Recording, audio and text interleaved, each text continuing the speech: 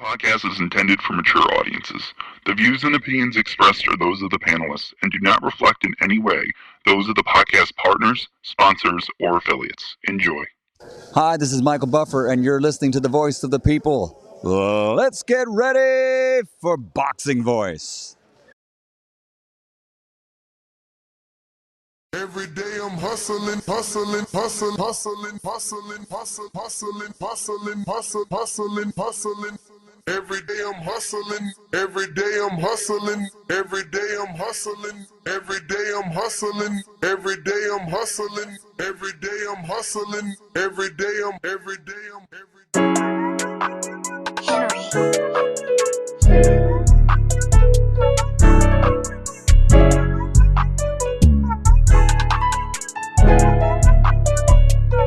Boxing Voice Radio, #1 podcast. Enjoy the show.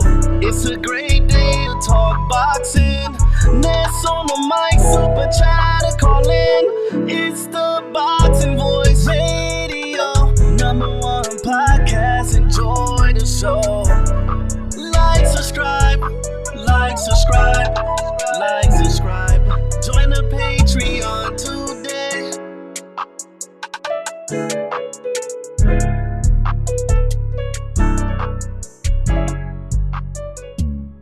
It's the Boxing Voice Radio, #1 podcast. Enjoy the show. Like, subscribe, like, subscribe, like, subscribe. Join the page.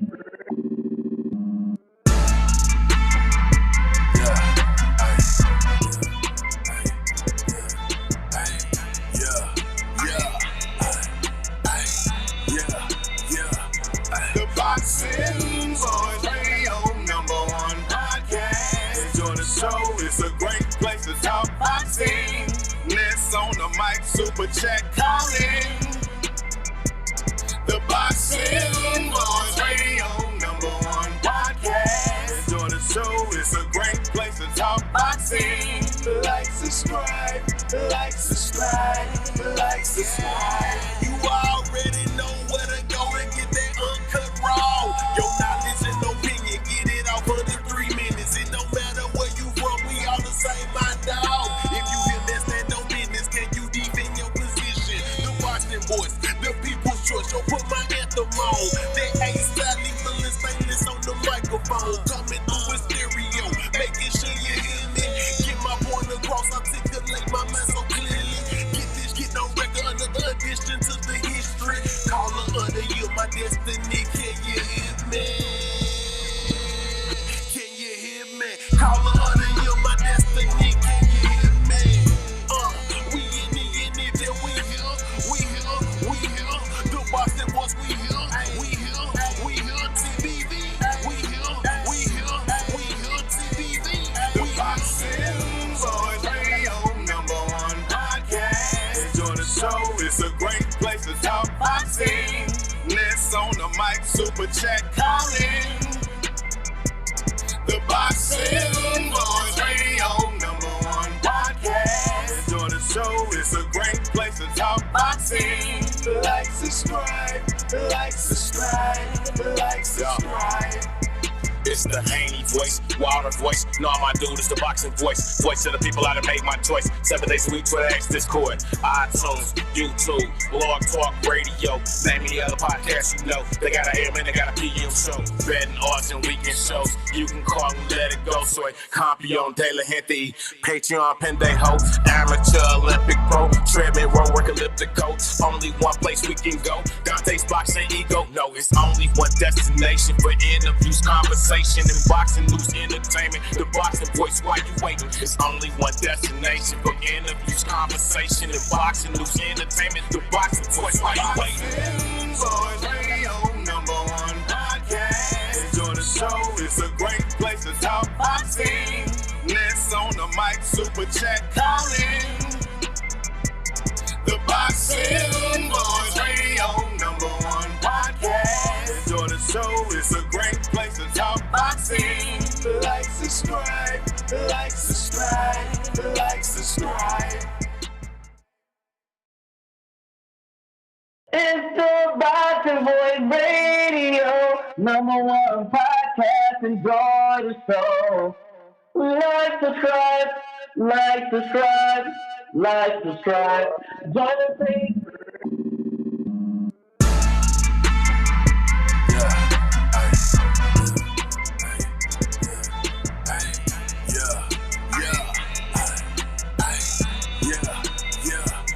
The Boxing Voice Radio, #1 podcast. Enjoy the show. It's a great place to talk boxing. Let's on the mic, super chat, call in. The Boxing Voice Radio, #1 podcast. Enjoy the show. It's a great place to talk boxing.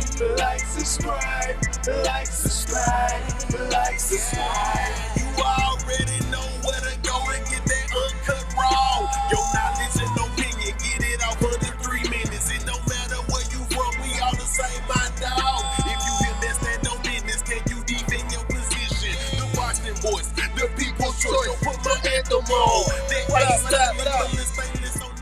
What's going on, ladies and gentlemen? Buenos dias, buenos dias. Apologies for the late start, man. Had to get the coffee right, man. Can't get the day right if you ain't got the sugar in the coffee, man. And unfortunately, I am adding sugar. We done ran out of the sweetener.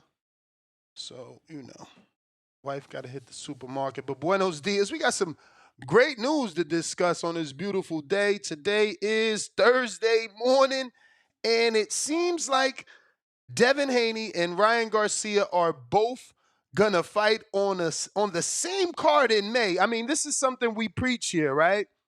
Having fighters be on the same card to build up that next fight. Kind of like Miss Perkins, Danielle Perkins, and Clarissa Shields. They did that.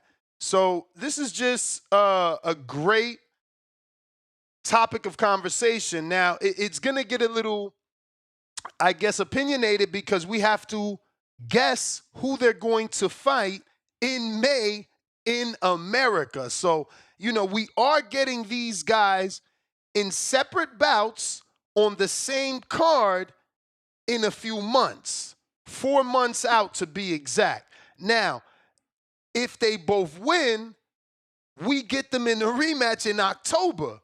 And yesterday we said, the report was second half of 2025, and I mentioned October, November, December. They chose October, maybe Halloween, but it will be in Riyadh season, so whenever that falls is when it'll happen. So the rematch will take place in Saudi Arabia, so I know the Tip Bellises of the world and the Baby Jokers are not going to be happy about that, but for me, I'm not mad. They're giving us one in America, so both of these guys get back active, and Saudi's paying for the big fight, so we get to see it. I'm okay with that because we get to see it, and they produced it. So this is what we're talking about. The Ring Magazine has gotten exclusive information from the owner, obviously, Turki Alalshikh, and this is what's happening. So as you can see, if you're watching along here on youtube.com/The Boxing Voice, the Ring has been informed that Ryan Garcia and Devin Haney are set to share a show against separate opponents in May in the USA and will rematch in October to open Riyadh season in Saudi Arabia if they both win. So this is huge news. Shout out to Turki, man, that is able to continue to make these big fights and get these guys to sign on a dotted line and find common ground, be able to come to an agreement versus a thing of the past where, we would be reporting on these negotiations and they would fall apart because one guy could not be satisfied, right? Or one guy always wanted more than. And that brings me to a second part of the show, not on the title, because you guys really don't be caring about Fury, but Alalshikh is also going to go having a sit-down with Tyson Fury and discuss his alleged retirement. It's like I said, I knew Fury is just trying to get some extra dough. Now, look, Turki Alalshikh knows the world wants Anthony, and I say the world loosely, right? I don't know how much Americans want Anthony Joshua versus Tyson Fury. Me as a boxing fan, I'm going to watch it. I think it's a good fight. Wilder's on his comeback trail. He should be fighting Curtis Harper here soon. Maybe he could get back in the mix and give us what we Americans really want, which was A.J. Wilder. But domestically in the UK, they certainly want Tyson Fury versus A.J. And Alalshikh is now going to sit down with Tyson Fury to discuss his retirement. What does that mean? He's probably going to ask him, what's it going to take to get you out of fucking retirement, which all falls into the plan of Tyson Fury. At least according to me, right? I always believed that the retirement was bullshit to get more money for the fight that he knows everybody wants. And he's just a good negotiator. He's done this before. Nothing new here, right? This is just Fury. Call retirement and get someone to beg you to come back. But we do have Discord available. X Spaces also available for anybody that wants to call in and discuss today's topic. Once again, we're talking Ryan Garcia, Devin Haney in separate bouts in May. Now, could Turki Alalshikh do his first Ring USA card, 5 de Mayo, Canelo versus Bud, Devin, Ryan on the undercard, separate bouts? That'll be huge. That'll be huge, right? Because, I mean, it's the Ring magazine saying that Ryan and Devin are coming back in May. Now, granted, they're big enough where they could come back in May and separate and on a separate bout, not Canelo Alvarez bout. So back half of May, closer to the kid's birthday, maybe back half Memorial Day weekend, or keeping it away from 5 de Mayo. I'm not saying they can't do that, but why do that when all these guys are now with Turki Alalshikh? You might as well put Canelo, Crawford, Ryan. They're saying Ryan Teo. Others, Punch Drunk Boxing, I think he's saying Ryan Barrios. For Devin, we haven't had any new rumors outside of the potential of Devin and Isaac Cruz, which is a tough fight for Devin, but definitely what the doctor ordered, right? That's a fight where people will believe that maybe Isaac can stop Devin from getting to the Ryan rematch. So if he wins that fight, he can possibly regain a lot of these fans that were fickle and left due to the situation. But those are my, I guess, guesses on who their opponents can be. They come from the chatter that's all over the internet. I'm not coming up with anything special, right? I don't see that fight with either Barrios and Teo happening versus Ryan. Again, same thing for Ryan. I think those are just dangerous fights to take before the big rematch that the world is waiting for. Now, granted, the first fight only did 350, but rematches notoriously sell better. So this one has a boatload of controversy, which means that the rematch technically should do better, which means Ryan should be careful in opponent selection for May, not to fumble the bag for October. Because granted, today, some of you feel like Ryan doesn't even need to fight Devin. Some of you still think he won.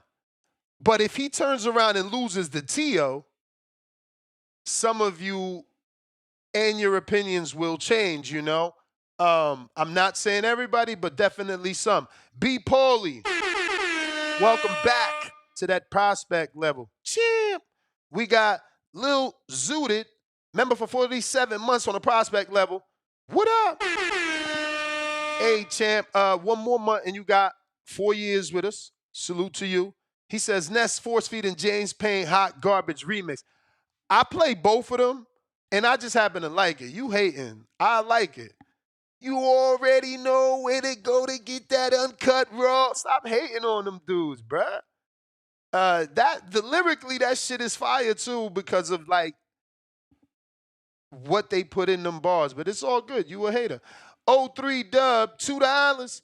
Told y'all Ryan versus Tio, Haney versus Pitbull. Two tough fights. Let's see. We got Jalil West, $5. Ring Magazine posted, if Fury retires, Turki wants to see AJ versus Wilder. Yeah, well, that's funny, right? Because check it out. Let me walk you guys back. Once upon a time, Turki said the same thing he's saying to Fury. Oh, I got to go sit down with him and talk about his retirement. For Wilder, it was slightly different. Oh, I got to go sit down, look into his eyes, and see do he still got it.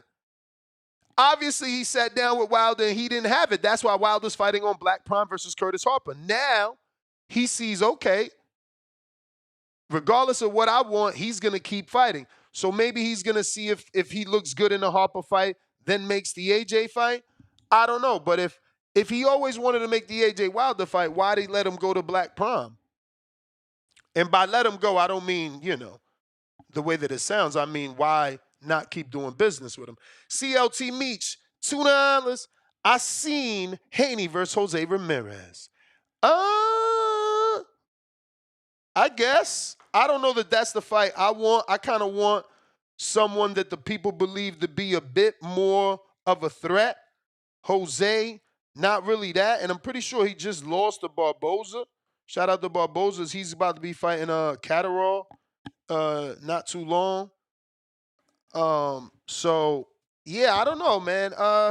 Haney, Jose Ramirez. It's not the worst fight. Ramirez, I think he did beat Lomachenko in the amateurs or gave him a good fight. He was a unified champ. But again, I think that I prefer the threat that Pitbull is to the boxing world, right? They believe he's more dangerous than Jose Ramirez in today's landscape, I believe. G-Ball with the fat $10.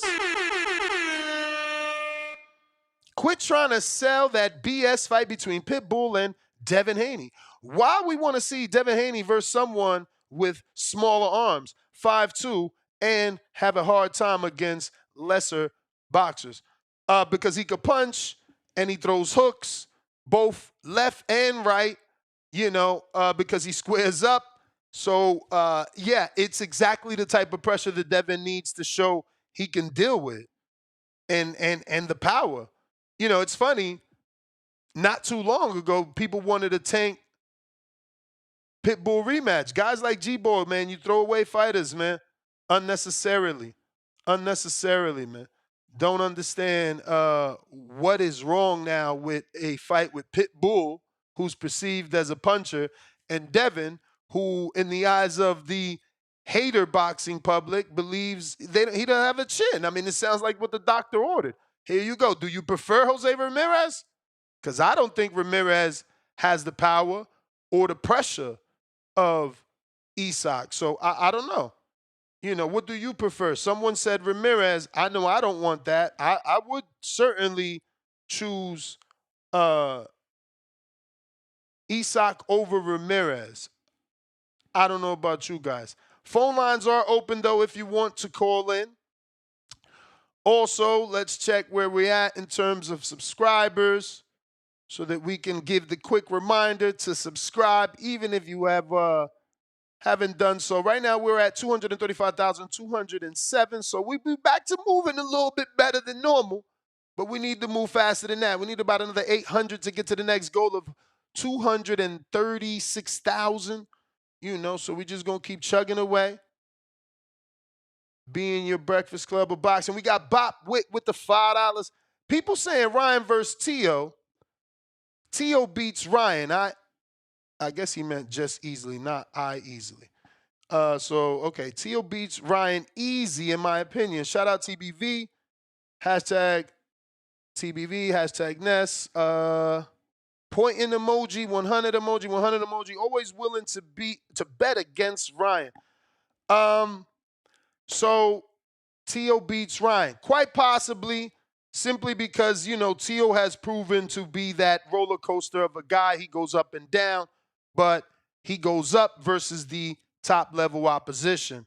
Ryan in that Devin fight showed that he fights in spurts and he can gas out. I mean, it's a really good fight. I don't know if I can pick a winner, actually, because, regardless of what happened, you still have to consider that Ryan does have real power. What was the Austrian, what was not, you don't know. So you just got to expect that he's got power.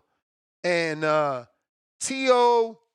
is a bit of a not lazy fighter, but he's like, he's got more swag than most, right? So he poses a lot. He's not consistently working.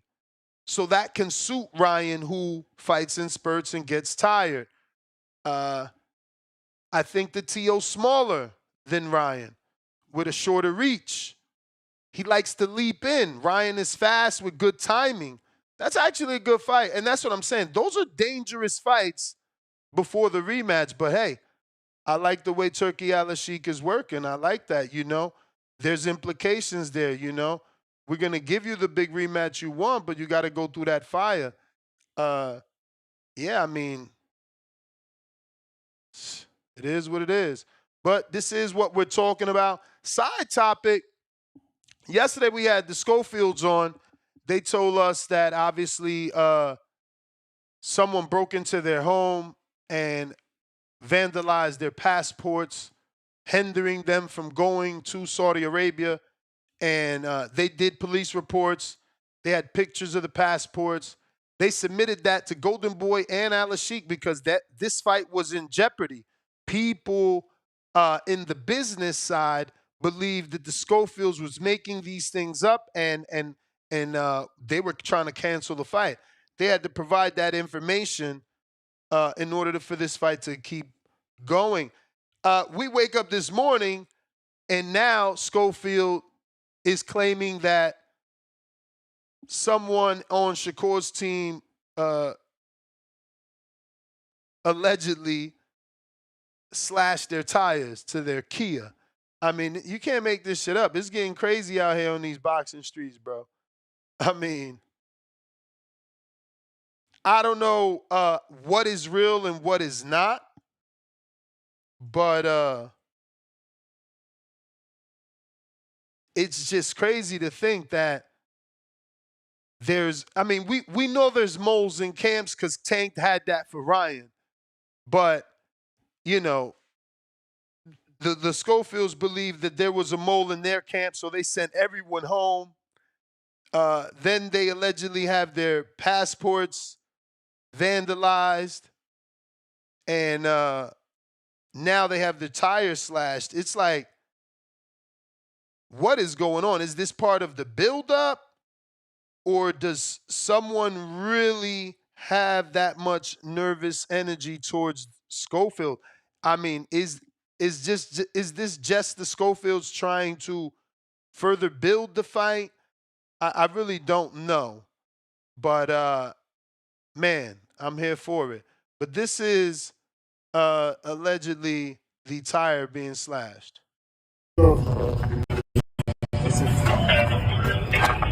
Don't get too close to it. He said that the tire, him and Burst, that they seen the tire just explode by itself. It's none of that punk shit. It right here. You have reached roadside service. Nah, all representatives are busy at this time. Don't get too close to it. He said that the tire, him and Burst, that they seen the tire just explode by itself. So it's the rental to the Kia.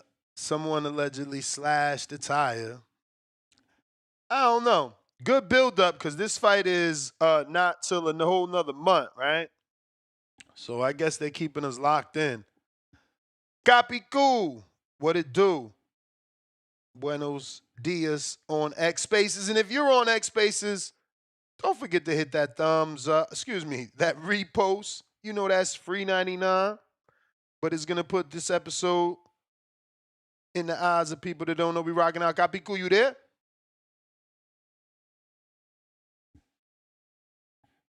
Capicu.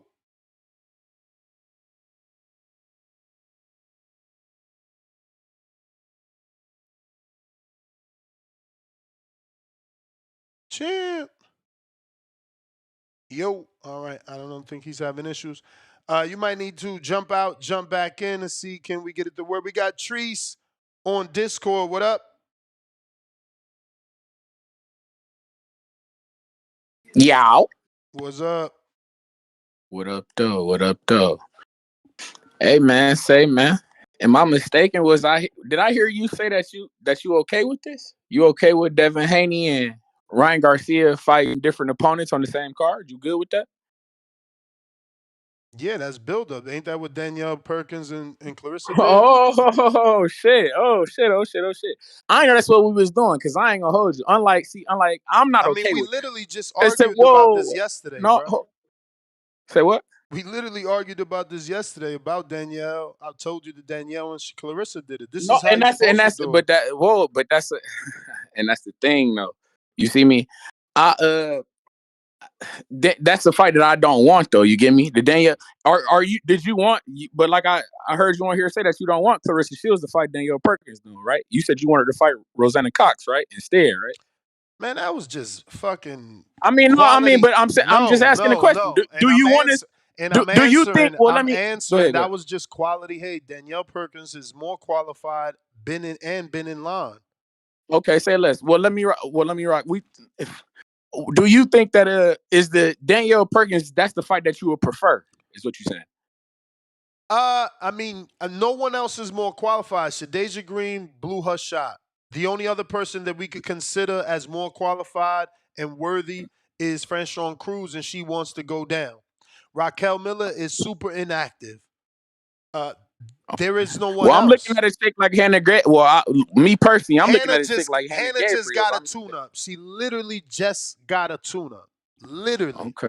There's no Okay. And way my thing is, Clarissa no, needs and to I'm be with you. waiting on Hannah. Okay, okay. And my thing is, and that's all I'm saying is, though, I ain't with this. I ain't gonna hold you. I don't like it. To me, it's giving me AJ and Deontay Wilder vibes all over again. We putting them on the same card. If you win this fight, you fight him. If he win this fight, I don't like that shit.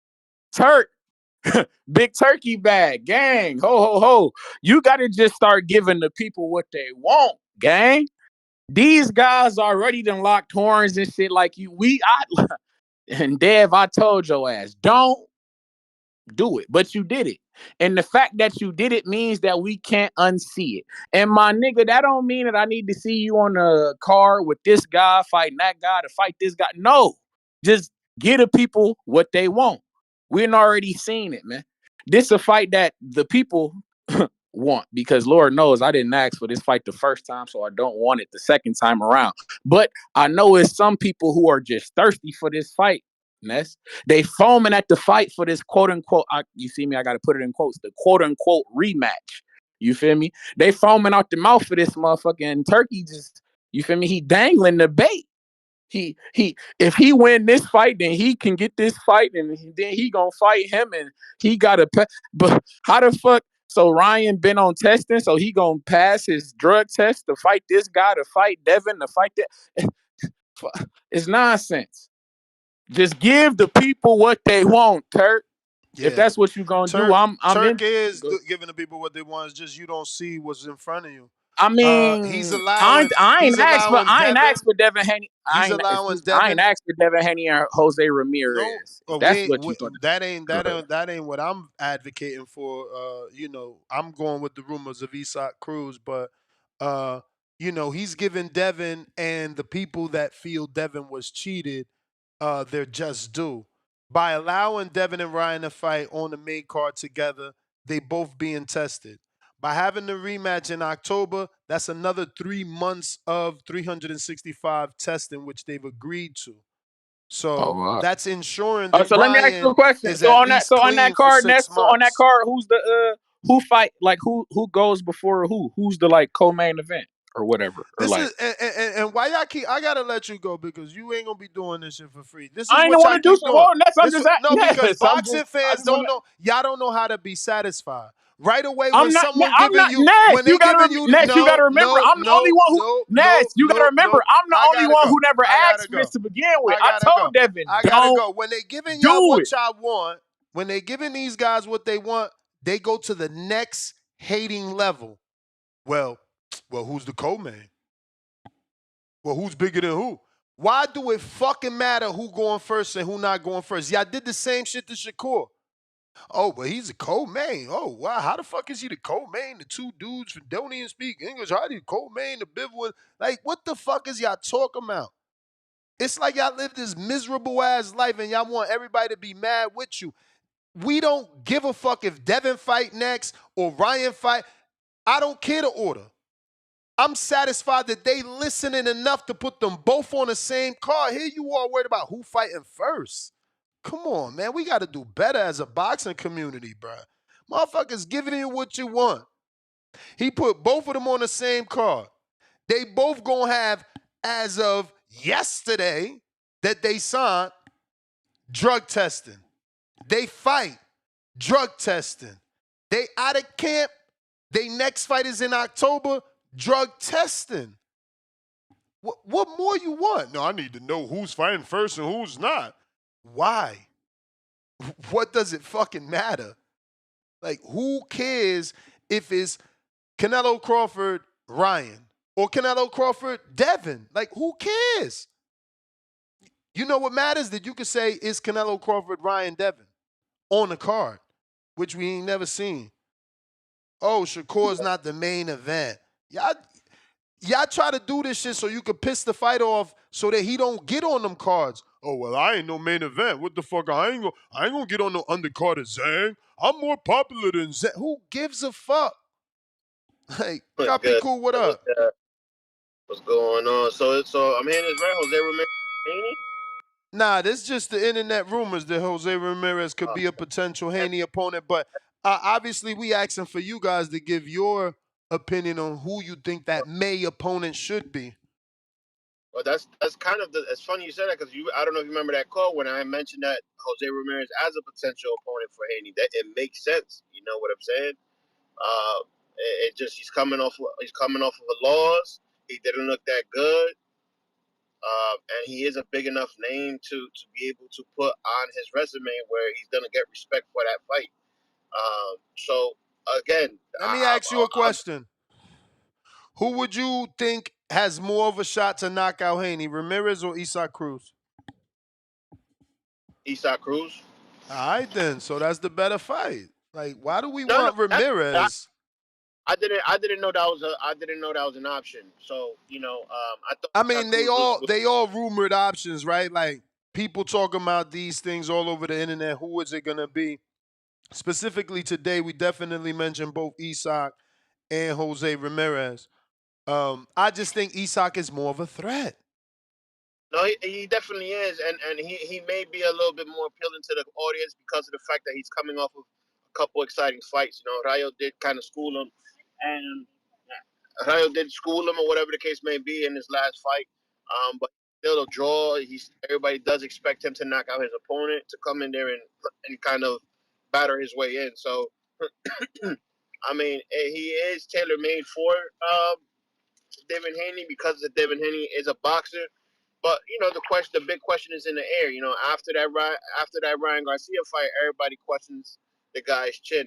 We saw glimpses of Leonidas. We saw glimpses of it in the Lomachenko fight where he was hurt, and we always expected that. And after the Garcia fight, it was like, oh wait, this guy can really, really, really be hurt. So a guy like Isaac Cruz may be too much of a dangerous fight for him to go in right after, but it is more appealing to the crowd to fulfill that big question mark. Thank you. So again, I'll take either one of those fights. But it's like you said, to do the softer fight, I would definitely go Ramirez. That way you can just kind of work on the tools that you've been working on in the gym, and not to take anything away from Ramirez. But we know that this Ramirez is not the Ramirez that we are used to.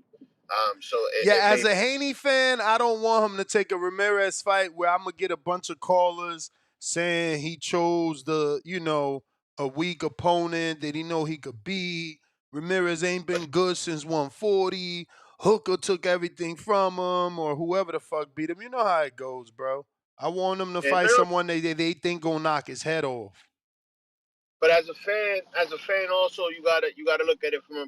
But that's the difference, right? We look at it from a building perspective. Others look at it from a, oh, my boy didn't fight the proper dude, you know. So I guess it's two different mentalities, right? We look at it from a boxer's perspective and trying to work on certain tools, work on the craft, and build so that when we get that rematch on when we get the major rematch in Ryan Garcia, we know what we got to do, you know. So again, it's two different perspectives, and I mean, to understand what he's trying to do, I can appreciate it. But fans will not look at it that way. They're just gonna look at, give me a tough test, and that, like you say, the haters are gonna want him to get hurt and get knocked out and this, that, and the third. I mean, we are in the boxing business, we are in the hurt business, so it's bound to happen. And again, not to take nothing away from Ramirez, but I just don't. I think he's past it. He's been sitting on the shelf too long, and it's being shown. But yeah, man. This is interesting. I hope these fights happen, bro. Shit.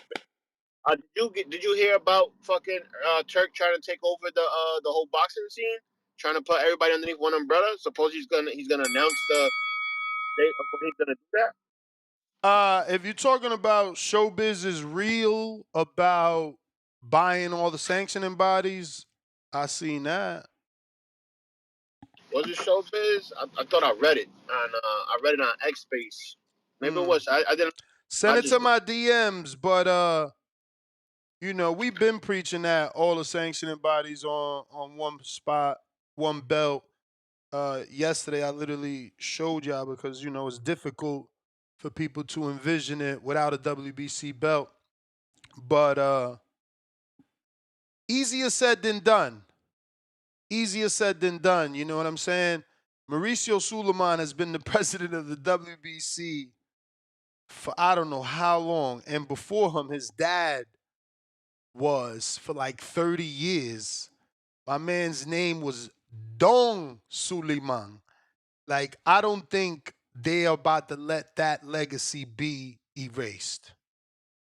I mean, if you look at the belt, Muhammad Ali's face is there and Jose Suleiman's face is there. Don Suleiman. Like, I can't see it. I could see, like I said yesterday, I could see them still be in the WBC and being part of the belt. And, I'll do it again. Right? I could still be, this is the belt. I could still see them being on this belt, except that the front now is the ring. Right? And over here, you're going to get the WBC, where you see Muhammad Ali. And then in the next one, you'll get the IBF and the WBO. And then the same thing on the other side, reverse. You'll get whatever's left, WBA, even bring in the IBO so that there's no more fuckery,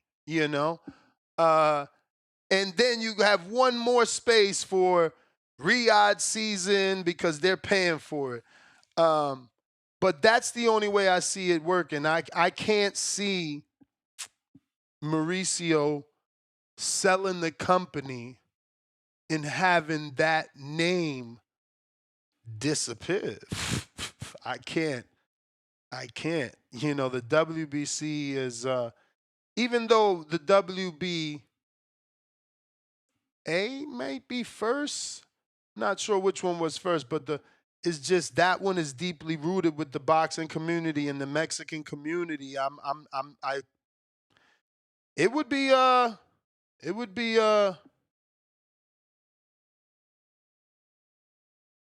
interesting to see. Again, I can see him getting them together as a co-op. They're all still their separate business. They're just sharing, I can see that because remember, most of them, if not all of them outside of the IBO, are non-profit. So maybe there's some weird loophole since they're not a for-profit business that they can get together on some co-op shit. Because technically, they are operating as non-profits. So I just don't see, again, I mean, if he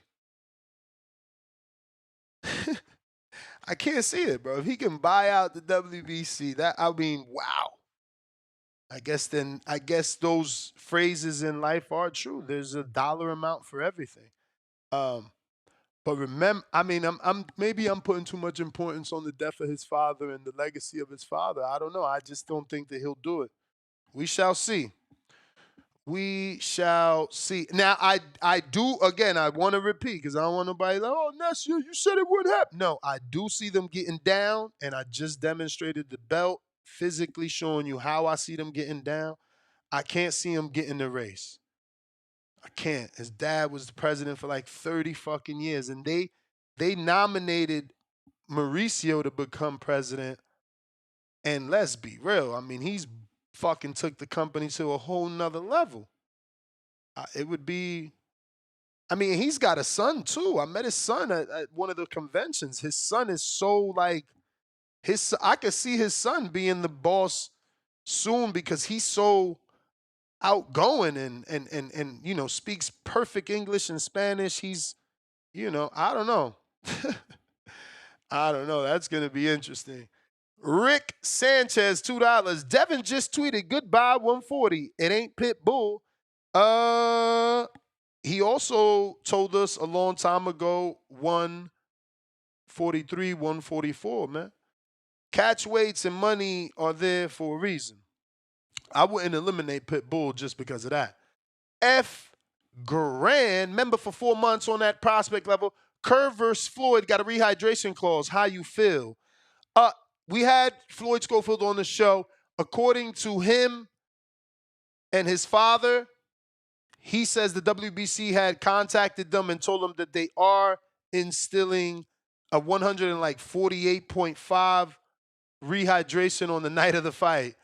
Bro, I don't fucking know what's going on. We'll see. Because when you've been watching boxing as long as me, not that I'm a historian, but, you know, last whatever whole bunch of years, if you think back to Broner and Porter, they had this fight with this nasty catch weight. I think it was like 144. And it was the talk of the fight that Broner was putting Porter in his catch weight. And can Porter make this weight? He fought as high as 165 in the amateurs, yada, yada, yada. Come fight week and fight night, none of that shit even happened.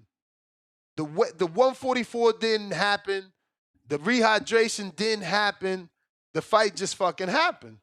You know? So sometimes this shit could just be bullshit, build up to generate interest. You know? And I was tight with the Porters, meaning it wasn't fake. They really were trying to make 144, but AB's AB. Maybe he couldn't fucking make 144, you know, because on weigh-in day, I remember because I was there too in Vegas, and we had the contest and everything. Like, you could meet Sean Porter and Ken Porter. It's funny because the two guys that won, when I said this story before, but these stories get buried. The two guys that won, yo, if you guys still listening, DM me or something so I can remember your name. I apologize. But I'm taking them up to Sean Porter's suite in the MGM. And for these two individuals, this was the best moment ever. I mean, for me too, because like as a dude that facilitated this contest, you know, this is probably the best story I can say. I'm taking them up in this elevator, and it's obviously the suite, so it's the private elevator. If you've ever been in the MGM in that bubble where you're waiting for the elevators, there's these doors, the two doors that you go through to the penthouse elevator. So we get on that elevator, and guess who's in the fucking elevator? Al Heyman. But these guys don't even know that's Al, so when Al gets off on his floor, I'm like, bro, that was Al. And they like, what? No way. And I'm like, yeah, that was Al. And then we go to, you know, Sean's room, and he's got like this fucking duplex suite. Hopefully you know what the fuck a duplex is, right? So it's just all glass. It's amazing. He's got all these people there, obviously. He won the fight at this point. He beat Broner. And, these guys get to hang out. But, yeah, sometimes those fucking weights don't happen is all I'm saying. I've been there. Bob Wick, $5. I am more casual than hardcore. Admittedly, I prefer, quote unquote, super casual. Laughing out loud with tears. Who has Ryan beat? Anyone I should know? I'll go back and rewatch. So good Ryan fights. Campbell, he showed great, championship medal by getting off the canvas and scoring a knockout over the Olympian in Campbell. Former champion Fortuna, he showed truly how fast he is. He hit Fortuna with some shit he didn't see. I mean, people had to rewind that shit. They thought Fortuna took a dive. I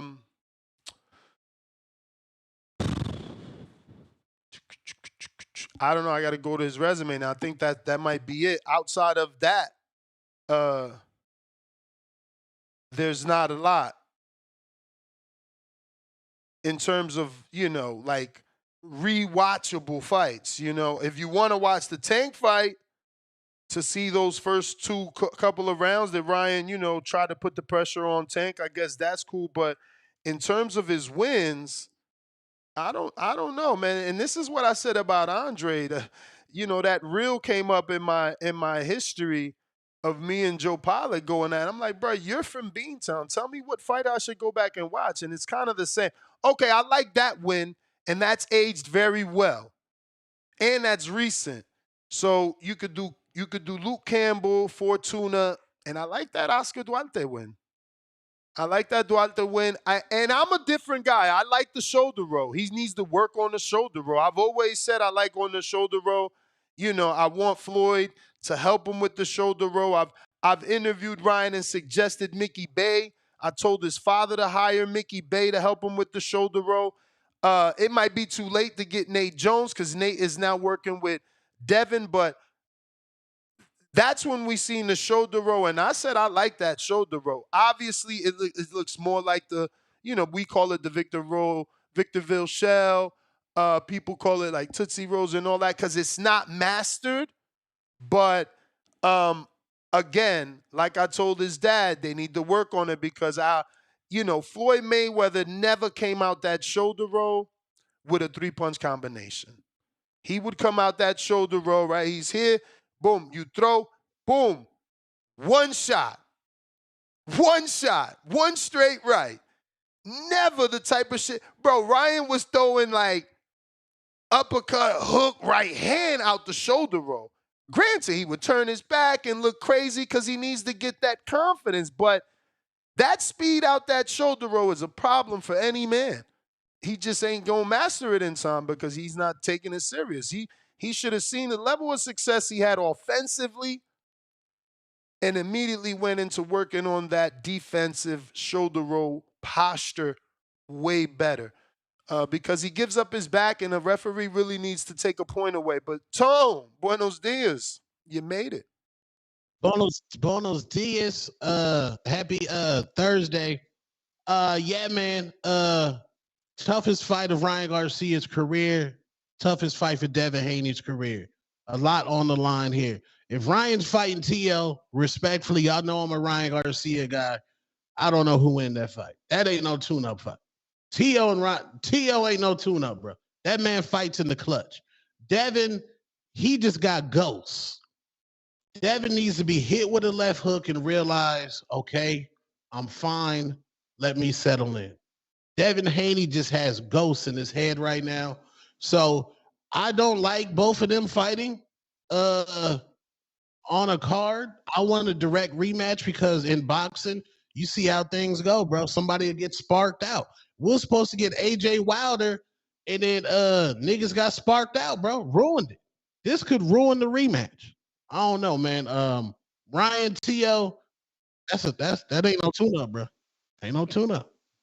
I mean, we don't know that it's T.O., just like we don't know that it's Pitbull Cruz for Devin. I mean, and I do get what you're saying. Motherfuckers do ruin the bag. We talked about that before you jumped on, but this also builds the fight, and it gives a guy like me, and I know there's more people out there like me and that feel that, Devin was cheated. It gives us the security that we get 2 camps with Ryan being tested consistently. So we talking about 10 months of testing, 9 months at the minimum. They just signed. Ain't no reason they shouldn't be tested within a week. They fighting in October. That's the 10th month of the year. We get 9 or 10 months worth. I want that. I don't want no excuses. Why? Because we all know I wasn't mad at the loss when it was considered a loss. And that's probably why Bill stopped coming, because I literally said out my mouth, upsets are good for boxing, and they are. We didn't expect Ryan to win, and when he did at that small moment for that little window in life, it was huge, because the underdog story is the Rocky story. And if that was fake, that motherfucking movie won't have so many goddamn different parts. People love an underdog. These phrases were here before you and I got into the sport. So when an underdog wins, it's always bigger than AJ winning, because the fat kid won in Andy, the common man. That's huge. People don't get it. People don't get it, man. Upsets are good. I don't mean no disrespect. If you lose, bro. I'm not throwing you away. But I'm not mad that the dude won, because they good for the sport. It drives attention. You and Danny Unfortunately, was happy. I remember that episode clear. I was happy from a underdog winning standpoint. I ain't gonna say the same for Danny. I don't think, I don't think when Danny Ryan felt. popped, the day Ryan popped, Fuck the yeah. boxing world, Fuck y'all yeah. rejoiced. Of Y'all course, rejoiced. because it made no sense. And I know for you don't get it. Like, but for me, it's like, aha. I knew it was something, because, bro, we talking Devin fucking Haney. We talking Devin Haney. Like, and we acting like he couldn't keep his hand up. Motherfucker had his hand up. It didn't even matter sometimes. It didn't even matter sometimes, man. Like, come on. Ryan was punching way too hard in that fight. I don't want to hear none of that shit, right? Y'all like to act like, oh, well, Linares was more proven than Devin. That motherfucker's, than Ryan. Linares is a 3-time champion. 3 times. Multiple division. Linares put down Lomachenko. Linares, no. That age shit, get out of here. No. You saw Molten Cuba? No, you saw Molten Cuba. You saw Ryan Tank and you saw Ryan Devin. That's the difference between drugs and no drugs. And that's why we on Vada, baby. 365, 10 straight months. Give it to us. Do it in the rematch. Because guess what? Outside of them rounds you knocked him down, he was still fucking you up. And I'll never forget that. Not cooking you. He wasn't cooking. Get the fuck out of here. Cooking his ass. And that's the problem. Listen, he went into that fight, and everything he did in the Linares fight, that one round where he tried to go for Linares, he fought that same round every round with Ryan, trying to go for Ryan. Like, what did you doing? Why are you trying to knock this man out? He thought he was soft. I don't know why, but they certainly thought if we pressure him, he gonna quit or we could stop him. That's what I don't know why they thought that. I don't know why. They should have just outboxed that man. And Floyd lying about, bow and arrow. Motherfucker, there's videos of you all over the internet with your bow and arrow fucking jab. Why you hate him? What'd he do to you? What Devin, what you do? What you do, Devin? Devin must have did something. Like, the motherfucker jabbed identical to Floyd, and Floyd got the nerve to make an internet joke that he doing a bow and arrow. Bro, there's videos all over the internet of Floyd talking about Devin and doing the same goddamn jab. The internet is undefeated. You can't beat the internet, Floyd. We got a counterpunch from Trees.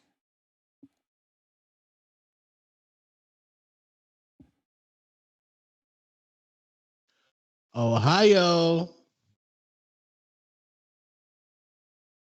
You hear the story about my man out here in AZ who pulled up to the Bikini Bean Yam coffee spot with his pants down and he committed suicide? Bro, I seen that. God damn it, this internet is dangerous the way they send people the same thing. Bro, I literally seen that this morning.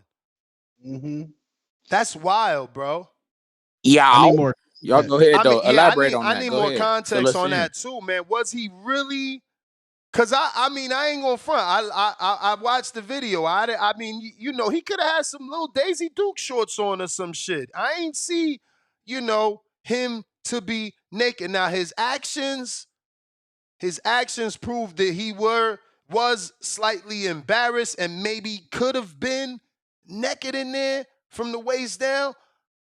But damn, that's crazy, bro. I'm more afraid of the internet sending us the same thing than I am about him taking, you know, I mean, because, you know, unfortunately, he is no longer here because of the embarrassment, I'm assuming, which I still don't get. Was he a repeat offender? What was this guy coming up multiple times, pants down? Because them chicks got the McDuffies out at that coffee spot. So I'm like, did he keep coming around? And she was like, yo, I'm about to record this motherfucker now. That's what the internet was saying, that it felt like he must have been going around a drive-through for her to be already waiting with the camera. Like they must have knew him. And that's, I mean, yo, I just feel bad for dudes like that because he had a whole wife and kids. So he must be, it must be something mentally for him because, you know, if you didn't know he had a whole wife and kid, then you'd assume he's just like an antisocial person that can't get women. But that ain't even the fucking case. He's like a whole, unfortunately, we got to assume he's like a whole sicko. Like, if you really. What if he had the shorts in the dryer? What if he had the shorts in the dryer? Like, yo, I'm gonna get some coffee real quick. Well, then you shouldn't have took your life. That should have been your motherfucking. That should have been your fucking response. Like, yo, alibi. Yeah, like, yo, listen, y'all can believe what y'all want. But my shit was in the dryer. The laundry could attest to it. They got cameras. You feel me? Like, I just wanted some coffee. I ain't know you was about to think I was being some like. Cause you left your wife and your little, like, yo, the internet undefeated. They found his old wife and kid and shit. Yeah, prayers to that family. That should be cruel. That should be cruel though. That should be out of control. Cause hey, Two Tone, I don't know if you hit to you know my man Paul Wall, right? Out of Houston, Texas, right? The rapper. Yeah. You know he put his whole story on, like he had an interview talking about his pops. Like I don't know if you know his pops was on that type of time. Was on some like PDF file. You feel me? Oh, and he was you feel me? And he be talking about that shit, and this is what that shit a little out of control. But it's like, and he said he had people coming to his house, having to come, like you say, that's wicked for the family. That should people do things like that. That's man. It's out of control. It's out of control. If y'all, where my man's from? That's y'all want me. Who was that y'all talking about? He from Arizona. Come out here. Damn, no way. Yeah, he from Phoenix. I was gonna guess That's Florida. crazy. The one, because Tone always say that you could go to Arizona get you a white girl. He had him a white girl. Yeah. Oh, yeah. That's crazy, yo. That's crazy. Yeah, that's wild. He looked like he could be Dominican too. I ain't gonna front. He was like light skinned a little bit, like Caribbean, like me, but with the curls. I said, damn, man, what'd he do? He put on his turning signal too, man. He put on his turning signal. He didn't like drive off crazy. He put on his turning signal. But he did like, yo, his face. The internet got that still shot of his face, like he was embarrassed. Something was up. That's it's just unfortunate, man. That's what I'm telling you, man. Get you your wife and stay home. What is that man doing? You know, like look, like you said, oh, he was washing his shorts. Like none of the excuses is gonna be good But enough. is the side even I don't connected to even the want to. coffee place? But so the coffee place is like a Twin Peaks, is what you're saying? Because I never heard of these places, man. I go out with Yeah. my lady. Yeah, So they be out there, fun bags out, McDuffie's out, yams out, and they give damn, you bro. cold. Damn, bro. Why they out here doing this to these men? Yo, in North, there used to be a coffee shop like that. Like it was like a bar but coffee. You know what I'm saying? That's crazy. We got one of them up here. Why do they Yeah. do this to men, bro? And listen, y'all gotta learn y'all lesson, man. They've been telling y'all all your life and all your parents' life, sex sells, man. It's for a reason. You got to be careful, man. Got I to be mean, what they say careful. is the oldest profession, bro. That's what they say the oldest profession is, and you feel me? And mankind was prostitution. You feel me? Yeah, That's what but y'all they, gotta learn to be satisfied. If y'all don't learn to be satisfied, you gonna end up in situations like this, man. Yeah, man. Hey, They man. stopped letting niggas wear basketball shorts in the strip club. I was disgusted. That sound nuts, bro. Why the fuck would you be wearing basketball shorts in the? Come on, bro. I can't That's be out of control. comfortable, Trees. I can't come in the strip club in But I hoop ain't gonna hold shorts. you. When I hear shit like that, that sound like a freaky motherfucker on some easy access anyway. You like what the fuck Oh, you wow. doing with? Why you wear? That's on some Damn. freaky ass, Nigga freak say no ass hoop shit. What the? shorts. Nasty word. That's nasty. They out of no, that's out of control. But hey, I got a question. Did any of y'all hear the hear or what? Well, basically hear the Wendy Williams shit on the Breakfast Club? Nah, what happened? Man, Oh, I your girl missed it. Wendy Damn. Williams. Man, what y'all know Wendy Williams out of control. But I gotta basically I just want to touch on it. Do y'all think she was touching on the on your man Diddy? And I was gonna Yeah. ask, what you think going on? They all tied in, and that was her thing. But She a gospel. she been like Yeah. I'm old enough to remember. She been saying that there was a lot of I think she did. Wait, Two Tone, you the rapper dude. Didn't she have allegations on Jay-Z? Yeah, she had. Wendy Yeah, was yeah. terrifying. Nobody want to interview with her. She used to say Jay was gay and a bunch of people was gay. Yeah, that was Busta always her Rhymes. time. But go ahead, Tuton. No, I'm saying they said Busta Rhymes was out there too. Allegedly, Busta Rhymes will smack you in real life. I don't know for sure. Yeah, I don't know about Buster. That's crazy. That's crazy, right? I ain't Out of never heard that control. one. Nah, yeah, we fuck with Busta Rhymes around here though. He good. But no, but basically what she was saying though is like when they was talking about your man Diddy, I won't say your man, but they was talking about Diddy. I'm gonna say your man. That's because I know you don't want to see him down. I ain't gonna hold you. I don't want to see my man down deep. But she was basically saying like, in her opinion, like he about to get Who the brought fuck her around. on? Who brought her on? He finished. Charlemagne? Say that again. Charlemagne, yeah. Damn, he brought Wendy on. Yeah, she That's was on there with wild. the Breakfast Club. It was like a phone. It was like a phone call interview type shit.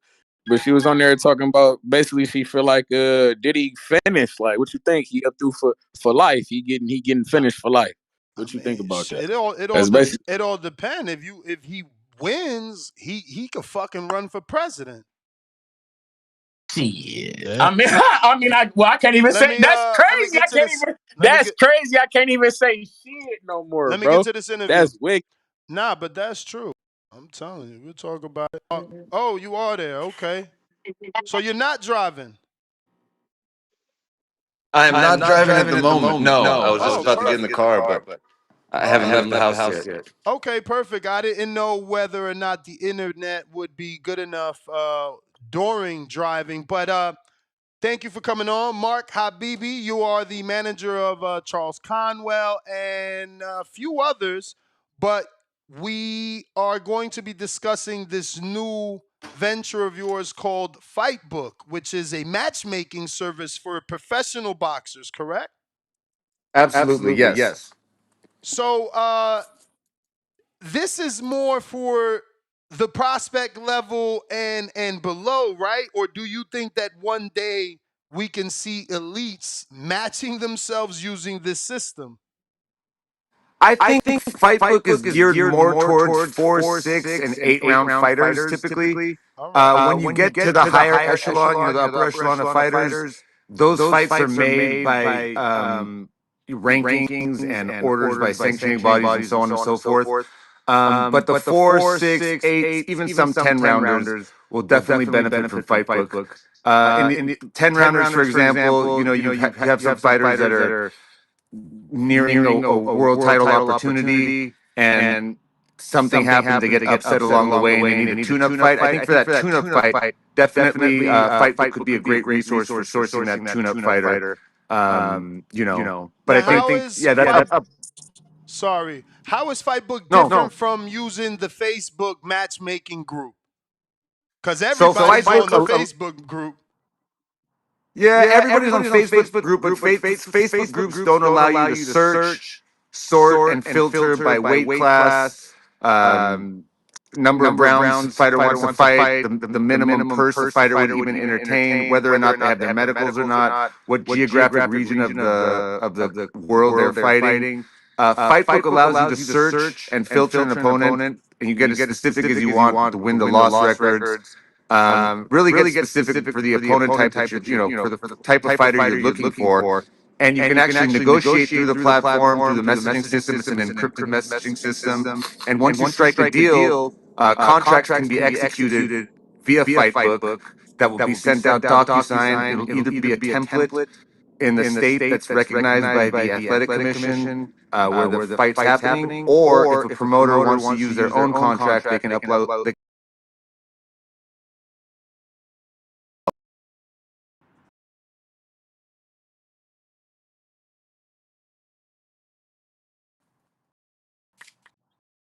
Oh, I can't hear you guys anymore. I hear you. Do you hear me? Okay. Yeah. Okay. Seems like we lost you for a split second. If you want to just back up Well, 15. yeah. What was the last thing you guys heard? Wow.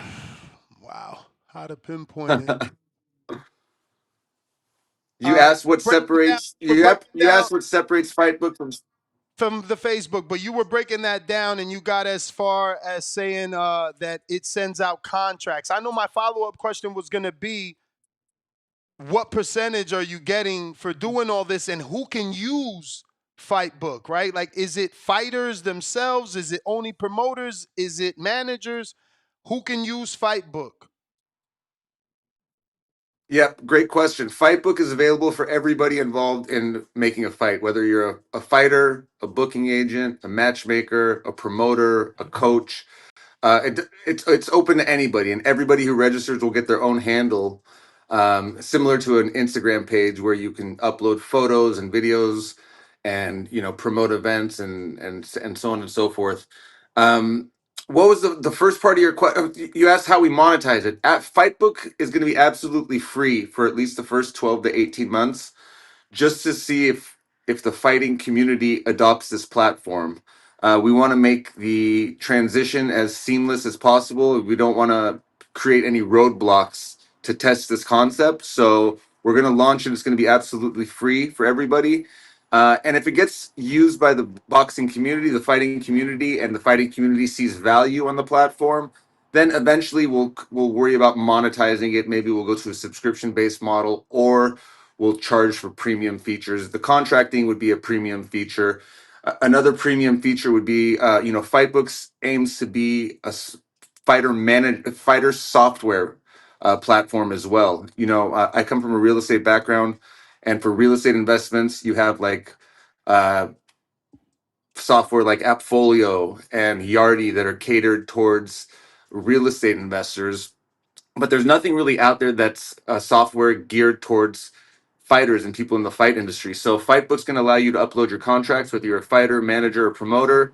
Upload your medicals. This way, you'll have a dashboard. You can see all your fighters. You can see when your contracts are coming to expiration. You can see when your fighters' medicals are going to be expiring. You'll be getting automated texts and messages, reminders. So you're not in one of these situations where you're last minute away and you find out your fighter can't fight because his medicals are expired. So that's going to be another huge element. That'll be a premium feature as well that we'll eventually try to monetize. But the biggest, our goal right now is to help with this whole fragmented fight making process that's very inefficient right now. We believe there's a problem. We believe Fightbook's going to solve it, and we're excited to launch. So we're looking at early 2025 to launch the platform, and we're excited. We're looking forward to it.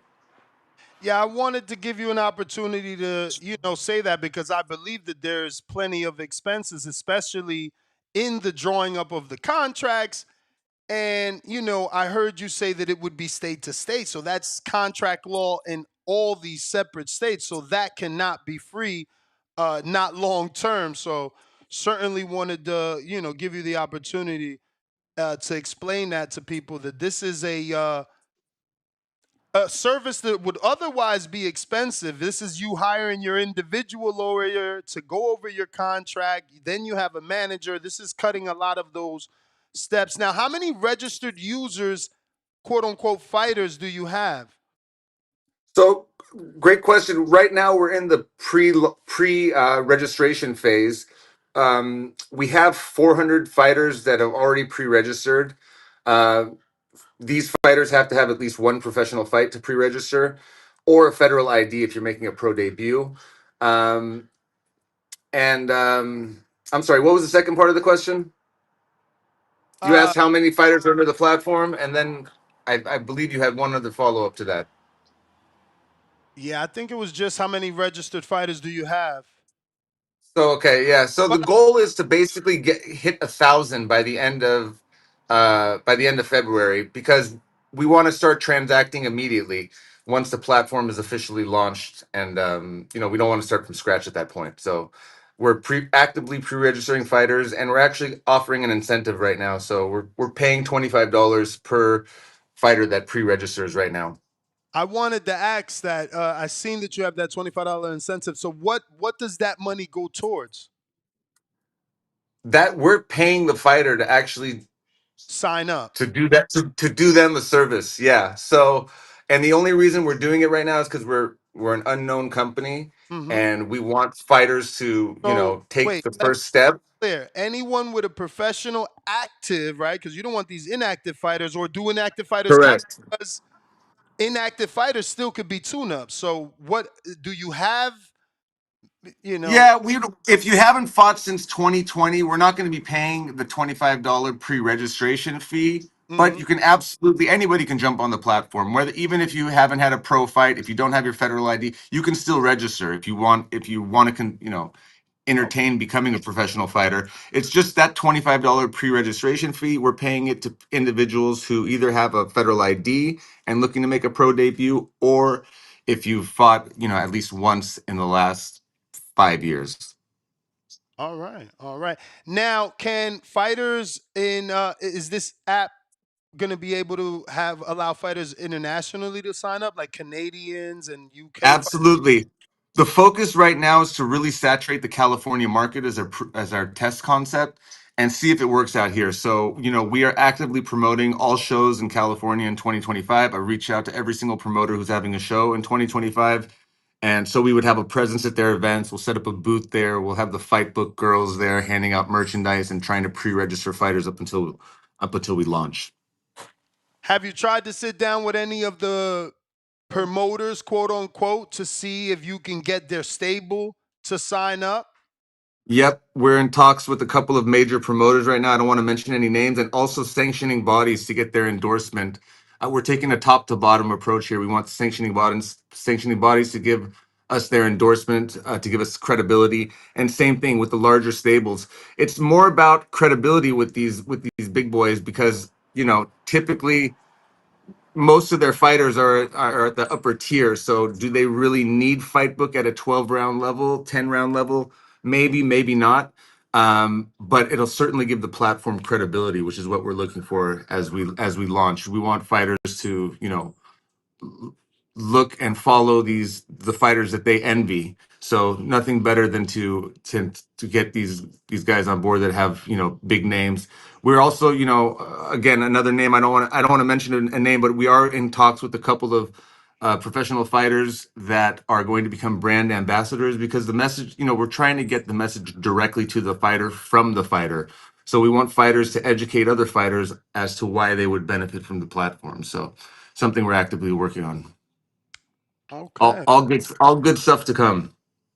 Um, I don't know how difficult it is, and I know they're very huge in the sport, but I feel like the first thing that comes to mind is BoxRec would be the perfect union where if, and all managers and promoters have back end access to BoxRec. If FightBook was somehow hyperlinked to that, where now you're looking at this fighter's record and you want to contact him, somehow that FightBook link or contact information is there. That might need to be your, next partnership, just to make it all easier for everybody. I we're open to discussing things with BoxRec. Absolutely, we are not doing exactly what BoxRec's doing. BoxRec is more geared towards record keeping. We're taking a different approach where providing a software, providing a service, and then also allowing fighters to, and we're empowering them to take control of their careers, to basically market themselves via the platform. Again, when I said, they'll have their handle, they can upload photos and videos of themselves. And eventually we'll probably move to a live feed too. So fighters can, express their interest in wanting to fight. The one thing I do want to mention though is that Fightbook is going to be a two-way platform. So you're going to have the traditional matchmaker, booking agent looking for a fighter, but the goal is to have promoters upload their shows and their fighter needs on Fightbook. This way, a fighter can be proactive, get on the platform, search to see what shows are coming up, and if they fit the criteria, they can actually, bid on being fighting the opponent that's being listed by the promoter. So a two-way platform, which is exciting because it's allowing the fighters to be proactive, take control of their careers, and not just sit and hope to be discovered. They can get online, they can see what's coming up, and actually go after what they want to do. Nice. I guess that's pretty much all my questions, unless you have any other information you want to give on FightBook that you feel, boxers and the people need to know about. Yeah, so the pre-registration bonus is going to go until the end of January, January 31st. So we're hoping to hit our 1,000. We're hoping to hit our 1,000 by the end of January, but that might be too. What's the word I'm looking for? Ambitious. So if I hit it by the end of February, I'll be happy. But yeah, this $25 pre-registration fee is not going to last forever. So I encourage everybody to take advantage of it. They can follow us at Fightbook on Instagram, at Fightbook on Facebook, and we're at fightbook.com. If you want to pre-register, go to book a fight and answer the onboarding questions. And yeah, we're excited. We're excited about this project. Hopefully it does everything that I envision it to do. When can you expect your first FightBook match made fight? Is there going to be an announcement? Have you already Yeah, done? there'll be an announcement. We're just waiting for all the coding to be done so we can officially launch and start transacting. So the immediate goal right now is really just collecting a database of fighters that want to fight, that are seeking activity. The thing about, you brought up BoxRec. BoxRec, you can certainly search fighters that have fought recently, but you know, it's their contact information isn't always readily available, and also you don't know if they want to fight again, how soon they want to fight again. So Fightbook gets very specific on these questions to the fighters about when their soonest availability is, what the minimum person even entertains. So we can cut through a lot of the the roadblocks that stop the efficiency in the fight making game. So, Mark, what's your background and what got you into the sport of boxing? My background is real estate investments. Um, I handle all of Bud Crawford's multifamily investments in Omaha and in Kansas City. And through Uh, that network, I just got exposure to wait, the wait. fight game.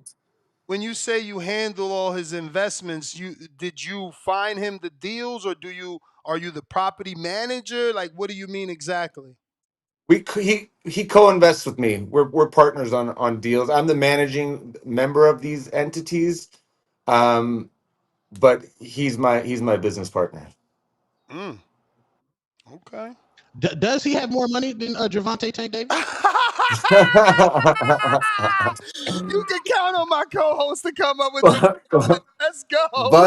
Bud is a very, very smart individual, and he's as real as you get. Honestly, the guy, what you see is what you get. There's no fronting in that guy. Um, he's he's a smart man, But inside and outside of the ring. but to be clear, and I'm just a Gemini. I'm nosy, and I also invest in real estate. So, uh, is this REITs, or is it just you and? No, Oh it's wow. him and I. It's him. Well, he has his own investments outside of us together. It's important to note that, and he did. But his exposure to multifamily has been through me, and we have a great relationship, and it's a great journey so far. So, where are you based out of? I'm in Los Angeles. Wow, but you're investing in Omaha. In Omaha, I was already investing in Kansas City, which is just a 2.5 hour drive from Omaha. But yeah, now I'm in Omaha. Any other states I you? love. Are you in Just, the Sunshine State? we're in Kansas, Missouri, and Nebraska, and my main business is in Los Angeles. So, Mm. uh, we've All right. got. So, since I got you, man, what's the deal with Charles Conwell? We've all been waiting for the big fight, and the I biggest. think a big fight's coming up very soon. He was inactive for a while, but he's had 3 fights within the last 9 months. I want to say 9, 10 months, and so I know Golden Boy's working on something good for him. So hopefully soon. I think you'll see him, spring 2025, and we'll opponent to be determined. I'm not quite sure yet. How Um. how can we how can we get Charles more like visible social media and marketing wise? Because I'm on his Instagram, like he hasn't posted since December 16th. Like Yeah. we like he fights, then he like goes away. I understand the work menu. I just want to run the squabble and disappear. But Charles Conwell is a generational talent, and the world and the casual fans need to see more of him. Like, how can we get him to post more, or maybe go to different apps and stuff like that? I agree. Um, I think we're in times of change, and social media is very important. He's not a huge fan. He prefers spend his time doing other things and scrolling through. But you bring up a good point. Is it needed? Will it help out? Yeah, absolutely. Um, but if somebody's not into something, it's hard to force them to do it. Man, I had another one, but he jumped in. So, are we gonna see Charles on the Riyadh season card again? And could it possibly I'm. be a 5v5 with Eddie and Oscar? I mean, Riyadh seasons is all over the place these days, so I'd be surprised if you didn't see him on there. So I think definitely. Um, You'll be seeing him soon. And I know this one's gonna sound super crazy left field, but it's almost like this was God sent, right? Because you're a boxing manager, you personally know Bud, you work with Brandon Adams. I had a caller that suggested Bud fight Brandon Adams in the interim to fighting Canelo. Is that even possible? I mean, anything's possible. Anything is possible. It's up to Brandon's still under a promotional agreement, so So you he's know tied to OTX. he's not signed with OTX. No, he's with Banner Promotions with Artie Palulo. Oh, he's still with Uh, Art years yeah, later. he's still with Art. They did, Artie and OTX work together on that tournament. But outside of that, he's still tied to Palulo right now. Mm. So when can we expect him back in the ring? I think Brandon's going to be back in action right around the same time Charles is. So we're looking at March, April. Need to get him back. Activity is key for these guys. So we don't want a long layoff. We want to get them right back in action. Any other fighters that you are managing that we should know about? Yeah, I've got D'Angelo Muscle Evans. He's out of North Carolina. He's 13-0 with 12 knockouts. Fights at 140 pounds. And I've got Brianda Tamara Cruz, who is a Mexican Olympian. She fought in 2020 in Tokyo, and she's 1-0. And I just signed her, so she's going to be fighting next month or the month after. In the next 60 days, she'll be fighting. So Are exciting you stuff. are you by any chance is your management company called Wise Owl Yeah, Management? yeah, Okay. yes. It's Wise Owl Boxing. Wise Oh, Owl Boxing. all right, just making sure I got the connections. Well, Mark, thank you for jumping on. We Thank appreciate you it. so much. I really appreciate your time. Thank you guys. Nah, anytime, man. I'm glad we could help. Absolutely. Thanks, fellas. All right. There you have it, ladies and gentlemen. Mark Peace. Habibi, the manager of Charles Conwell, Brandon Adams, those two other people that he mentioned that we just learned the information. But man, I wish he was investing in real estate here in Florida, bro. Huh? See how small the world is? He he he out here doing big things with Bud Crawford. With Bud, I own half of Omaha Crawford, man. That's crazy. Right. But if you guys want to call in, phone lines are open. And we got a couple super chats here.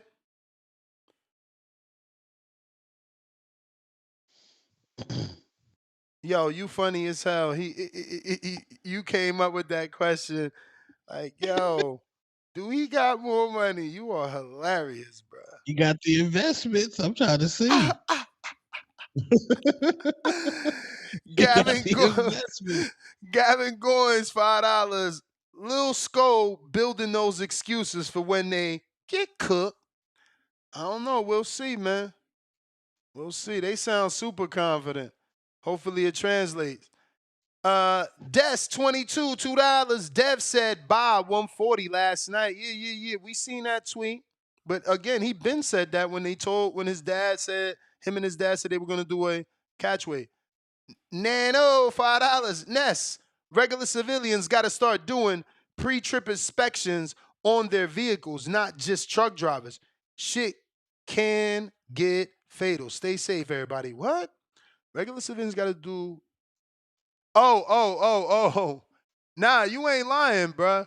You ain't lying. But it's a little different.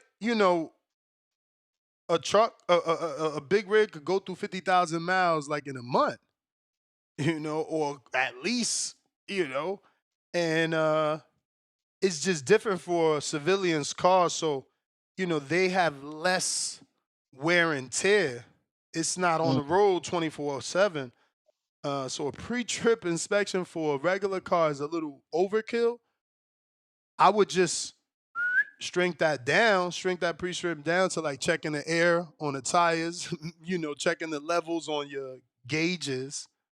But outside of that, it shouldn't be anything crazy, But again, a lot of you dudes don't really know about cars. So if you turn your steering wheel and you hear noise, you don't even know that's your power steering, you know.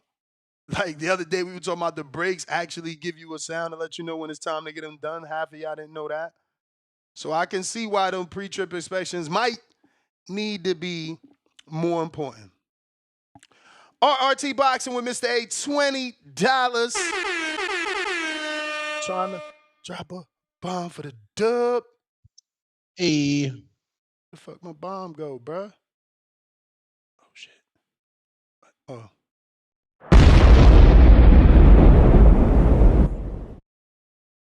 Hey, Ness, who's choosing gloves? What does he mean by that?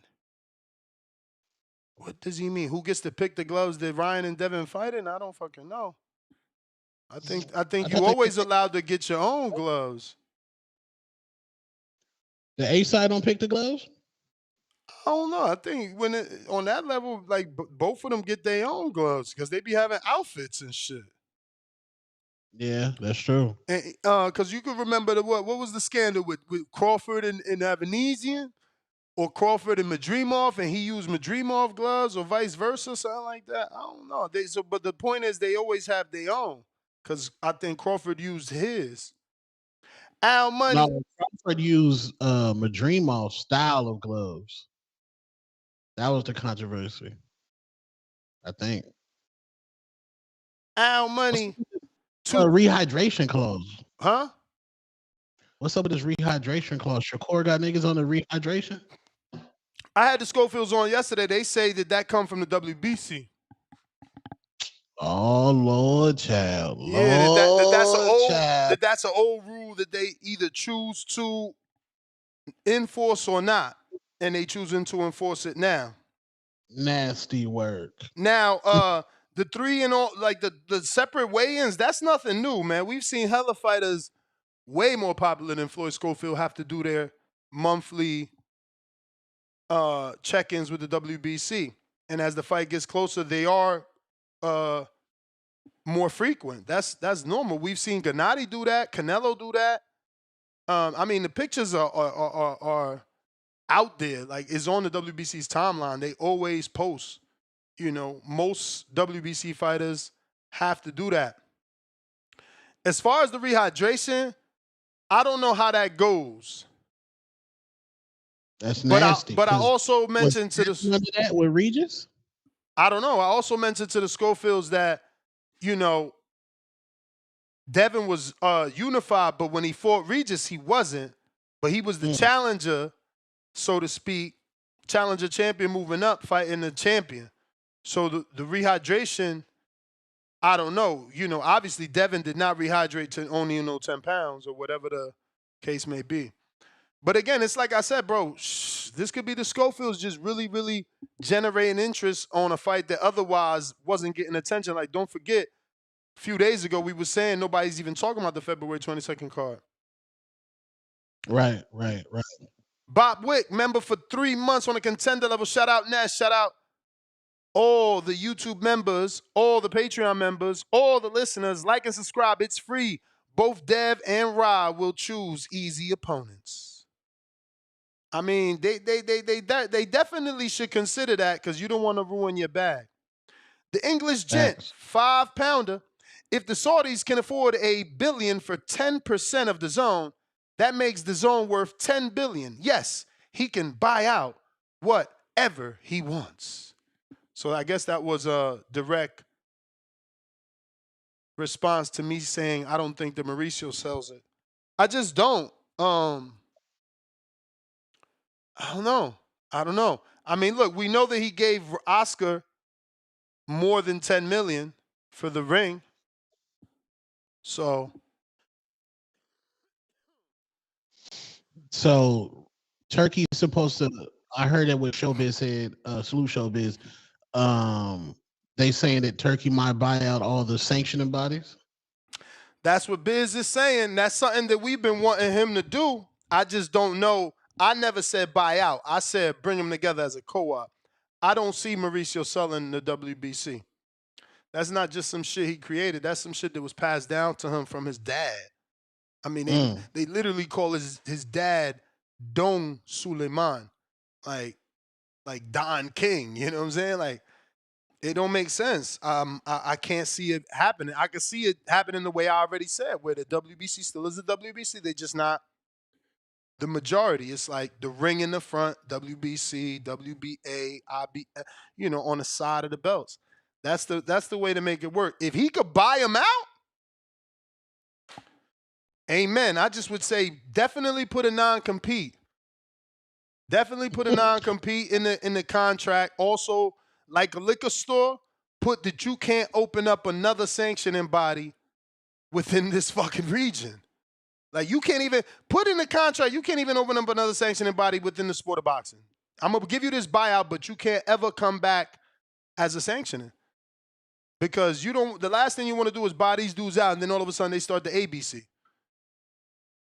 That's true.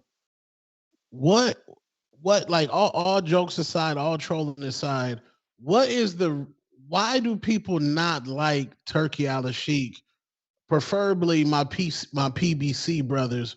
What's wrong? I just don't understand. Why don't y'all like what he's doing for boxing? Because They on like it. Facebook, They like it, but my bro. The thing is, they wanted this to be Al because once upon a time it was Al.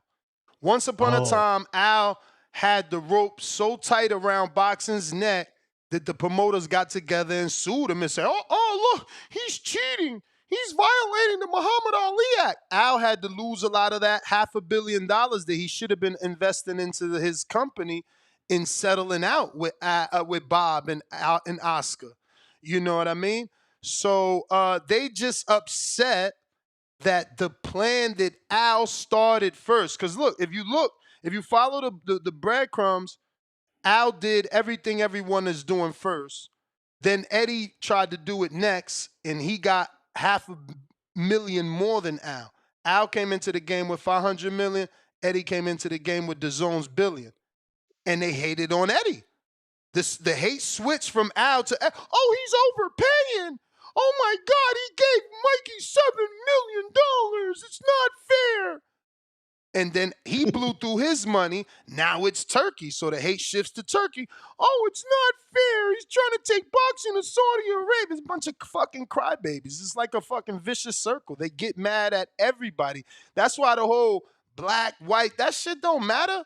Y'all hated on the black man, then y'all hated on Eddie Hearn, who was a white man. Now y'all hated on the Middle Eastern. Like, y'all don't give a fuck who he is. Y'all just hate.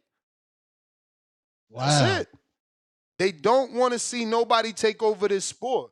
They don't want to see anybody make it to UFC. That's why they hated on Al. He was trying to do that first. And what they said, they sued him for trying to monopolize. Wow. Because on Facebook, the casuals, the ring, that is turning into the default boxing app. And that app is absolutely fire. It's because of the marketing. It's because of the marketing. I mean, my timeline has been filled with Ring Magazine tweets and IG posts. They're paying. They're paying. You can tell that they're paying. And that's okay. Ain't nothing wrong with that. I know they paying because I got an email today about meta verification.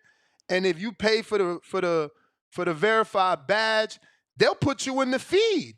They'll promise you certain amount of posts per month. It's like, Wow. yeah, bro. No, listen. If you can afford to pay, you gonna be seen. And they got the good product, so they paying to be seen, and you'll be hooked because they giving you good news. Every day the Ring is saying, well, the Ring exclusively learned. Of course, the dude you exclusively learning from owns the goddamn company. That's like ProBox saying, well, ProBox exclusively learned via Gary Shaw. Of course, he owns the company. But the thing is, Turki Alalshikh is big news because he's making the big fights and he's got the big fighters. So what do they mean like kiss kissing the ring? Because in business, I mean, did people kiss the Bob Arum ring? Al Heyman, Is that they didn't have to kiss those rings. That wasn't the money that they got is play money to Turki. Damn. Like Turki paid over 10 for the ring. Think about it. That's over 10% of ESPN's budget that they give Top Rank. They get 90 million. Turki paid over 10 for the ring. Look at the last fight that he did with AJ Fury and Usyk. How many millions was rumored to be in that fight? You know, he's got real money, bro. I mean, they just threw $1 billion into. I mean, think about it. If they threw $1 billion into DAZN, someone just super chatted it, I think, or wrote it. Like they threw $1 billion into DAZN and got 10 to 13%. That means they could buy the whole company for under 10. You can certainly buy for under 10. If I'm getting $1 billion gives me 13%, I come to you cash money with an offer, you ain't gonna say no. He got the money to take over. They saying it's not his money, yet he bought the ring with his money. Y'all don't even follow the reports. Now, the billion wasn't his. Saudi Arabia and Mohammed Salam are the ones that invested into the zone. That has not, but that just shows that Turkey's smart.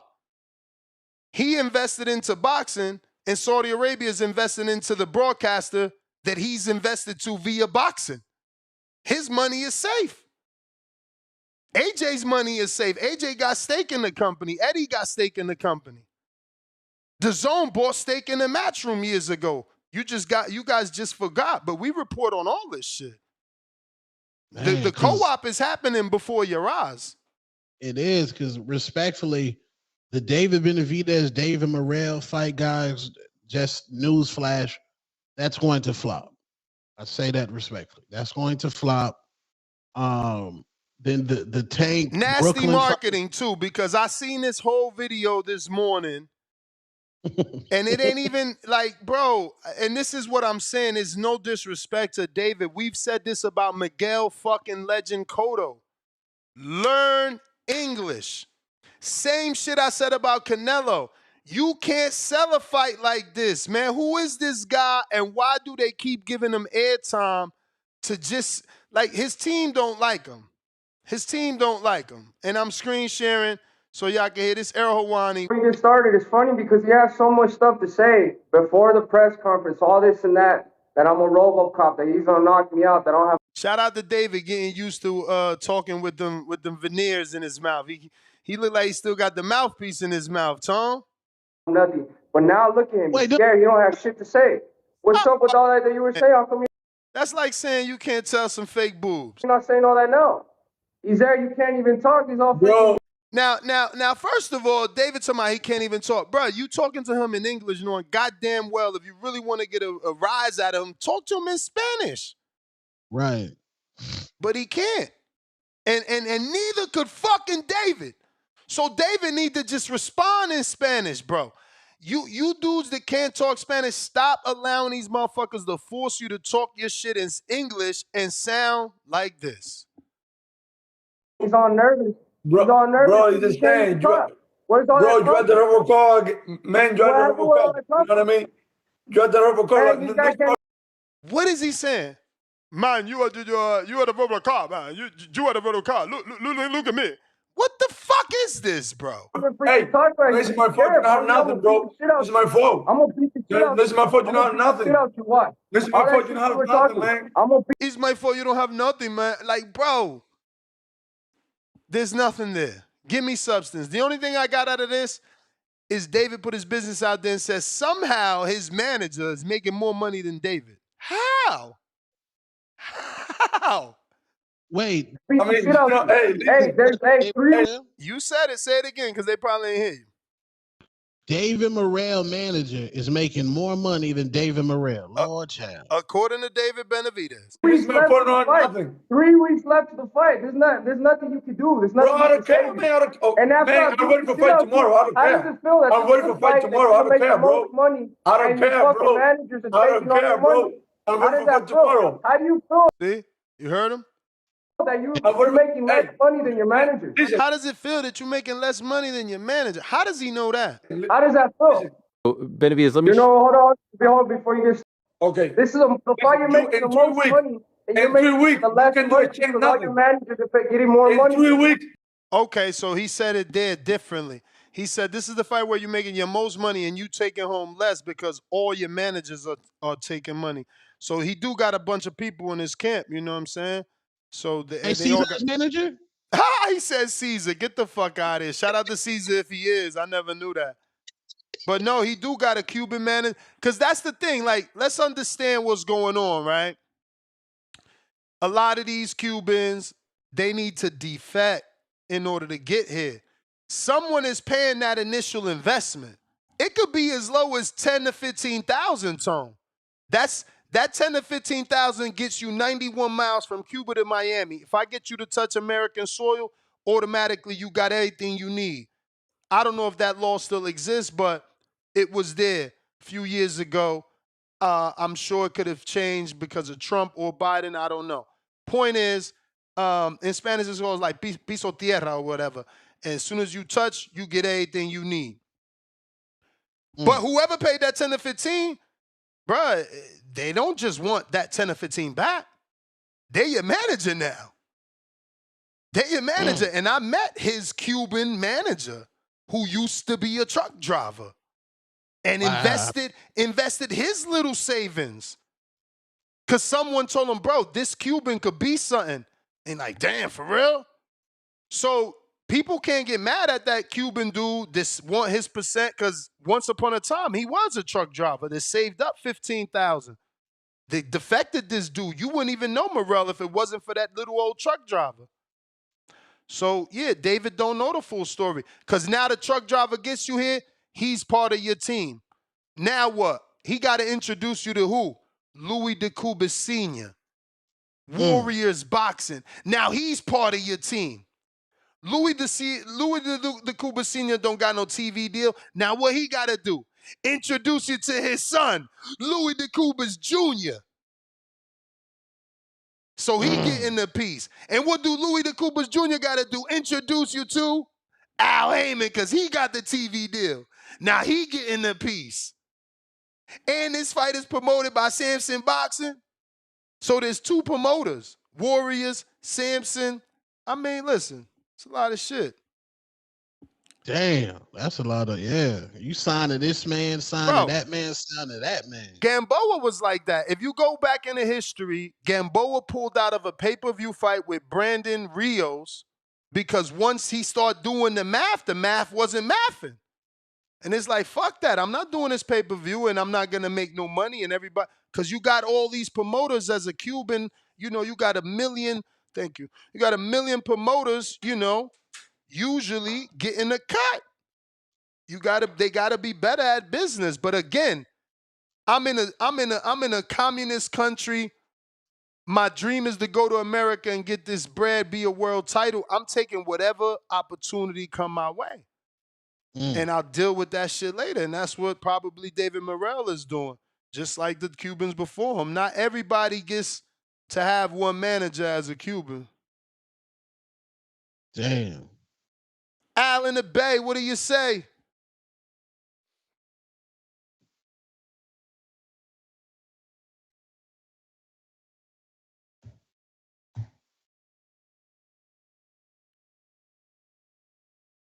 Fats, what up? Fats, be more. Yo, what up? Yo, what up, man? What up with you, baby? What up, T-Tom? What up? Shit cool, man. I done missed out on a lot of shit, yo. I done missed out on a lot of shit. I see the Crawford and Tank shit was going back and forth. I don't really know what that's about, man. I mean, I hear dudes talking about, oh man, they selling they sold a Turki Alalshikh, but it's like, yo, what you want them niggas to do, yo? Like, wait for PBC to put them on once every 2 years? I mean, that shit crazy. I don't understand why fans got a problem with that. Like, bro, you still getting the fights you want to see. Well, at least we gonna get the fights that we want to see because PBC ain't been making them. You get what I'm saying? So I think that's crazy that people think that Turki Alalshikh is bad for the sport. I don't think so. I think he added more structure to the sport, if you ask me. What else I heard you talking about, man? Canelo and Crawford, bro. I hate that fucking fight. I mean, just cause I always felt like Bud had the skills to beat him, if they was pound for pound. But bro, come on, bro. You bringing up a nigga 3 weight classes, bro. Fight David. Like, I'm tired. Like, I don't understand this shit. Like, fight David, bro. Like, I don't get why he keep on ducking David. Like, I don't understand it. Canelo ain't never ducked no fighters before. You get what I'm saying? So it does look kind of crazy that now you want to pick Crawford coming up 3 weight classes. You know what I'm saying? Hopefully Crawford beat his ass. I don't think Crawford gonna stand there and bang with him like how he had been the last couple years though. He definitely way smarter than that. He gonna fight like Shakur in this fight and try to get away with the win. I think he gonna fight like Shakur, hit and not get hit type shit. You know what I mean? Dance around the ring. That's his best bet against Canelo. But I don't like that fight. That's a Mortal Kombat shit. I really don't like it. But it is what it is. I'm going for my boy to get that win. Man, hey Ness, you gotta keep it a bean about your boy Devin Haney, yo. I fuck with him. What he do? But I'm not a fan of this playing for Kentucky at 140. I told you this a while ago. when they moved up, they kind of start changing their tune on shit. Like, bro, you stayed at 135 for like 10 years, bro. You stayed there for like 10 years.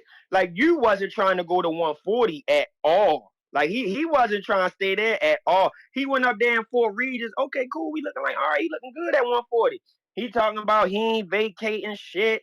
He want undisputed now at 140. So I'm thinking like, all right, cool. It's some killers up there. Like, I've been waiting for you to come up here. You get what I'm saying? Like, but now, after the Ron shit, Ron put him in the trick bag. Now he don't want to fight at 140 no more. It's like, bruh, like, you cherry picking. Now that I look at it, you don't got no problem with fighting dudes that's smaller than you. Like Tank or Lomachenko. He don't got no problem with fighting them guys. He squeeze down to make the weight and all that to fight them. But as soon as you go up to 140 and lose the Ron, go and run me a count of the bell ring.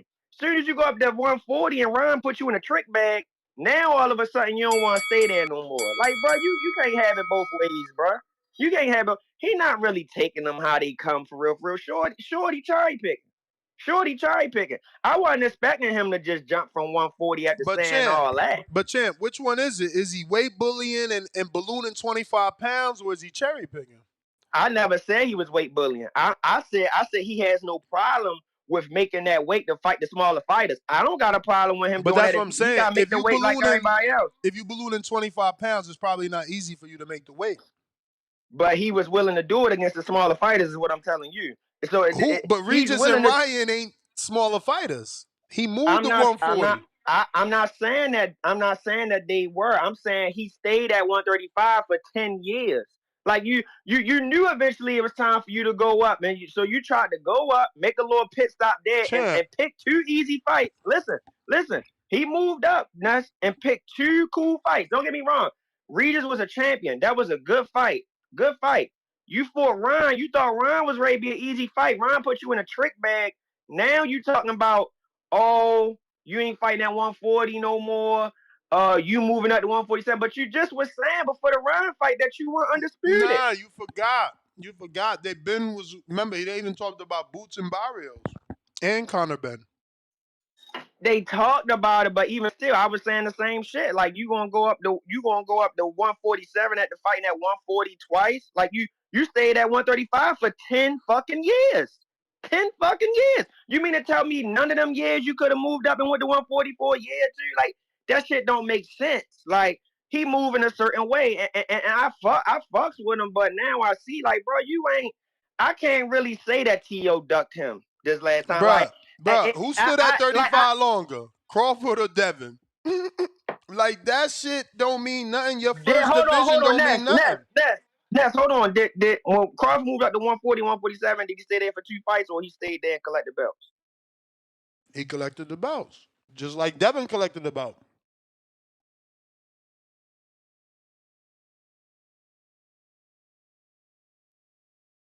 You there?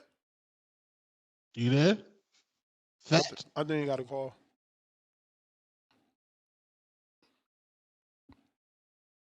Al in the Bay.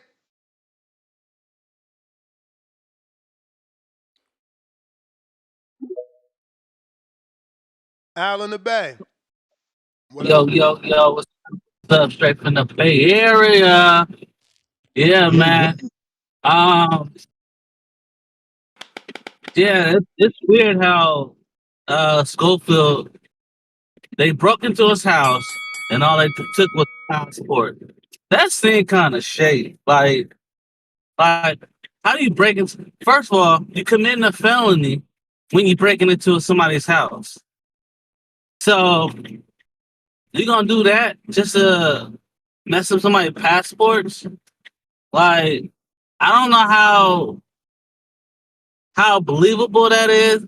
It sounds crazy that it can be believable, but it sounds so ridiculous at the same time. Like, how do they know where your passport is? Like, is there somebody telling that your passport is there? Because I'm pretty sure they didn't put their passport just anywhere in their house. It's a particular spot that they put their passports. And you steal one passport? That's like going to somebody's house and stealing one shoe. You're going to steal both shoes. If you're going to steal the shoes, If you're gonna mess up one passport, you're gonna mess up both passports. You know, it just sounds unbelievable. I don't know if they was ready. I don't know if they shook. Um, I don't know if that's the true story, and they don't. You feel me? It's what do you think, Ness? I don't know, man. You know, I ain't never seen no shit like this.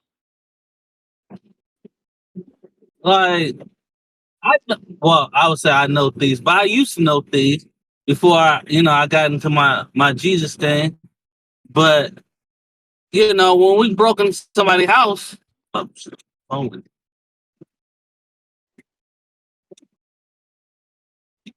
You there? Mm. That was Jesus Christ stopped you from incriminating yourself. He was like, when we broke into my house, I'm like, whoa. James, what up? Damn. Yo, Ness, two tone, man. Y'all hear me? Yes, sir. Yo, that shit wild, man. I used to know thieves, man. That shit wild, man. Yo, how y'all doing this morning, man? I'm glad y'all doing good. Shout out to the community as always, man. Now let's get to it. Yo, Ness, how you feel that if Ryan Garcia is the one that's walking in with a strap into the rematch and later on this year in December? Because I truly believe I That's don't believe it's good. gonna be I don't Belt believe it's belt gonna on be the the t- line. Make my man a two-time 140-pound champ or a welterweight champ. Yeah. Well, Ryan Garcia, absolutely. Because I believe that Ryan Garcia might actually get the Mario Barrios fight instead of the Teofimo fight, which actually makes sense. Because unless Turki Alalshikh is going to buy out Teofimo's contract, which doesn't expire until I think June of this year, I don't see that being a realistic possibility. So let's maybe think about it. Mario Barrios may be a player that we didn't even think about, maybe for Ryan Garcia.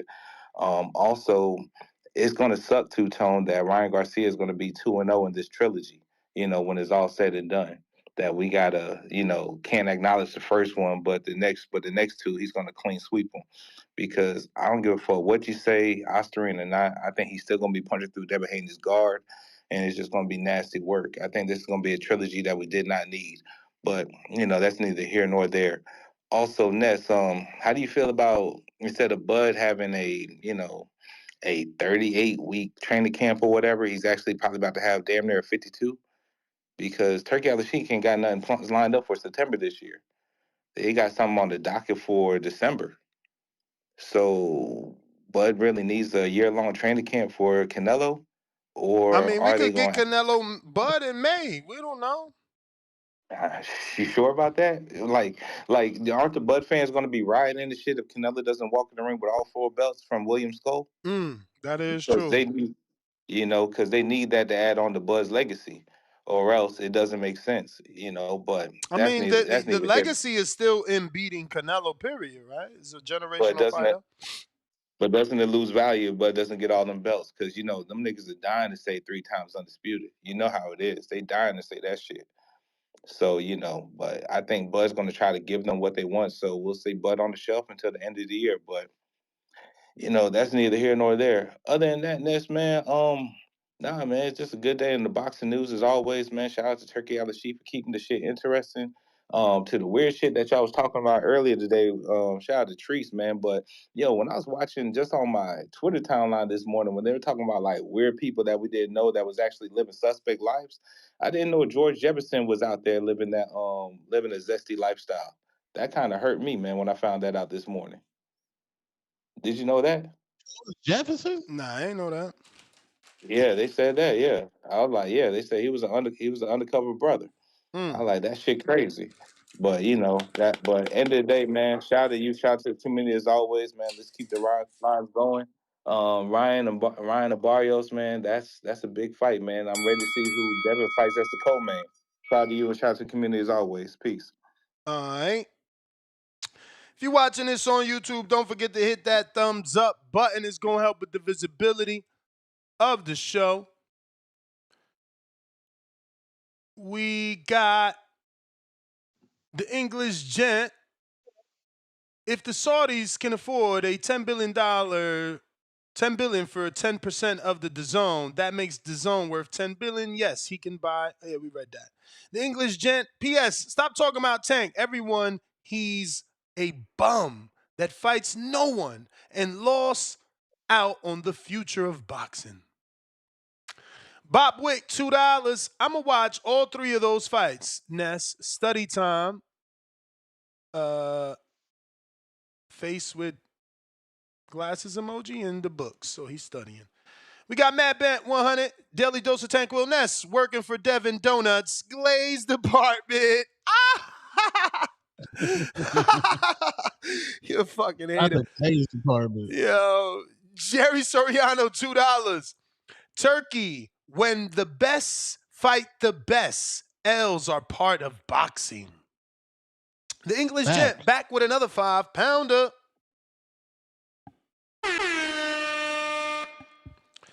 And he says, you need to chill. Come over the UK. Bad weather, but great history. I'll get you some smoke you need.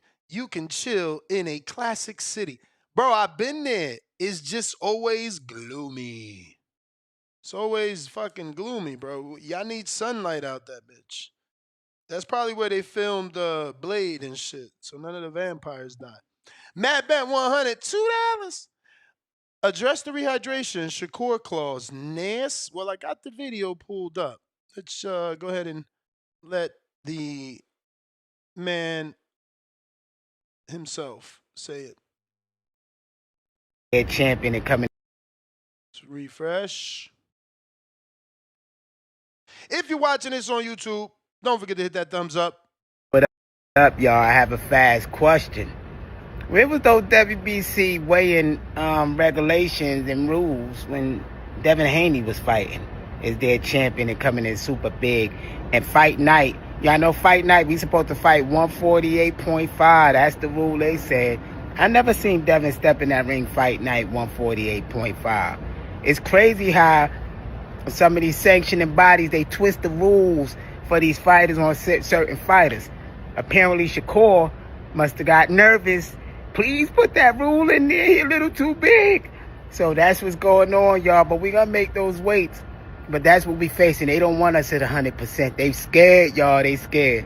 So now WBC got this that they implementing in this fight. So I hope they do it on all fights, where they implement their weight clauses and 3%, 7 days before weight and 3 days before weight. It's another weight. That's all this nonsense, y'all. So that's when they trying to stack the deck against you. But we gonna knock that boy out. What up, y'all? I have a fast question. Where was those WBC weighing regulations and rules when Devin Haney was fighting? Now, is their champion and coming in? Keep in mind that they never fought for WBC sanctioned fights. All new to them in terms of their bylaws and stuff like that. But I never heard of the rehydration. That whole rehydration, I never heard of. But that's what they dealing with according to them. And some flat tires. You know, don't forget this happened too. So, it's not that punctured. It's right here. You have reached roadside service. All representatives are busy. He said they desperate. Wow, are they that desperate? I don't know, fam. I don't know. Fats counter.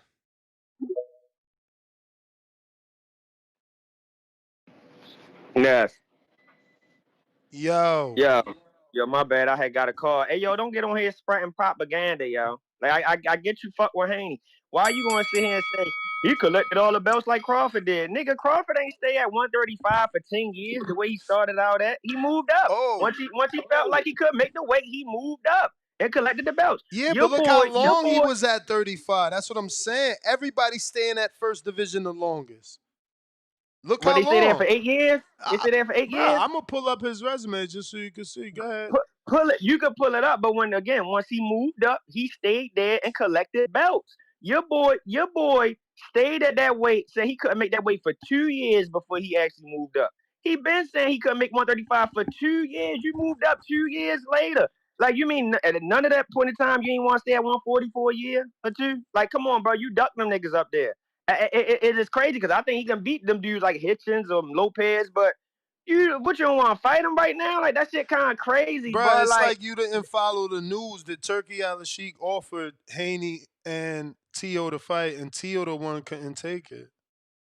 He ain't ducking well, I nobody just at saw. 40. I don't know, man. How I you don't know, ducking man. I just somebody saw. at 40? You just fought at 40, and you already offered Turki Alalshikh already offered Tio an offer. Like, how you ducking? You sure? You Am sure I that's the case? Because I sure? just saw. Listen. Because I just seen a picture with Turki Alalshikh saying he just signed Teofimo Lopez or some shit. So it's like, Yeah. again, like, Yeah, are you that right? could be fine. I ain't see that yet, but Tio It's on Twitter. was at the gala, but that don't mean that he wasn't offered a Devin fight. That dude, that mean that too. We don't know, but what I'm saying is how your boy moving. I'm making the piss out. I'm playing Kentucky here for 1 But year. that's what I'm saying. You looking at it how you want. The way my boy is moving is he moved up to 40 and fought the champion. He moved up to 40 and fought That the was a money good fight. fight. He moved up to 40 and fought the money fight.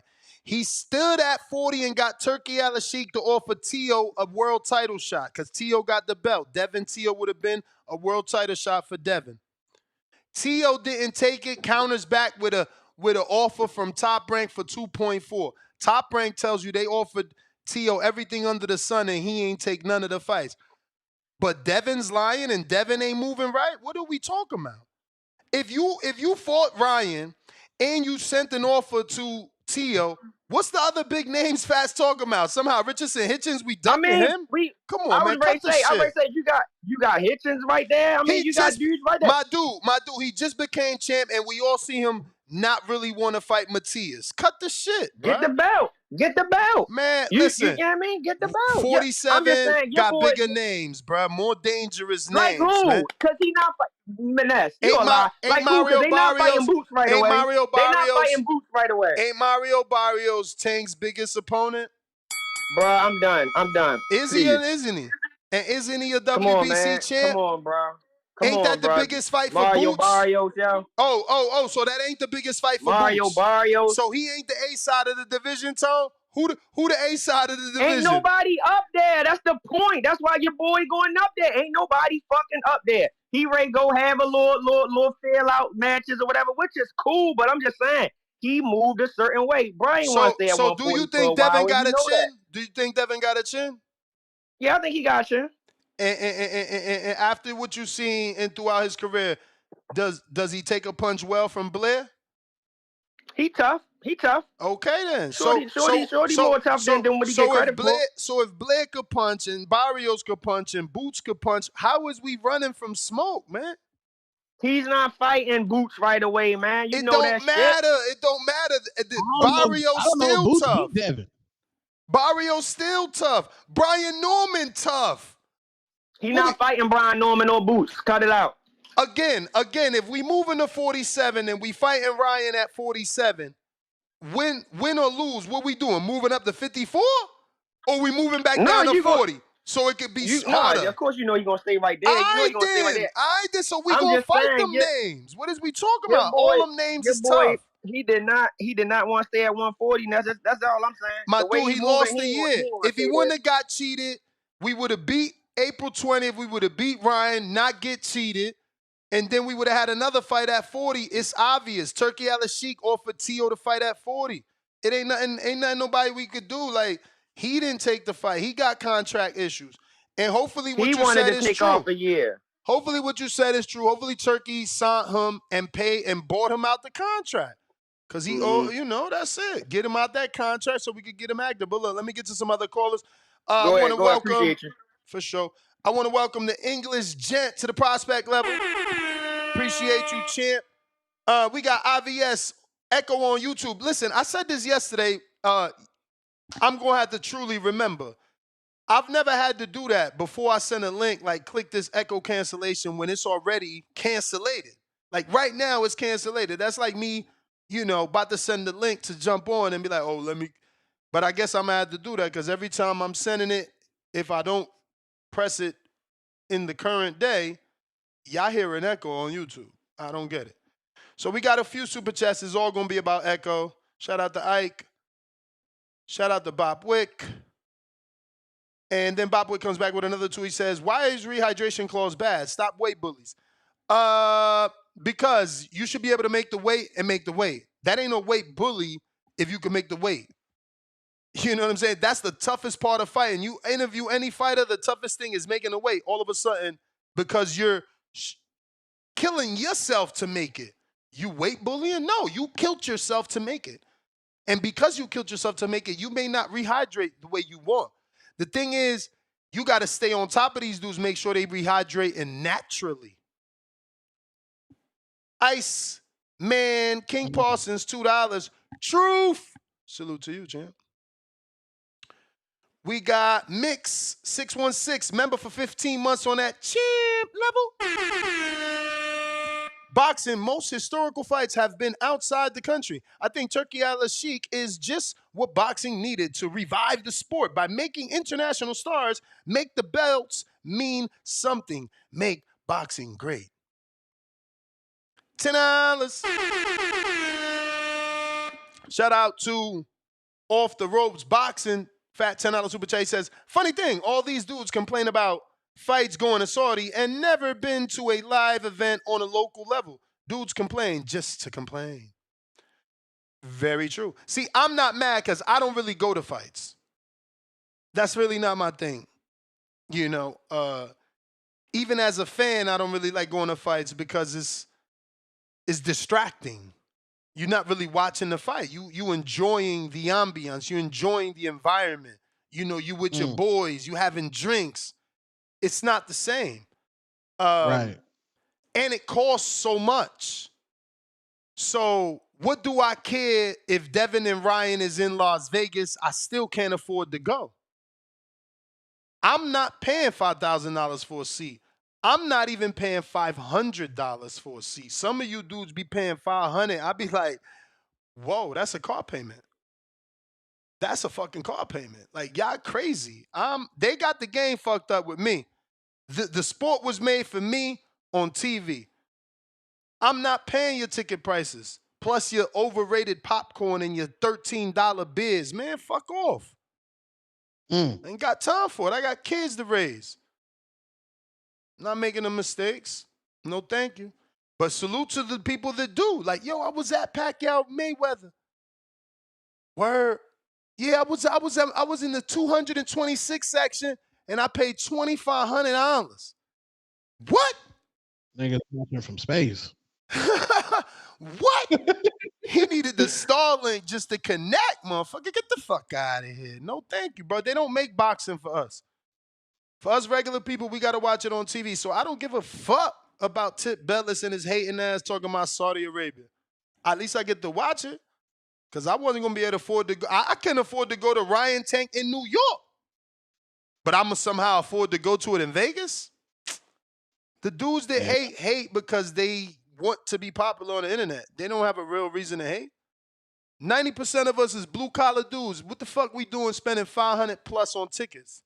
Let alone a second one for your significant other. Fuck we talking about, bro? Matt Garcia's $10. What are the chances, excuse me, Matt. What are the chances Haney or Garcia get the Barrios fight at 147? I would like that fight for Haney and Ness. I know you might not like it, but Thurman for Garcia. The rematch will be bigger at 147. No. We gonna give Barrios to Ryan, common opponent with Tank, and we gonna give Thurman to Haney because they got that built-up beef. Remember, Thurman took all types. Like he talked really slick to the Haney and to Bill. You know, they could use that. That's good build-up. Not that it matters, you know, they could, you know, but still, that's genuine build-up. You know, Thurman in his mind believes he can school Haney. 3 dub, $2. Thurman versus Haney would be great. Ness, call your boy. I did that before, man. We tried to make that fight before. You know, Thurman is loyal to Al. We ain't getting that green lit unless we get it green lit. That fight is never going to happen unless it's green lit. Bob Wick, $2, because you see how excited Thurman was. Then all of a sudden he got the call like, yo, stop that bullshit. You know we don't fuck with them dudes. And then it went to like, nah, I ain't fighting him. Shit was bananas to see it right before my eyes. Like, it was like, what the fuck just happened? You was just excited. You was talking shit. And got a text, and now it's like, nah, you can't even be happy no more. Bob Wick, why ninjas emojis hate devs so much? I don't get it. Hand on face emoji. Yo, I mean, y'all gotta understand, it's not bad to be hated, right? Like, people hated Floyd. Like, a lot of you dudes don't remember that because it's been a minute since like Floyd's been super active and shit, but like, he wasn't adored, he was hated, bro. I always gotta remind y'all, like, they put this man's face on KFC buckets and called him Chicken Runner. He was always considered a runner. Yeah. He had the infamous battles with Larry Merchant because Merchant called him a runner and didn't want to take tough fights and all this. Like, what is y'all talking about? Floyd is the definition of Jay-Z's Fade to Black album, you know, and the whole phrase, they gonna love you when you gone. That's what happened to Floyd. When he was here, y'all hated him. When he was here, y'all picked Pacquiao, who got slept, to beat him somehow. When he was here, motherfuckers really thought McGregor could beat him, who was 0-0. Like, Right. let's be fucking real. Y'all never liked Floyd. Y'all like him now because y'all see now with Tom, like Juan, he aged, and it's like, damn, he was special. But when he was here, you called him when he was here, you called him a runner. You called him afraid. They said he didn't want to engage. They didn't appreciate his defensive style. That's now. It's a lie, bro. Jerry Soriano, $2. Mexican flag, Cuban flag, La Guerra de la Tierra Caliente, Cuban flag, Mexican flag, 2-1-25. Salute to you, man. You do what Tim Boski and Tip don't do. You know, most guys will big up a guy and then they get a fight and they forget to big up a guy. It's like, ain't Antoine Russell fighting? Yep. Who he fighting? El Rayo. El Rayo. Zero talk. What we would have got from Tip had I not said this was straight Turki Alalshikh. Hey, the big fight's going to Saudi. Now he's going to be forced to take a couple of his 3 minutes and mix in some Gary Antoine Russell talk. You know? Because these dudes, they campaign for a fight and then they forget about him. It's crazy. Capicu, what it do? $5. Sound like the Scofields got someone mad after seeing them home for the so-called mole accusations. Get your hand out my pocket. Mess the money up. I don't know. To me, everything that's happening sounds like a girlfriend song. Come on, man. We all from the inner city. Bitter baby mama situation? I mean, he never expressed that he had any baby mama issues, but yesterday he did let it slip. Somebody say, yo, what you do on your off time, your hobby? Women! He yelled out like that, so excited. They was like, nah, I'm joking. Damn, I'm about to get a phone call. You know what I'm saying? So he knew he fucked up. So was he just joking to be playful and show y'all a different side of him, or did he let the real slide out? And he is a ladies' man, and she slit his tires, and she ripped his passport out. Like, I found you texting another girl? You ain't going nowhere. Fuck your big fight. Snatch, give me that passport. Oh, you got that fix? Flah! Let me stab that tire. Come on, we all know we met them toxic women. Not that I dealt with anything like that at all, but I'm from North, man. It ain't like my mans in them didn't. Tell me you ain't got no Arizona stories of somebody in your circle got their tires slashed. Or at least, come on, I come from the era where girl put nail polish on your car. That shit is not removable. That's crazy. Or they key your car. Or the girl will key your car. Come on. I ain't never get none of that happen to me. But let's not act like we ain't see that shit happen. Yeah, in that situation, he said he ain't been around his son in a minute because he training. It is definitely giving a bitter baby mama, bitter girlfriend situation, man. I doubt Shakur got niggas on the phone like, yo, go into the crib, look for the passports. We don't need this nigga in Riyadh season. Get the passport. Now check this out. Why, if I'm Shakur, why am I trying to sabotage the fight to the extent that you can't make it to the fight? Because I don't know if all these conspiracy theorists that are making up this stupid thing that it's Shakur and Shakur's team, I don't know if y'all understand that Shakur don't get paid if he don't fight. There's no such thing as here's some upfront money. You might get an advance to camp that's coming out the back end of your check. But if you were supposed to make $5 million and Scofield don't show up, you're not making $5 million. So why am I Shakur Stevenson paying someone to break into someone's house to rip out a passport page, paying someone to flatten your like this shit don't make sense. I'm sorry. Yeah. That sounds like bitter girlfriend. That sounds like bitter girlfriend. That's a girlfriend. RJ, that's one of your girls RJ be talking about. I just said that to make you smile, RJ. But yeah, man, that sound like bitter girlfriend. That don't sound like, you know, Shakur Stevenson team trying to sabotage you because I don't eat. There ain't even a check for me if you don't make it to fucking the fight. So I'm not buying it. I'm sorry.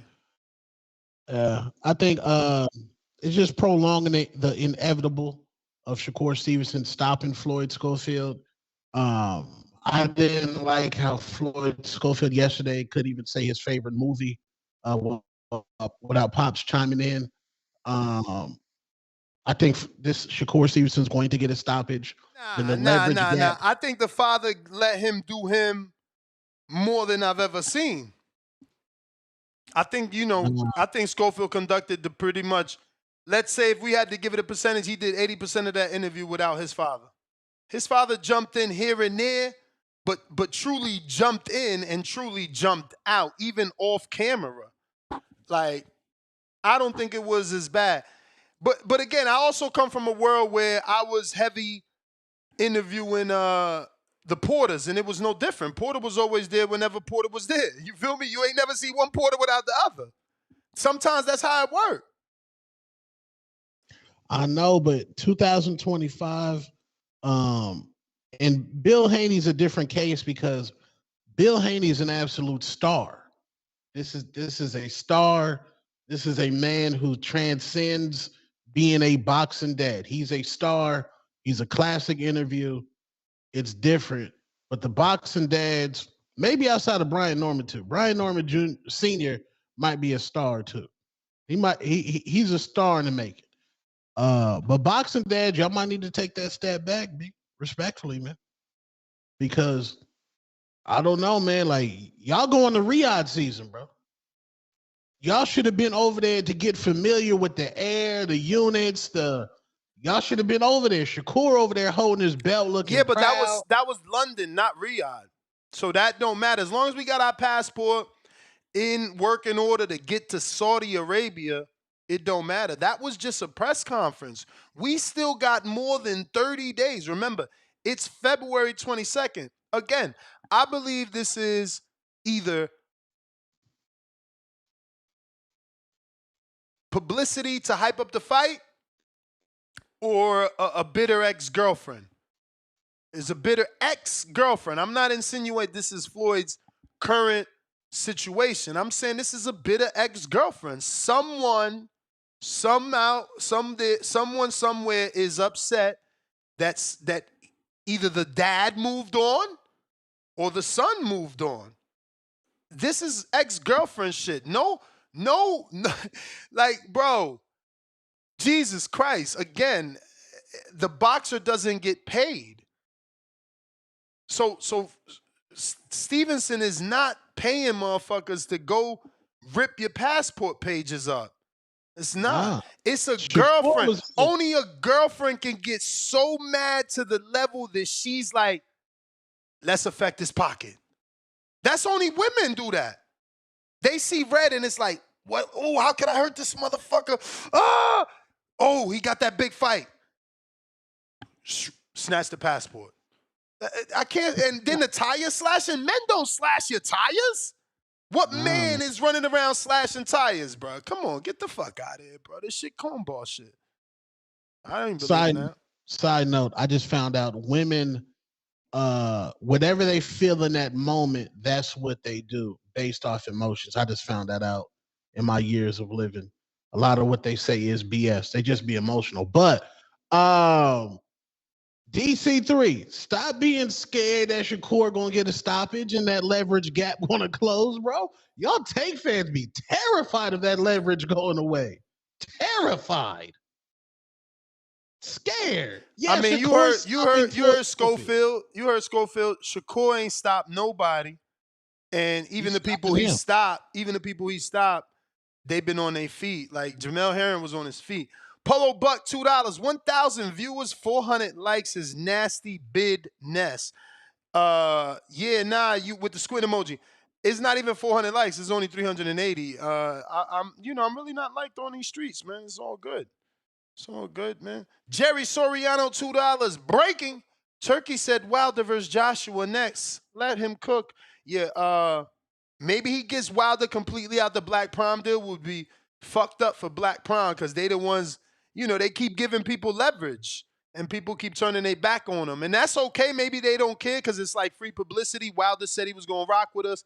Turki bought him out and made him, not fuck with us, but we still got all the publicity of being financially capable of putting on a Wilder fight without having to spend the finances to put on a Wilder fight. So it's still win-win for Black Prom, but it sucks that, there's a potential of Turki completely taking Deontay Wilder away from Black Prom and going straight into the AJ fight after he sits down with with Fury and figures out whether or not he's going to fight. Yeah, man. Turki pulled up on Wilder at the studio, and Turki was like, yeah, man, you ain't ready, bro. You still in here making trash music. I'm up out. We got Easem, $2. Devin has heart, not a chin. Stop fanning this. I mean, if he ain't got no chin, how'd he get up? How'd he get up? He got up. I mean, and it's funny that Ryan Garcia fans say Devin ain't got no chin, but Ryan got dropped and got up, and y'all say he suffered adversity and came out of it great. That was y'all thing when he got dropped by Campbell. Oh, look, he was able to go through adversity and get the knockout. Like, so one guy could get up and he got a chin and go through adversity. The other guy, no, he got knocked out. I hear y'all, man. That's why we want this fight. Man. La Loise, right? La Loise. I don't know, man. La Loise. I don't know. 253. He says, I'm assuming they have Tio versus Haney for his WBO. Wondering who Ryan will be matched up against. Well, that's wrong, my dude, because Devin already said bye 140, which means there will be no WBO on the line, which means it won't be 140. But it doesn't mean it won't be Devin Haney versus Tio at a catchweight. DC3 counter punch. I don't even see you. DC3, I don't even see you. You got a request. I mean, I do see you. But maybe you busy? Tip Bellis.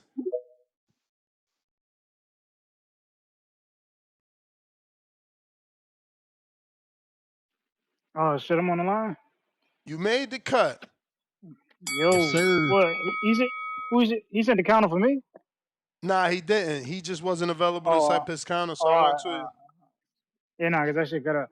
But yeah, man, you know what I'm saying? It's so sad that we're wasting our time talking about Ryan versus Devin Haney in October when we're in fucking January. No, we talking about Ryan and Devin Haney being on the same card in May, 4 months out. And who could they possibly be fighting in May? May of what? Of this year. Of this year. Being on the same card? Nobody cares they fighting on the same card. Of course they are fighting we do. each other.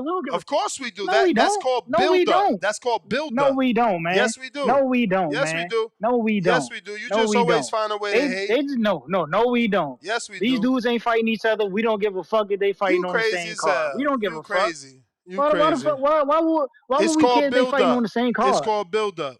Come on, bro. So we're gonna quote unquote build a fight up when these two dudes have been out the ring for an entire year. That's why. Just to have them fight. That's why. Come on, That's bro. why, because they've been out the ring. They've been out the ring, and some people, casual fans, could have forgotten. So we got to remind them. Y'all must have forgot. Damn. Tony Harrison was out the ring for damn near a year, and he went straight back in to fight Charlo. Yo, are you seriously about to bring up that weird-ass rematch compared to this gigantic fight? Weird ass rematch. That was a fire ass rematch. My Both man, of those that fights shit was wasn't fire. even on pay-per-view. You're not about to sit here and lie That and say shit wasn't you're on not about to sit here. How many It pay-per-views don't matter if it wasn't pay per How view many or not. pay-per-views First of You all, talking about a real fight. This a my real brother, fight. This a real that pay-per-view was a fight, real man. fight. This a That was real a real pay-per-view fight. fight. That was a real Come fight. on, man. That was a real fight. That was a real Ness. That shit You was might want free to go on check TV somewhere. Come on, Ness. Tone, y'all might want to go check the viewership numbers on just their sit down alone, bro. That is one of the most viewed sit downs ever. When Tony was up there calling that Charlo shit ain't soft, do he was fucking calling Ryan Charlo Devin soft. numbers. Come on, bro. Yo, is You he out your crazy? fucking mind, man. Hey, This dude be wildin', you bro. gonna let this guy lie and say that shit that Devin Ryan numbers? He ain't even Then- talking about the then- fight. then- He ain't then even you talking about gonna- the fight. He talking about shoulder content views. Harrison Man, you get versus your ass Charlo, out bro. of here. When Tony was up there calling Charlo soft and all that shit. That's one of the most viewed videos when it comes to a boxing sit down, bro. How many views it in got? recent times. How many views it Come got? on, bro. How many views it got? I don't know, Tone. I ain't about to go to the YouTube one of the app 'cause it's most probably gonna viewed take up views. space. Get out of here with your But, fake but cat. listen, bro, it's one of the most memorable ones, man. If you talk about Paulie versus Broner, Charlo versus Harrison is up there. None of them other dudes is up there, especially not Devin versus Ryan. Ain't a memorable quote from that fight. TikTok Come on, bro. hater. You out your fucking mind, man. And then you want to sit here and you keep talking this Regis bullshit. Oh, Regis was a champion. Run me for a counter, man. He was Regis a champ. won a fucking Fuck. Stop me when I'm lying. vacant title, man. Stop Regis me when won I'm a fucking lying. vacant title. He won a vacant title against against a dude who ain't never won a belt a day in his fucking career, man. But you want to sit here and shit on Lamont. Guess what? Before man, you I out your ring the damn bell. mind, bro. Guess what? Before I ring No, the bell. run me for a counter, run me for a counter, brother. Regis Run me is a for a counter, 'cause two-time I got time champ. to cook today. Regis is a two-time champ. Guess what Antoine Russell Who the- is? Two-time challenger. Hey, guess what? No. Two-time Hey, don't worry, challenger. because we gonna beat the shit. We gonna beat the shit out that dude suing his head coach. Two-time challenger. We gonna beat the shit out Regis that a dude suing his two-time head coach. champion. We gonna Regis beat the won shit his out that belt dude suing his twice. head coach. Regis won his He belt won his twice. belt. Gary He won his Russell belt about against to a get dude two who ain't never opportunities. won a title. Two He won a belt against a dude who ain't never won a Yeah. title. Cut the cap, bro. Yeah. Cut the cap. Yeah. He won his second belt against a dude who ain't never won a title. Let me A ask dude you who something. should have Let never me even ask you been up something. for a Hold title on, shot. Tone. Check this out. Watch his Fuck. face. Watch his Come face. on, bro. Hold on. Did Alberto Puello win a title when he kicked his ass? Alberto Puello, he was a champion. Get out Alberto of was a here. champion in recess. Get that shit. Alberto Puello was a champion in recess. What are Get you the talking fuck about, bro? out of here. You making bad comparisons. You making bad comparisons. We Devin all knew was Puello the was a champ. champion. Devin was the We champ. all knew Puello was a Devin champion. was the champ, and Puello was elevated. Cut the shit. Devin was a champ. Devin was a champ. Devin was a champ for beating the dude. Even beat a For beating the dude that beat a dude He didn't who ain't even never get the fought for a vacant title. title. Come This on. is what we do Hold now. on, This is what we do now. Man, get out of here. You know the truth. Tony Harrison and Charlo won. They sit down had 1.2 million views. Nothing. Ryan Devin got 2.3 million views. Come on, man. He playing So games. just think. So Tone. Just think about this, right? These are two fighters who ain't even on the same level. Who ain't even on the same level of a Ryan versus Devin, and they got 1.7 million views with just they sit down alone. Bro, don't tell me nothing, bro.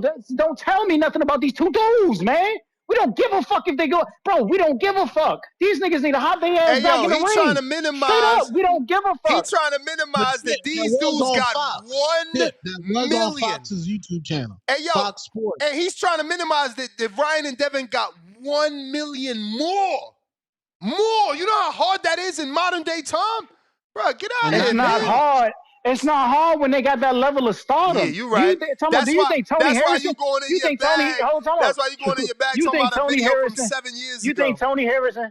Ask any caller that calls in if they think Tony Harrison and Jamel Charlo got the level of stardom of Ryan Garcia and Devin Haney. Fuck out of here, man. Tone, tell that dude how many years old that video is. How many years that video got on the internet compared to Devin and Ryan from last year, silly. You got some shitty ass comparisons. Yeah, okay, I guess, right? Yeah. You got shitty comparisons with Regis fucking Prograis. Hey, dude beat a dude who ain't never won a world title. Ain't never beat a dude who ain't never won a world title. But you want to shit on Lamont Roach who actually beat a champion. You so disrespectful, you mean bro. lost It's not to a even champion? funny, man. You mean lost to a champion, right? He beat a champion. Which one? He beat a champion. Which one? What you mean, which one? Heron? Was it Heron? No, Garcia, bro. Garcia. Heron? Was Garcia not the 30 champion? Was he not the 30-pound champion? Was he not the 30-pound champion? Just tell So me. wait. Go ahead. So Go ahead. wait. So wait. No, You no, telling no, no. me? There's no so wait. There's no so wait. Yeah, Just I'm answer the answering. question. I'm Was answering. he was I'm he a answering. champion at So 30? he's Yes or no? telling me. So Was he's he a telling me. champion at So he's 30? Yes or telling me. no? No. Was Tank he a brings champion up at 30? Yes or Tank. no? Yo, the master plan was always there. Man, Tank. why we talking about All right, Tank? that's the bell Was right he a there. champion at There go the 30? bell. Yes or no? I gotta Yeah, go. yeah, Gotta go. yeah. Gotta go. You quitter? Gotta You a go. quitter, man. Yo. So the master plan, Tone. Look at the nasty work of PBC. We bring up Hector Garcia to 35. We knock him out, send him back down to 30, let Lamont beat him after we done destroyed him, let Lamont beat him, then bring Lamont back up to 35 to do it again. That's the master plan, and that's what he wanted to talk about. Talking about, oh, Lamont beat a champion.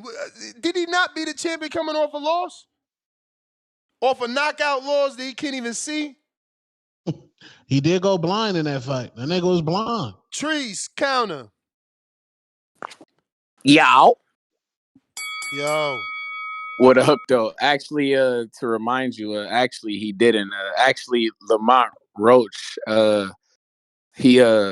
actually, the Garcia fight, so you arguing Lamont? I mean, Hector Garcia, he beat Colbert, then he got the Tank fight. So what you saying, like, so Roach shouldn't have fought him after the Tank fight or something like that? I'm saying Tank broke his eyesight and he wasn't the same man afterwards, and Roach fought him immediately after the Tank fight. Okay. I suppose. And now Tank is gonna fight him at 35. It's just a vicious circle, nasty. I suppose, man. I don't know. But hey, man, I heard you guys talking about that was that matchmaker guy. Shout out to him. I like the concept of what he trying to do. If I spill, I got the bill too. Ness, I got you. But I'm hearing him talking. What is he trying to do? Like a matchmaker app? What is this? He trying to do? Yeah. I like the concept of it. I like it. It all makes sense. And I'm hearing him say that my man, hey, if you listening to this, hey, we need Charles Conwell need to be getting on that versus Ortiz. Get that fight going. That's what we need, gang. Get on that. If we matchmaking it around this, but fuck the app. I'm talking to you, my guy. That's what we need. But hey, Ness, I got a question for you real quick. Would you say that Devin Haney got more skills or talent? What? I'm asking you, when you think of Devin Haney, does he have more skills or does he have more talent? Because we know skills and talent ain't the same thing. I never even considered that. What skills you mean and talent? Like God gifted talent or like what? Yeah. I mean, yeah, like because when we think of boom. So when we think of skills like you working on your craft, like it's like something that you like you're. I won't call you a manufactured fighter, but it's like, you feel me? You know, it's more so. It's not natural ability as the guys would call it. It's not like you just said, Two-Tone. It's not God gifted, as you say. Would you say that Devin is more? Is this talent like God gifted, or is this talent like he in the gym is working on it, or was you get what I'm saying? Like we see guys who got natural. This shit, like we hear you talk about Ryan Garcia, that left hook is not his natural power in that left hook. His natural, you get what I'm saying? Yeah, Does Devin like Haney have that? Ryan's left hook is like God gifted. Wilder's right hand's God gifted. Shakur's eyes is God gifted. Tank's power is God gifted. I think Haney is a built up fighter that just works hard in the gym, that perfected his craft. I don't see like nothing jumps out like, man, maybe I'm rocking out with jab, you. That's I got you. Go ahead. I'm sorry, my bad. maybe his jab. I don't know, but there's no like signature move. Oh, all right. See, but that's the thing, though. But when I think of Devin, that's it. To me, that's the thing, though. We was talking about, me, signature moves. Everybody got something that they do. I know Ness over there thinking hard in the bitch. Like, is my nigga? Is he skilled or is he talented? Ness, don't break your brain over there. Don't hurt yourself over there, gang. But but when I think about my nigga Devin, you feel me? I'm thinking about that jab though. His jab is a signature move, you feel me? And I fuck with it. That's one thing that I do like, you feel me? I like his fundamental, you feel me? And that's And that's one thing I was talking to my guys about. I was asking them, like, when we think of change and when we think of growth, like, would you say that Devin Haney, does he need to change his style, or does he need to grow in what it is that he already does? Two-Tone. I mean, I don't know, bro. I think Devin, respectfully, he might have hit his ceiling, man. There might be the ceiling.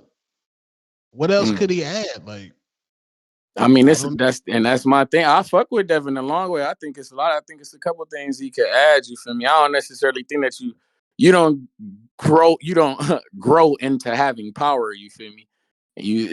And you can't change into being a power puncher if you don't have power. You get me? So it's like I'm thinking that my man could work on like his volume, though. I'm not gonna hold you up. I like my man. Like he throw when I'm watching my fighter. You shout out to him. I'm seeing a lot of ones and twos and shit like this, but not necessarily the 4s and 5s like I would like to see coming from him. If we not gonna have, you feel me, power, I would like to see quantity if we not gonna have quality in our, you feel me.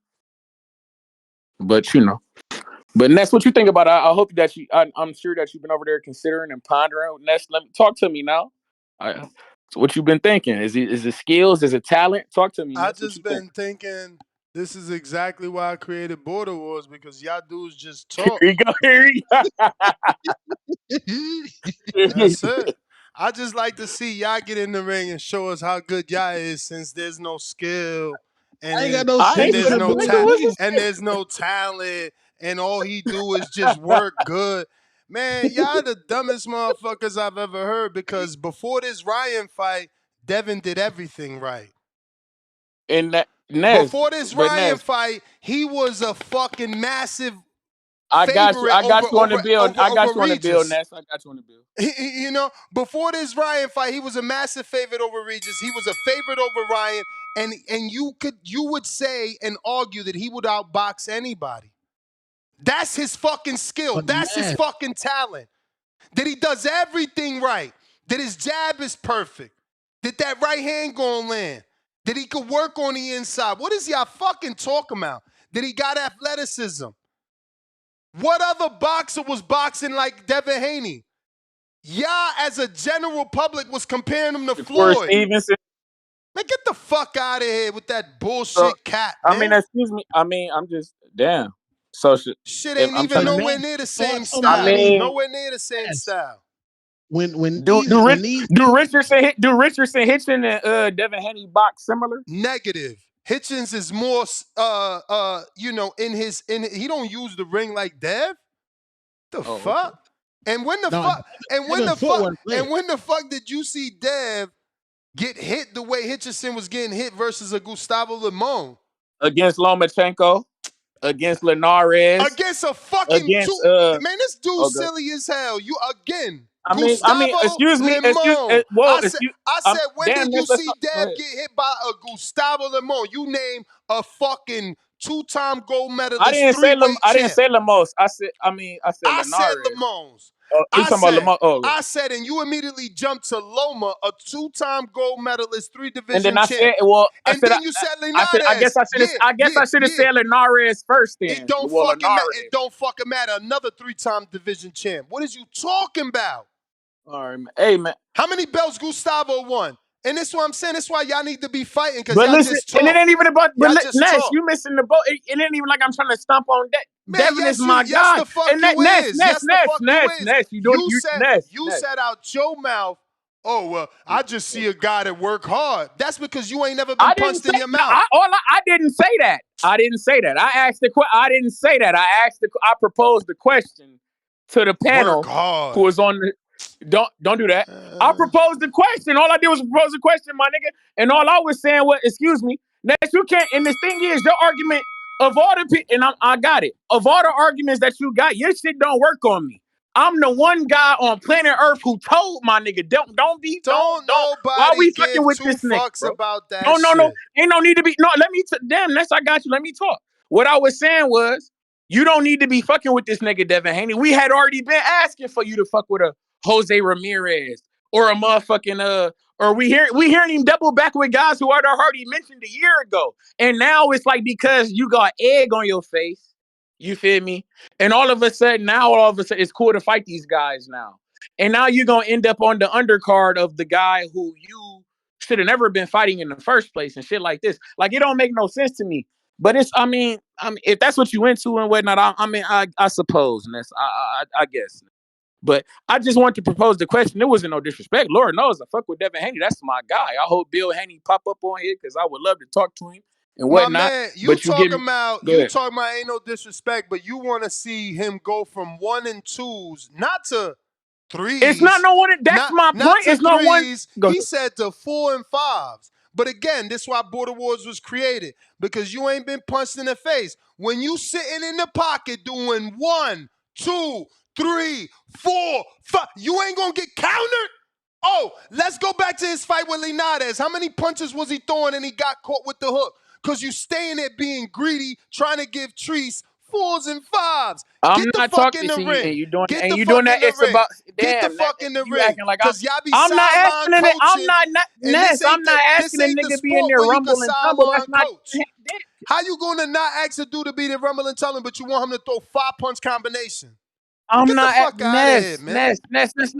I'm watching the guy. Damn, I'm asking you to throw more than the fucking jab. God damn. You gonna jab the nigga to death all night? We gonna hit him with 1,000 paper cut. If that's what if you telling me that's what you gonna do, Ness, Mikey let me talk. Garcia. If that's what you Go watch Mikey Garcia. Tell me he ain't just jabbing in fucking right hand. Go watch Vladimir Klitschko. Tell me he ain't just jabbing in right hand. and Fuck that's is you talking about? What is Floyd doing? my point. What was Floyd doing? You don't What ever was hear me Floyd mention doing? these guys. What was Floyd Damn. doing? What was Floyd doing? And he TBE. Just let it go, man. Damn, You want Ness. Rock'em Why you Sock'em upset? robots. Why That's you why you like upset with bare me? Why knuckle. you That's upset why you with me? like bare Because I knuckle. feel like my fighter could do No, more. I'm upset with you because you want to turn boxing into bare knuckle. This is not what it I is. don't want to. Damn, I don't. Well, and that's that bare knuckle don't bare. And that's my point. Well, now we got to cook. Hold on, I got it for you. Let's break it down. Let's talk about it. Because in bare knuckle, they don't wear gloves. They don't throw as many punches as you would in boxing. When I'm watching guys who think that they have power because they have gloves on their hands to protect their hands, they think that they can punch all of a sudden. You feel me? And bare knuckle, you feel me? It's more it's a little bit more it's a little bit more tactical. It's a little bit more tactical. You have to be a little bit more you feel me, rational with your punches. You feel me? It's that your volume isn't as high in regular boxing. And what I'm saying to guys is if you boxing out here and if you doing your thing, shout out Devin Haney and Richardson, Hitsons, you feel me? It is an opportunity for you to throw more than a jab. You feel me? You can squeeze a little right hand in there. You can go to the body more often than you do. Shout out to Devin Haney because I know he was going to the body with Lomachenko and I liked it. But if we going to the body, I seen the head opening up, but we not taking advantage. You feel me? And it's, I know you gonna tell me, you talking about his chinny. He not. It ain't about being chinny. It's about being tactical. You feel me? I know Devin Haney. Fighters in general, they all. I was gonna say we but necessarily I don't fight, so I can't say we. But fighters in general, they have pride. You feel me? And when you're in there and you swinging and you banging and you throwing hands and you see me, you might want to get one back, and that's okay to do that. But let's be tactical about it. And I just seen that Devin Haney had the opportunity to land more than he was throwing. You see me? That's all. But shout out TBV and shout out Toledo, Ohio, man. That's all. But hey, Jared Anderson, gang, we see you on Valentine's Day, man. I wonder what your walkout gonna be. Are you gonna come out? My people were saying that Jared Anderson gonna come out in a motherfucking diaper like Cupid or some shit like that. I said, I hope cuz don't do that. That's gonna be nonsense. But Two-Tone, man, this the type of shit that you do. If my man coming out on Valentine's Day, what should the walkout be? How should we come out, man? What's the play, man? He should come out in a regular robe, ready to run a squabble because he fought the new George Foreman. I need to know if the new George Foreman ruined him. We don't need no Oh, answers. so damn, you just want to see him in the Mike Tyson shorts, black shorts, black shoes, everything, all black type shit.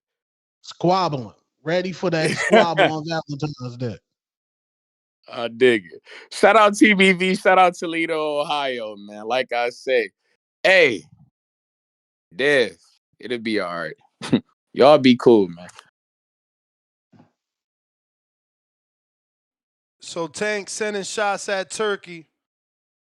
This just in, breaking news. Tank says, I fuck with who I fuck with, and I'm stuck with him because I don't suck. D. Speak emoji. Oh my God. Hands up emoji. With the salute fan emoji. base love? With the salute emoji and the handshake emoji. And he posted a picture Michael Jackson, the king of pop, next to a young Al Heyman. Black and white picture. As you know, there's not many pictures of Al Heyman. You know he was at Al Heyman crib. Like, let me get this. You see, I think I'm gonna be real. Look, man, I'm never expecting a Tank interview, so you know my truth is always gonna be said. I think he lying. You know, Al has never held back any of his clients from making big money. I could give you a list off top with zero research.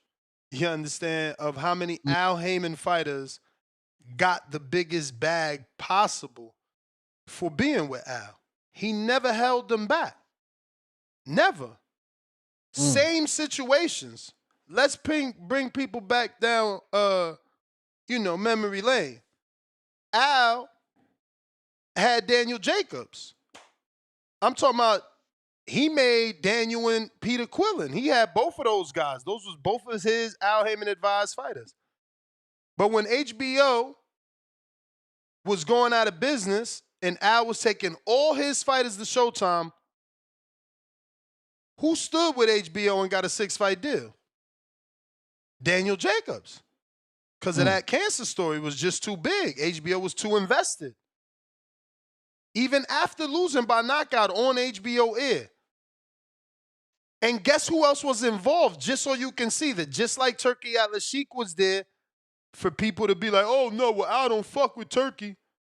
Okay, well, he ain't fuck with Eddie back then, huh? And who was Daniel Jacobs signed to? Eddie Hearn. He don't stop you from making the money. I never seen that. What Al Heyman fighter doesn't get the money? Should we remind people of Mikey Garcia going to the zone by being an Al Heyman fighter?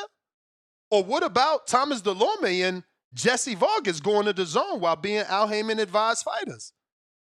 When does Al Heyman stop you from getting the money? You got to not want the money. When does he stop you from getting the money? Didn't Al Heyman walk across the street with fucking Deontay Wilder? The story's so infamous. He went. A man that doesn't come out his house. He didn't walk with Deontay Wilder, Shelley Finkel, and Lou DiBella to a DAZN boardroom meeting? Mr. Skipper, whatever the fuck his first name is, he ain't on record saying that he fucked that deal up. But we gonna act like, oh, I fuck with who I fuck with. Man, cut the shit. Cut the shit. He know damn well Al is not about to say, no, we ain't gonna go make $50, $60 million. What the fuck? Where? What world? What world? Like, show me the Al Heyman fighter that he said no. Because for every one you try to show me, I'm going to show you very successful Al Heyman fighters that he did let go do their thing and still was advised by him. Daniel Jacobs' entire career was on DAZN. And he ended up getting his Canelo fight. And he was always advised by Al. Like, what are we talking about? It's just a bunch of lies. Al Heyman was part of Adonis Stevenson and Sergey Kovalev. He was getting Adonis Stevenson the big fight. It was Kovalev and Katfi Duva that said, no, we got a contract with HBO.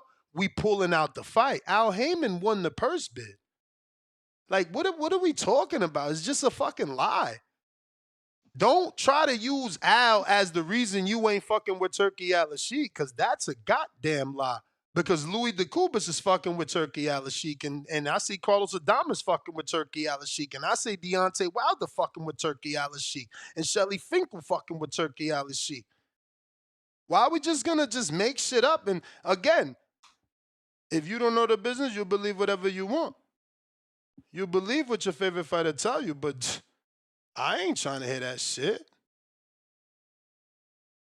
Tank, they mad that the leverage is going away, because when Shakur get this stoppage and Shakur keep closing that leverage gap and Shakur making a decent amount of payday over there, they know that they can't go to the negotiation table and get graped. They know they can't get graped at the negotiation table, bro. Nasty work over there. And that was the same thing that happened with Devin Haney. That's why Leonard Ellerby is on record. You can hear videos. There's TikToks and reels about it. We ain't paying Devin Haney what he getting paid. Right. Because they want to pay people who don't have value. You know, and some will argue that they giving that person an opportunity, which they are, but they looking for desperate people. They don't want an established counterpart. Because then they got to play fair game, and they still won't play fair. Look, what happened the first time they got an established counterpart? They put him in the catch weight, a rehydration. They threw a mole in the camp. Because you're going to get people to call in today and be like, man, well, you know he won in the catch weight if he would have just made the weight. Come on, bro. You believe that when they really put a mole in the camp? And admitted to it? Yeah. And admitted to it. Didn't allow Ryan to get a tune-up either. And admitted to it. Man, come on, bro. Jaywalk, $5. We know why PBC fans don't like Turki, because you got to fight an actual tough opponent for that bag. And they've been losing more than they win. Dom B, $5. Turki May, American flag versus Mexican flag, Canelo Bud, Kerr Zepeda, Devin Pitbull, Ryan Teo, Jared Ruiz. That'll never happen. Ryan Teo is Honduran, so like oh shit. What are you doing? What are you doing? Are you making Ryan the American and giving Teo like Mexican citizenship, or is Ryan the Mexican and you making Teo an American? I don't know. But with Jared off of one tune-up, turning right around in May to Andy Ruiz, I can't see that happening. That's tough, but that's a great card. Let's manifest it. May card, Bud Canelo, Shakur Zepeda, Devin Pitbull, Ryan Teo, Jared Ruiz. Wow. That's a pay-per-view. That's a fucking beautiful night of boxing. 03 Dub, $2. Knockdown 3 times equals no chin. Dev has no chin. No, he got up all 3 times. Remember, 90% of the time when you get knocked down 3 times, the ref waves it off. That's what I'm saying, man. He's cut from that Jerry Forrest cloth where Jerry got put down 3 times by Zhang the Big Bang and still got up. Again, y'all just respect the wrong person. Y'all respect the cheater, not the dude that got up from the Osterine left hook. We got Tip Bellis with the $10. He says rent and one for later. So he got one in the cuff. Or should I say chamber. H-Town, $5. Devin can add dirty boxing to his jab and grab style. In my opinion, you got to walk that line between dirty fighter and clean fighter like Ward. Nah, I didn't really appreciate Ward's style that much. Like, what was it? Ward, Allen Green, I didn't like. Ward, Saki Obika, I didn't like. I ain't gonna say Ward Kessler, but man, there was some blood in that fight with them headbutts. You know what I'm saying? Yo, and Bradley early on too. Like if you watch Bradley's career, bro, early Bradley, bro, that head was a weapon. You know what I'm saying? Y'all gotta watch early Bradley. You know, I'm not a fan of dirty boxing, bro. I'm not a fan of that Nick Ball style or that Butayev style, man. Remember, like I'm equal. This is what I'm saying. I keep that shit equal. You know, when I interviewed Stanionis, the first thing I said, bro, you ready for that nasty, dirty style? That dude's a bit of a cheater. We seen what he did to Jamal James. James ain't even been the same since that fight. He ain't been the same. He ain't been the same. And it took him forever to come back from that fight. Hot Hands Boxing, $2. Two-tone, when you going live again? So start next week. I'm going live every 5 days a week in the evening, man. We're taking over evening boxing, bro. Let's get it. Toxic voice. Hot Hands Boxing, $5. Can you play the Haney pack? Two-tone, please. Hot Hands Boxing. Everyone knows I'm Two-Tone's burner account. Hot Hands Boxing, counterpunch for Treese. Salute Hot Hands Boxing. That's my nigga, man. That's your burner account, man. That's my guy. Let me see. Did we put the Haney pack in here? We got it in. Haney pack? Yeah, I got it in one of these. Marco. He jumped on. Haney pack. Turn your camera on, bro. Okay. He said, okay. There we go. What up, Marco? Chilling. Here you go.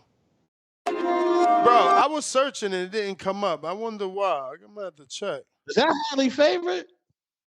That sounds like highly favorite. Oh, that's not it? What about this one? No, that's the Raw. Why that ain't working? Yeah, that ain't working. All right.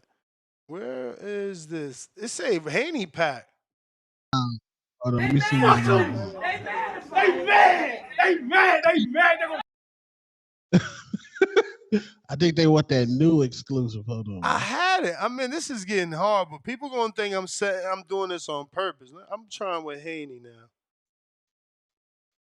Hold on. No, I'm about to send you the new anthem, bro. This is ridiculous. I'm about to send you the new anthem. Hold tight, big. Where Marco go? Yeah, I don't know, man. It's all that's coming up. I'm about to send you that new joint, big.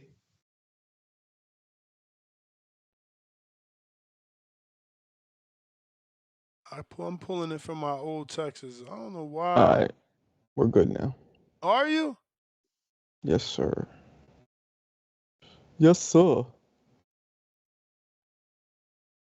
Good. Shit, that ain't it. Nah, that's favorite. Hold on, I'm about to send it to you. What are you guys trying to do? Somebody paid for a super chat. They're trying to play my man Haney out. Q from North, $5. Dev defensive reflexes ain't good to throw 4 or 5 punch combos with the chin he got. Stick to 1 and 2 and move. Hey, man, the greats do 1 and 2. Like I already told you, Vladimir Klitschko, he had 12 years title defenses. Mikey Garcia, pound for pound fighter, turned Earl into a star. Let's cut the shit. The 1-2, Floyd Mayweather. Let's cut the shit. That's the best punch in boxing. Polo Buck, $2. Drop that Haney pack. Haney is getting his redemption. Throw me on. Hot Hands Boxing, Treese Cook Ness into submission. He changed subject to Tank tweets again from Haney. No, that was actually a Tank story, and Tank's breaking news. Counterpunch tip, Tavon Burns. That is a bomb for you, though, my man Hot Hands, a.k.a. Two Tones Burner. Let me drop that bomb for you, player, because I think that's your 5th. Hopefully I'm not wrong. Are you there now, Marco? Camera on? I'm here. Say hello to the Marco guy. Marco, so what's your thoughts on the breaking news? Turki Alalshikh is going to do Ryan and Devin in May, same card. And then if they both win, they fight in October. All the while, they're being drug tested. Before you answer that, I got $5. Damian Clark. If it was Tank, you would be dragging him for a clause. I mean, we can't drag Shakur for the WBC enforcing their bylaws. I don't know what you want from me, Tank fan. Damian Clark back with another 5. Salute. If it was Tank, you would be dragging him for a clause. Bias. Okay, so almost the same counterpunch. But I mean, super chat, but just he put the word bias. No, fams. You really can't. What can I say about Shakur? It's not. It's the Scofields insinuating that Shakur is having the WBC enforce these laws. We don't know. But I can, as a businessman in the business world, I can think maybe the WBC feels a little bit slighted. He's never fought for the WBC that I can recall. He's always fought for the WBA. Let me get this straight.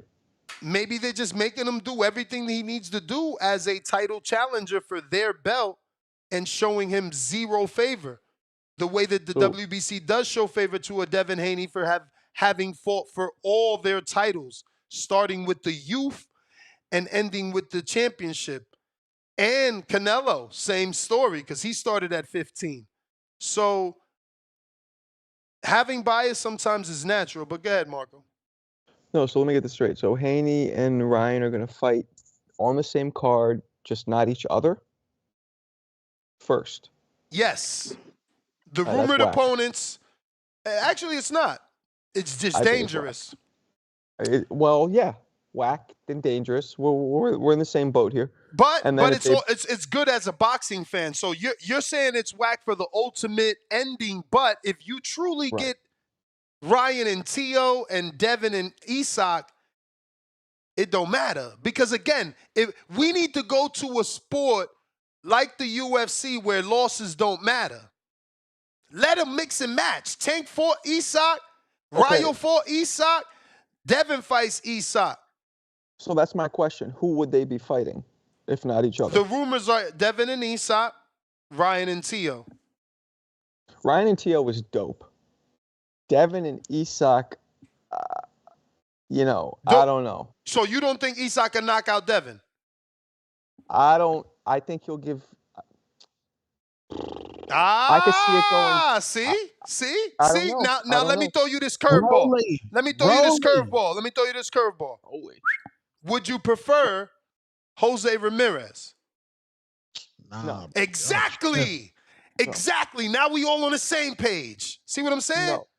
No. We are looking for danger. We're looking for who's going to give Devin the most danger. Rolly. It is not Rolly, bro. Rolly doesn't, no disrespect to my Cuban brethren, bro, but he just doesn't have the skill.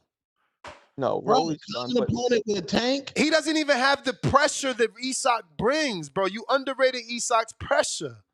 Yes, Tank's best win is Rayo rolling. did well. Rayo did well. The blueprint is there, Devin does have the athleticism. Tank's best win is Rolly? Oh, come on. Tank's best win is Barrios. Barrios, Ryan, maybe, depending on how well Ryan does moving forward. You know what I'm saying? Rolly lost to Barroso. I mean, technically he didn't, but he should have. Rolly, no. Rolly was an example of boxing promotion, bringing a fighter to the highest level without the skill really being there to match. It was his mouth. He had power. He had good power. Let's not front. But he was basically an amateur. Otherwise, his style. You know what I mean? Rolly is not. No, he's done. But why not jump these two guys in with each other right away? This is the most anticipated rematch in boxing. What are we doing here? What do you mean? What do you mean? Because a fan like myself, I wanted Ryan on 365-day active drug testing before stepping back in the ring, let alone stepping in with Devin. I'm not just talking about signing up for 365. I'm talking about being tested for 365 days. So you want to make sure he's clean for a whole year. No excuses. And in October, it would be at least 9 to 10 months worth of drug testing. Yeah, but what's really the difference? Ain't no but. We already got a but. That's the issue. Right now, everybody's like, but he took Austrian. But he tested positive. But it don't matter. But it does matter. How much? Nah. Clean fight. Clean fight. Escucha. Listen, if they fight in 3 or 4 months from now and they're getting tested the whole time, that's good enough. Come on. No. Like Earl Spence said yesterday, and maybe now, since Earl is the big fish, these Ryan Garcia fans go silent because ain't no way Ryan is more of an OG than fucking Earl. Earl done laid it down, Mr. Man down, Mr. No fucking tune-up. And he's telling you that the game is so fucked up that he could have been taking steroids for the last 2 years, come back and killed somebody, and there's not a protocol in place to have caught him. So don't you tell me cycling don't exist, and that's why we don't want to just fucking fight Ryan in 3 months, my man. We want your ass on a 365-day drug testing. We want you testing for 10 months. We'll see you in October. Let me lay this out for layman terms. So you're saying that the steroids are in him and they're going to keep having effects for months and months after. I'm saying Earl Spence is telling you that he's been out the ring for 537 days and no one's checked him, and he could be taking every steroid under the sun. He literally said, I could have been taking PEDs and tapered off. Taper off is another phrase for cycling. But if he signs up for a fight... No. Let me finish. Let me land the fucking plane. Okay. Earl's been out 500 days. How many days has Ryan been out? I don't know. Exactly. So he's been out. He's been a year. Exactly. So Ryan could be hypothetically in this scenario doing the same thing Earl is saying he could be doing. And there's no way to get caught. So of course Devin should not fight Ryan just coming back. We'll see you in October after Vada has been testing your ass for 10 months. Wake up, people. You landed the Dominican airline plane, so let me go now. So once they sign up to fight, the testing begins, right? Right? Well, allegedly they already signed contracts, so testing should start this week. Okay, if they're on point, like, you know. Right, and there's usually minimum 3 months in between, right, promotion to a fight. That's around usually what. So he's being tested the whole 3 months leading up to it. That's not good enough. No, like we said, 9 to 10, because in the 10th month, that's when the fight happens.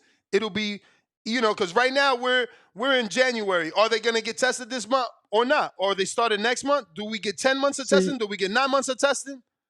The problem is, I don't know. I don't think any of us know enough about steroids, how they work, I don't know enough about it. Well, we had Paulie Malignaggi on the show about 72 hours ago, who also talked about cycling off. All the athletes say that fighters cycle. They're using hard drugs in their off time, and then they're microdosing during camp. I'm just saying what Paulie said. I'm just reading Earl's tweet.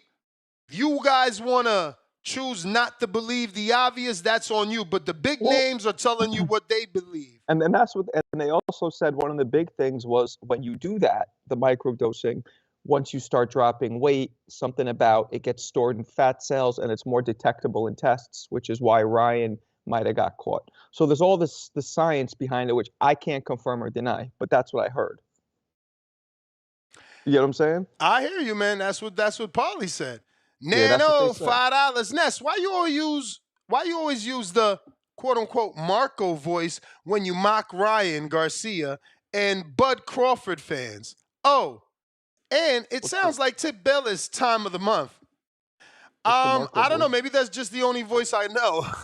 What's the Marco voice like? No, but he's saying that I use the same voice that I use for you. You do a Mickey Mouse voice for me. And for Ryan. You make me sound like Mickey Mouse, so I don't know what other voices you do. I know. Maybe I only have that one voice.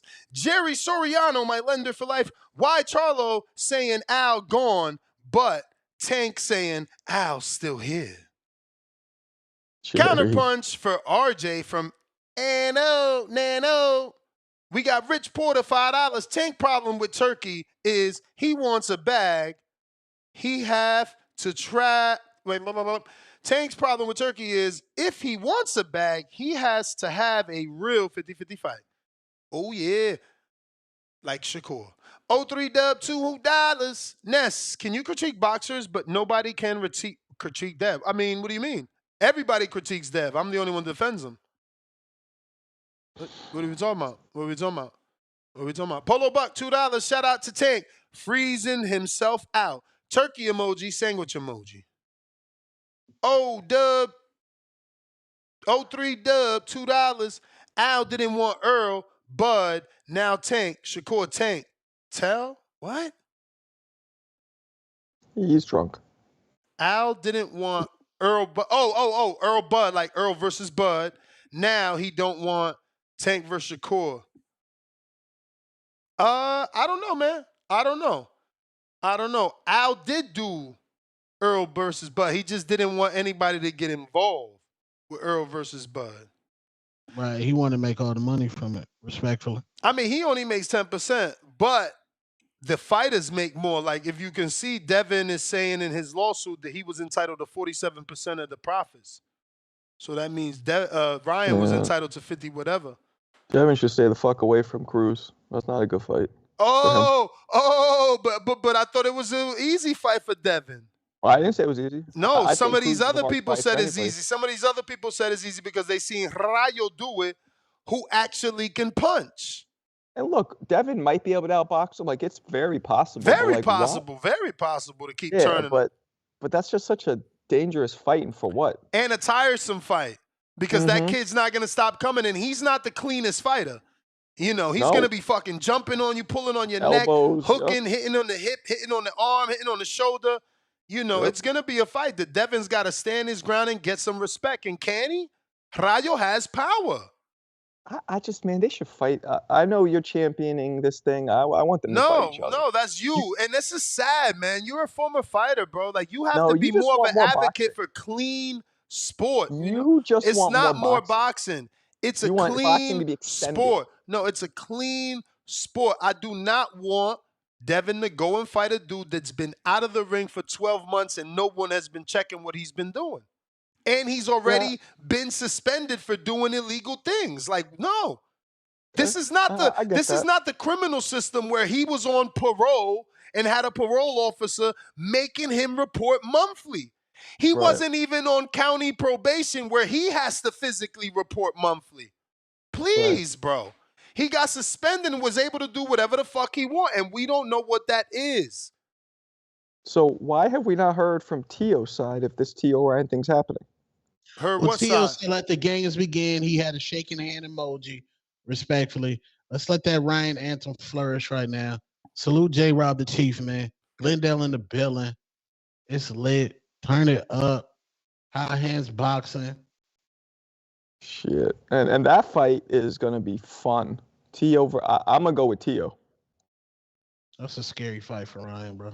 Yeah, I don't know why the fuck he would do that, because Tio... I mean, that's why you do it. Dare to be great. Show that you're great. Show people that Devin shit wasn't a... That was Ryan? J-Rob the Chief. Glendale in the building. J-Rob the Chief. Wait, I'm confused. He better not get me flagged, man. He better not get me flagged, man. Wait, that was Ryan Garcia singing and your boy Chief Dude was a part of that? Chief Dude? That was J-Rob the Chief. Yo, Glendale he said in the building. Dude. Chief Dude is funny. That's J-Rob the Chief. Glendale in the building. No disrespect, Tone. I know that's your man. I just hate that style of music, just as a whole. Like what? Hey, like what? The auto-tune? Yeah, auto-tune and how it's like... What? What is that? That's what I just heard. What are you? Yo, he did not sound like that, but hey. Well, I don't sound like Mickey Mouse, but there we are. Get with the times, bro. Yo. J-Rob the Chief. Now, you gotta be with me. You're around my age. You can't like this auto-tune shit. You can't. I mean, I am from your age, but I think that what you're forgetting is that in our age, that's where T-Pain was from. I'm a huge T-Pain fan. Like, shit. Yeah. Yo, the few times that I do karaoke, it's T-Pain. Like, I just changed my karaoke this year to Bruno Mars, but I was a T-Pain karaoke. It's easy to sing, you know what I'm saying? And I remember Akon started the auto tuning, and then I was just like, I'm an okay, Akon fan, bruh. Before the whole link up with Young Jeezy, bruh. I'm an Akon fan. I know I've just turned into a classic typical old guy. I mean, we're different. Just because you're from the tri-state don't make you, like culturally exactly like me. You feel me? You've gotten a dip and dab. You're still a white guy. You probably like totally different music than us. Here we go. Racism. Cool. Good morning. No, Nice to see you. you're probably in the Nice. rock or some shit. No, Oh, Beatles. really? Beatles. Really? Cool. You don't fuck with the Beatles. And you just listen to bachata all day. I do. Is that what you do? I do. All day. If I Just in the pull out background. I don't want to even open up my Actually, all iTunes. jokes aside, I listen to straight hip hop. That's it. I don't listen to rock. I You're grew up in lying. There's no way you can only listen to hip hop and straight not hip hop. enjoy anything When I was other than really your young, era. when I was really young, like in the mid '80s, yeah, like Madonna, like the shit that was popping, but not all hip hop from like the late '80s on. That's all that was playing in the neighborhood. That's all that was on the radios everywhere. Dominican. Most of the Spanish rappers is on the auto-tune. Bad Bunny, Peso Pluma. Like when you go out in the Phoenix, Arizona, the Mexican Atlanta, you gonna hear the auto-tune, bro. But Marco, I get it. From your era, you Biggie, lyricist, but we in a new era.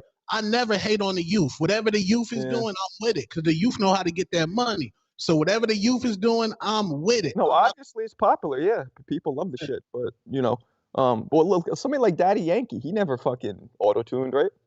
He auto-tuned. What? Yeah. Hell yeah. Bro, Okay. everybody uses auto-tune. It's just a matter of how much you use it. I mean, it could change it. Voice. Fucking Lil Wayne went famous with Lollipop is fucking huge, and it was auto-tune. Yeah, nah, man. I came up with Kane and with like all the.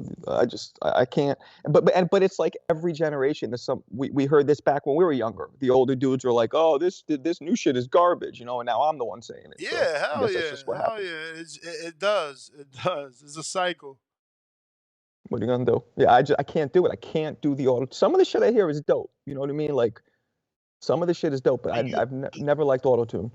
Well, that's like glaring auto tune, but this artist J. Rod like he got music where he don't need the auto tune. And it's like when they got that lazy like that style. Nah, like I want to hear lyrics. Bro, don't even dare talk about lazy. You come from the Slick Rick era. My man, he sounded like that. What? You heard me? Slick Rick sounded lazy? Hell yeah. Oh my goodness. Bro, I hated drunk? that whole storytelling KRS-One Slick Rick era I wasn't style.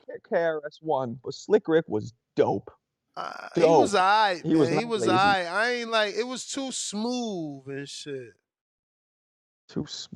That's what it was back then. They didn't have hardcore rap back then. Y'all want the original Haney pack. Big Daddy Kane started with the first kind of somewhat hardcore tracks. He's the one who started it a little bit. Man, are you serious? Somehow we disconnected on Bluetooth. Let me go to Jay Swift. You there? Ooh, Jay, school these dudes on some old school hip hop. Jay Swift, that ain't tell work. Jay Swift like that song. Jay, you there? No way, Jay's on my side. Jay Swift. Jay like Sugar Hill Gang. He goes back. Jay Swift. Melly Mel. Jay's gonna be all into that kind of shit. Okay, my man P333 said he like the original Haney pack. Jay Swift. Nobody bumping KRS-One in the strip club, bro. Yeah, now KRS-One. Would you leave the strip club? You heard KRS-One in the strip club, Marco? Yeah, I'm not a fan of. He's like a dope lyricist, and he did like he's conscious and all that. But in terms of just like, I didn't like his music.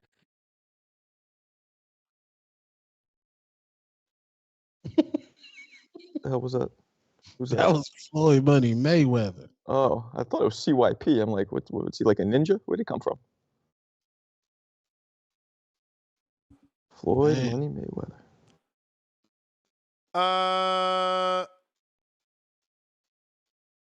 See if this is gonna work.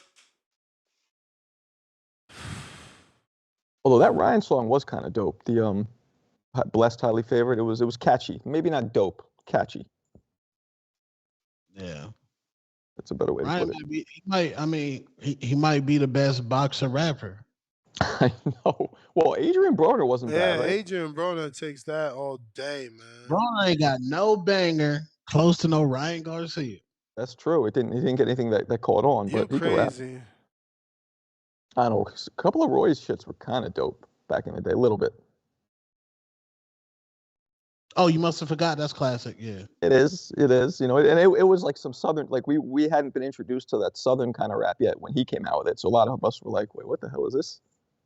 I got Hot Hands Boxing, $2. Haney Pack, you forgot again, Ness.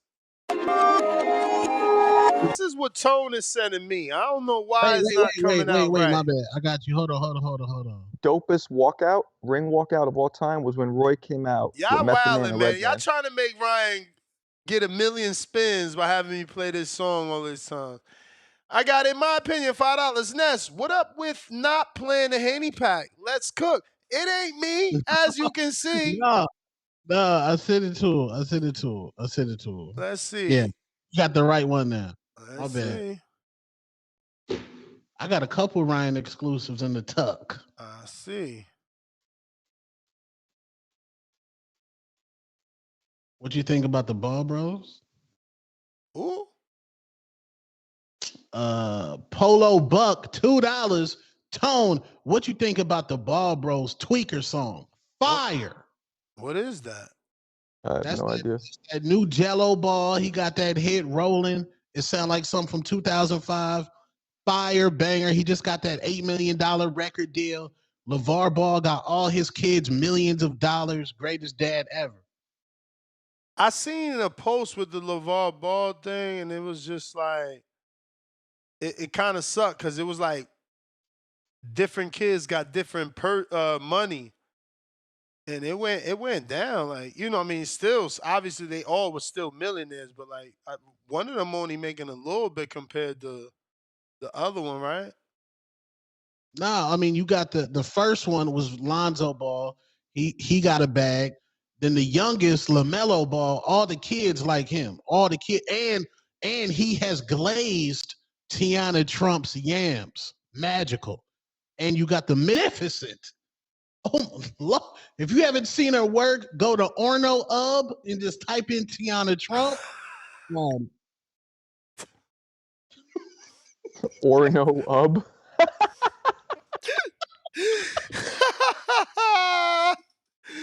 Tone is funny. Tone is hilarious. Tone's computer search history must be filthy. Guy K, member for 4 months. You nervous, Ness? Just say that. It's okay. Haney Pack, too. Hey, man, call it what you like. That's why that's the biggest fight in boxing, baby. Gonna break all records, man. All records. Y'all ready for this? Haney Pack.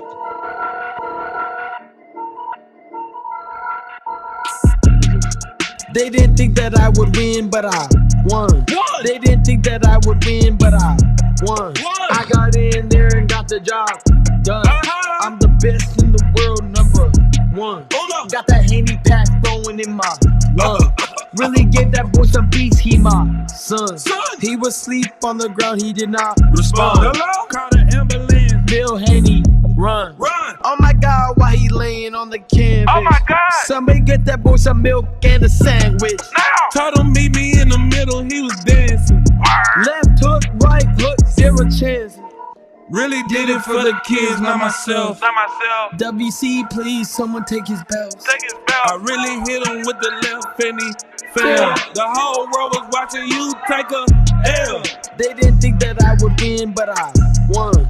They didn't think that I would win, but I won. I got in there and got the job done.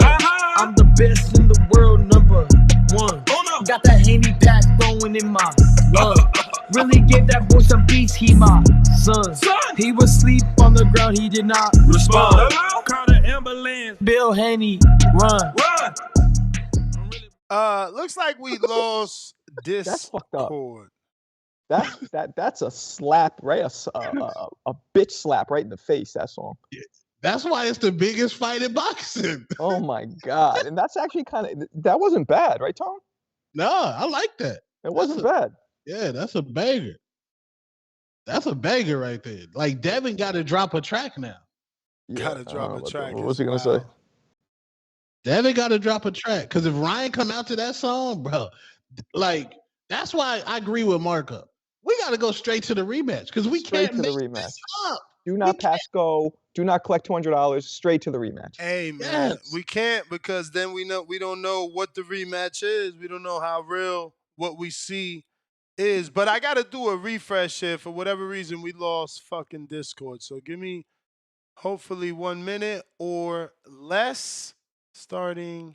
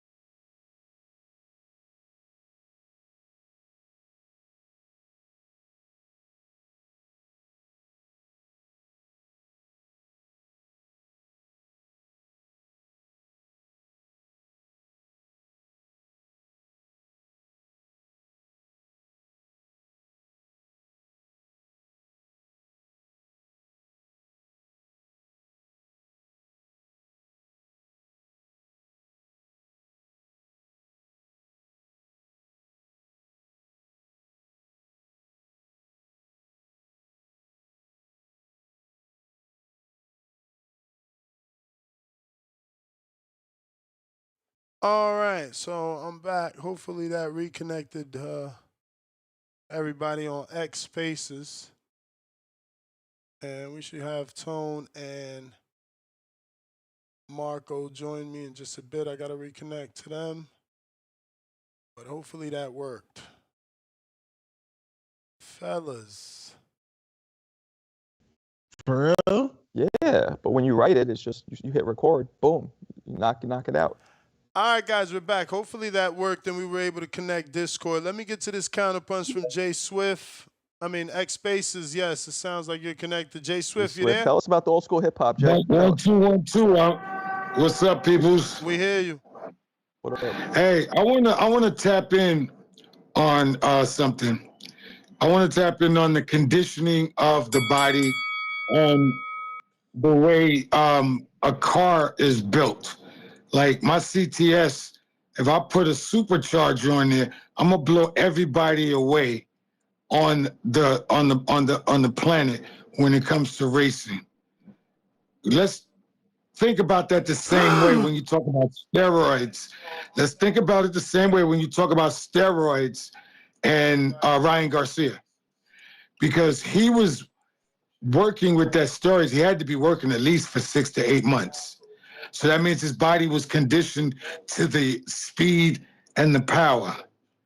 Now, let's say you wean yourself off, like you said, you weaned yourself off. Do you think that's like taking the supercharger off my car and it goes back down to slow? No, it does not. When you stop using steroids, the body itself still realizes that it's fast. It's already adapted to that speed. So if you stop using steroids, doesn't mean that you go back to slow unless you stop working out. And this is why I give Ryan Garcia the edge when they fight, because he was hitting him with left hooks for real. His body was conditioning. He was faster. His twitch muscles was banging. So it's not going to stop just because he got off the steroids. If he kept working out, if he kept using speed drills, if he kept running, if he kept learning how to jump in and out, and throw punches, jump back out, he's going to still have that speed. I don't know what y'all are thinking. He's going to still have that speed. His hands, that jab is still going to be quick. Now, depending upon what weight he comes in as, will he be as strong as he was during the first fight? That is possible, depending upon what weight he comes in at. But Ryan Garcia has been doing this since he was 8 years old. So when you take that supercharge off his body, he's not going to just slow down. He's still got that same speed, that same twitch. And that right there gives Ryan Garcia the edge when it comes to this next fight. Peace. I'm out. Peace. RJ counter.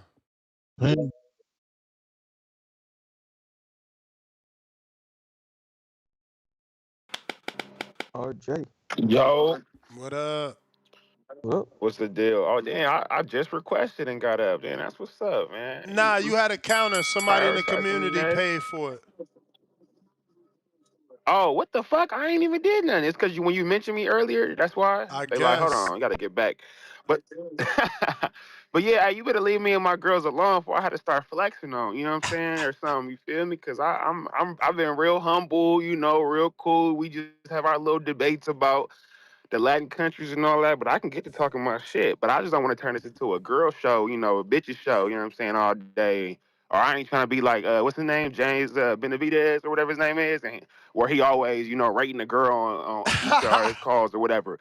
But but man, I just wanted to say though, on the topic though, like just on the boxing topic, man, I'm happy for 2025, man. Like I feel like I came in to like, you know, starting my hardcore journey of boxing and just getting back into it at the right time. Like we finna get a lot of fights. You know, the Sheik is doing his thing. You know, I'm gonna get to see a lot of these guys fight for the first time and like just, you know, make my own opinion of what I see out there. You know what I'm saying? So I'm happy about that. And then, you know, like I also say about just the community, I'm so happy now. I could when I talk about boxing to other people, I sound like a hardcore. You know what I'm saying? I'm like, yeah, how y'all think Crawford gonna beat Canelo when he barely could beat Madrimov at 54? Did y'all see what Brockham did to Tim Tszyu? And like niggas is like, what the fuck did he just say? Like, hold on, that nigga no that nigga no boxing. I'm like, yeah, stop playing with me. Stop playing with me. I'm getting right. I'm getting right. But you know, I am open about me being a casual. You know, all I really remember about boxing is like the Mayweather days. And good point about what you made earlier, Nesto, on the Mayweather shit. I was, you know, in college during most of that time, and all the black homies was all Mayweather, like just like Mayweather sexuals type of niggas. And I'm like, nope, he finna lose to this guy. He finna lose to that guy. He always running. He don't knock nobody out. I was one of them guys, but as at shit age, I really respect that, you know, that Mayweather and his defensive style and how he did take a lot of those fights. He did, you know, do his thing and he retired undefeated and, you know, and all that. Of course, you know, he wasn't perfect. And like even the McGregor shit, I feel like he should have knocked that nigga out. Like I don't think McGregor should have lasted that long and that fight should have went He to did knock a him out. decision. Yeah, No, He didn't remember. stop he McGregor. knocked McGregor out. Yeah, he did. Remember that there was Oh, he controversy did. because people thought He stopped him. that he bet on that 10th round and that's why he carried him. Nah, I think he was just McGregor was just a But bigger I dude. mean, he didn't stop him. Is my point. Yeah, Yeah, he he did. stopped him in the 10th, but Yeah, that's the yeah, thing. for sure. But that's the thing. Oh, he They did felt stop like him. he Okay. McGregor was just carried him. gassed Yeah, They out, I felt like bro. he carried him. That he could have. McGregor was just gassed They out. felt he could stop him earlier. But the truth is, yeah. around Vegas, people say that you know that everybody was putting money on round 10. Like the cat was out the bag. That Mayweather himself bet on round 10. So Yeah, everybody yeah, in Vegas was betting in round 10. Like people yeah. that knew. Yeah, and it was one of those fights too where it was like, why is he taking this fight? Why is he doing this? Like, what are we doing? Type shit. So I can see that. Yeah, but thanks for the clarification. I forgot about that. It was a minute ago. But yeah, that's pretty much it, man. But yeah, man, leave my hoes alone, man. Let me do my young single thing, man. Let me talk my shit. I ain't never had a girl. You feel me? Do nothing like, you know, vandalism towards my cars because I don't play that, oh, I love you but really don't love you. Like I can't go that far with a girl. Like all the girls I know I'm with or talk to, they know like what it is. Like not that I'm like, oh yeah, I'm doing my thing, woo, woo, woo, I'm talking my shit, but like more just like I'm not finna be like one of those real fuck boys that's gonna be like, oh, I'm in love with you just to have you around. Like, nah. So girls never get that close enough to me, enough to do the vandalism shit, you know what I'm saying? Cause like that's wrong. Like to, you know, lead a woman on and like you really don't have no plans for her, you feel me? So yeah, I don't really gotta go through that. But yeah, that's all I want to say. If I get another counter, I'll come back in. But you know, thanks for the show. You the I man, fuck with champ. it. You already know. Mm-hmm. Leave me alone. Nah, like I said, man, I was just putting a smile on your face. Jerry Soriano, Okay. $2. Best fight for Haney, Blair Flair at a catch weight of 145. Hot Yeah, it's a good fight for anybody. hands, boxing, $2. I told Two-Tone, don't give Ness keys to the Haney pack. Bro, I got it now. And look, I will screen share it. I put it in the boxer soundbite. It's title Haney pack. And it's there. See? So I can always play it. Y'all gotta remember, I went from DR to Florida, so this studio didn't have that. Remember, he sent it to me in DR. This is a whole nother computer. I love this fucking computer. This is one of the most powerfulest computers I've had, but it's only for this studio. So, you know, this got its own soundboard. You feel me? But now it's here. Like, I don't give a fuck. Because y'all the ones celebrating a no contest. y'all make me laugh every time you pay to play it and every time y'all dance to it because y'all celebrating something that's not there. Your biggest moment is controversial and it's a no contest. Which is why it Devin, needs to happen again. who is a nobody, somehow has inspired countless rappers to make songs about that night. That's how He's not a big nobody. Devin is. I don't get mad. I live in the moment of that song because I realized that Devin was always bigger than Ryan. And that's why Ryan needed that win. And he couldn't get it. And he won't get it because that fight showed us that. That fight showed us that outside of the knockdown rounds, the man can't beat Devin. He just can't. You got Ryan losing a rematch. Yeah, he does. Of fucking course. First of all, Mr. Historian, isn't it historical that in the rematch, the A side normally wins? Nah. Oh my fucking every Lord fight, Jesus. every matchup has its own different dynamic. Yeah. Oh, okay. Hasim Rahman and Rahman, who won? Okay, you want to do that? Okay. Burning Forest and Shane Mosley. Mosley lost again. Come on, we can go all day with this. So I mean, we can't go all day. Guys like Vernon Forrest and Mayorga don't come along all the time. Guys like Tyson Fury that could beat you twice. That's why it goes in the books. Well, when you named Hasim and Lennox, that's one of the biggest upsets of all time. And? I wouldn't say that Haney losing is one of the biggest upsets of all time. What the fuck? Even though he didn't lose at the end. What the fuck? Like, it's like I said, bro, of course is a big upset. That's why the rematch is going to be bigger. The rematch is huge because of all the controversy, bro, you can't compare it to Rahman because their careers are not done, but it's certainly one of the biggest upsets, bro. This kid was mentioned with Floyd. I disagree. Yeah, I mean, again, you disagree. That's all. Just you. Off the ropes boxing, $2. Zap and Roger. The original Autotune. I never even heard of those guys. You never heard of Zap and You remember Menace to Society when Kane got the 5.0 and you hear the Computer Love playing when he driving? Computer. You don't pay attention to that West Coast shit, though. Okay. I heard Computer Love. Yeah, I didn't know they was the dudes that sang it was Zap and Roger. Nah. Yeah, rest in peace, Roger Troutman, man. That's an OG right there, man. All right. Cash Wild 2-pounder. Quasimodo done it best. Big up, Mad Lib. Charles T. Jr., welcome to the prospect level. Polo Buck, $2. Tone, what you think? What you think out that Ball Bros Tweaker song? Oh, you talked about that. The Ball Bros Tweaker song? Yeah, Jello Ball song, yo. Pristine Sports, $2. Tone laptop full of viruses from porn. Face with tears of joy. The end roll. Tone's laptop has syphilis. Hot Hands Boxing, Tone's burner account, told him meet me in the middle. He was dancing. Dance emoji. Hot Hands Boxing, $2. Tone's burner account. Oh my God, why he laying on the canvas? Explosion emoji face. Shock face emoji. CJ from the 504, $5. See, I mean, look, like, let's be real. If it affected me, who would sing your super chat for you? You feel me? Like a hater, like I give y'all voices and that. Y'all really think that shit bothers me?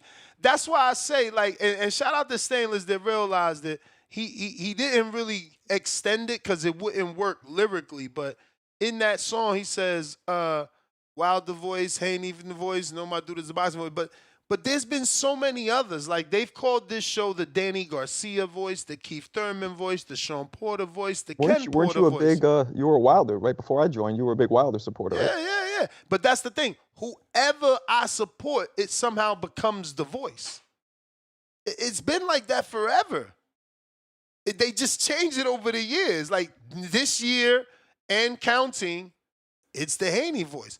For 6 or 7 years, it was the Wilder voice. Before that, the Thurman voice. You do change up. I'll give you props. You do. I've seen you. Like, I saw you with the whole Canelo thing with Benavidez at first. You were all. But I don't change up. I tell the truth. That's what I don't like about people. They say, like, oh, you're biased. It's like, I'm telling you the truth. Like, I don't want to fight for Canelo. Even if you have a biased opinion, I've seen you change it towards what's really going on, and I respect that. Because that's how it should be, you know?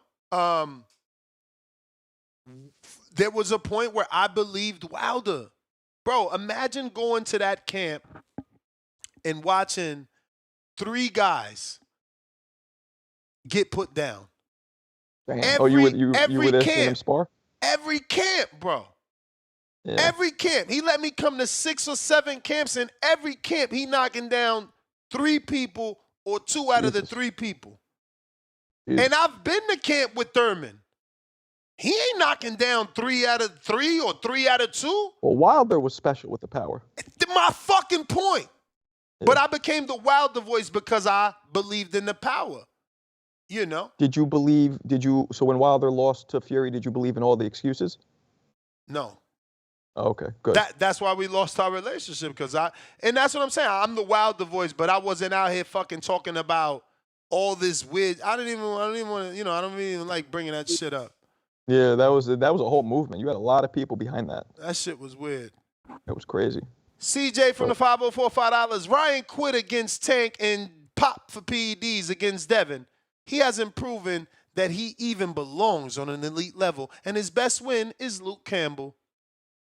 10 thumbs up on that. Quality hate. No, that's facts. That's facts. That's right. The alibi is there. Like, if this was the courtroom and he committed murder, he had probable cause and an alibi and motive. What was the motive, Your Honor? Well, clearly Ryan Garcia had to prove to the public he was not a fraud. Before the Tank fight, he was considered a YouTube TikToker. And then losing the Tank, they really deemed him that. The Devin alleged win that later turned into a no contest is what gave him validity. No one believed in Ryan. He was a TikToker. So, yeah, he had motive to use PEDs.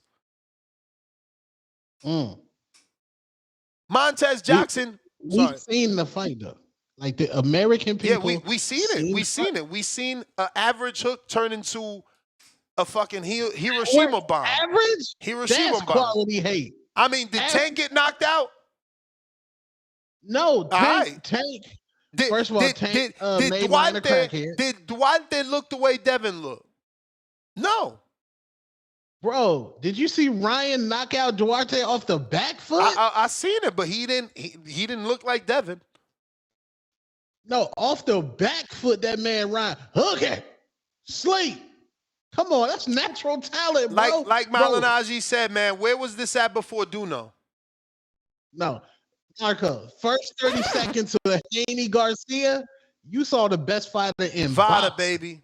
That Vada. first 30 seconds. Bang, Here's bang. the problem with that fight, Tone. The problem with that fight was when he put his foot on the gas, he looked impeccable. But he spent half of that fight just in that Victorville shell, not doing shit. Exactly. How come we don't talk about that, Marco? How come we don't talk about how Ryan's has never been that poorly conditioned in Never. his life? Never. Yeah, no, never. Because the fight, really, I had it 6 rounds to 6 rounds in terms of rounds, but then with the knockdowns, it was still lopsided victory for Ryan. Haney won 6 rounds. Yeah, how that man on a gallon of Ostarine ain't gassing out? When you juiced up to the gills, when you juiced up, That's what they say. You Superman. Man, that's the narrative. Yeah. That's the narrative you want to spill. But real athletes like Earl Spence Jr. know you could be tapering off, cycling off. Okay, Earl, just say you taking shots at Terrence Bud Crawford on that snack, bro. You ain't gotta hide it, he spoke bro. about himself. He said, I could be taking PEDs for the last 2 years, taper off, come back and kill someone, and nobody know. Let me see if he ain't delete that tweet. We did a whole show about it. Bro, that was he was slandering Terrence Bud Crawford indirectly. He's saying this man whooped me so bad. He never been out. He never been out 2 years. He talking about himself. Crawford he talking about said himself. That Bud might have been on steroids. No. That's this man trying to lie on Earl Spence. He is talking about himself. Crawford never been out the ring 2 years. Earl, the only person close out the ring 2 years. How you taking this man's words and trying to spin them? He wasn't talking in the third. He was talking about himself, and he's telling you, look. He doubled down. Thank God he doubled down. Thank God, because look at this narrative spinner tone over here just to save Ryan from his cheating ass. Look at him all right there. There's a full thread right there. Full thread right there. All right. Let me scroll down slightly. Wait. Slightly. Recently? So as you can see. What's this? It says, it says I, not a fighter, not hypothetical. He says, I really could be training, taking PEDs, juiced for 2 years, taper off, and kill someone. It's nothing in place to protect these boxers, especially if you're not an elite fighter. They don't give a fuck about you. Well, definitely wasn't talking about Ryan because Devin delete. And who was he talking about? Who then took 2 years off from boxing? He talking about himself. He telling you how fucked up the game is, how easy it is to cheat. Stop acting like you don't get it. And look what he said. Are you trying to imply, Bud, this another fucking Tone Burner account? No. And he said, I don't throw curveballs. If I did, I would have said it. Meaning, no. If I thought Bud cheated me, I'd have said Bud cheated me. So y'all can stop with the hate. Stop trying to push off your narrative and agendas. Don't be mad that Earl is out here advocating for a clean sport because he realized what took place. Don't forget, Ryan happens to be a former stablemate of Earl. So maybe he talking from a place of knowledge. That's why we need Turki to come in here and make that. Now you trying to act like the Derrick James camp is pissing hot. I'm trying to act like maybe that camp seen something. He's deleted. And is Ryan with Derrick? Hey, oh yeah, Ryan told me he's seen Earl in person, and that's very easy work for him. Oh shit! Ryan with Derrick? I don't think so. Oh, You they see are still? Press conference? At what press conference? At the Okashido press conference. I ain't see Derrick. Derrick was at the Okashido press. He was at that Street Fighter press conference, bro. I ain't see it. I'm glad he didn't fight Ryan, man. That dude was scary. Fuck that. Dude was like 6'3", 195. Like, what are you doing? Yeah, Ryan had to get up out of there, bro. That dude would have hell no. Yeah, and he looked like he could fight too. Like, I know he wasn't, he looked like he could fight. But Oscar put an end to that shit real quick. Yeah. I know they said it was an injury, but I think it was Oscar like, nope. So reality is Ryan is taking T.O. as a tune-up, allegedly, and Devin's going Pitbull. That is a venomous tune-up. We ain't never getting a rematch. I know. What the fuck? I thought Turkey was all about business. Whatever, man. Y'all just don't care about a clean sport until, someone dies. Montez Jackson, $5. Ness, I'm behind you, but if people are taking hard drugs outside of camp, then why are these dudes out of shape going into camp? I mean, out of shape to you is them being 180, 190, 210 when they fight at 47, 50, and 60. But, what's your body fat percentage? We can't keep putting ourselves in these guys' shoes when they making $1 million decisions and they losing weight for fun. Some of us struggle with weight loss and blame it on thyroids and other bullshit. Tone, now you look skinny as fuck with Ashanti. That was many moons ago. Somebody, wait, hold on. Who was in the community that said Tone fresh off a liver transplant? That's fucked up. That's fucked up. Somebody in the TPV said that fresh off a liver transplant. I appreciate quality hate, but that was too far. Hey, Hot Hands Boxing, man, my bad, bro. We just getting wrapped up. He said, I paid for a Trees counter. You forgot, Ness? I guess I did. Apologies, man. Apologies. Trees. Yow. Lord Mac and Cheese with the $2. No words or love.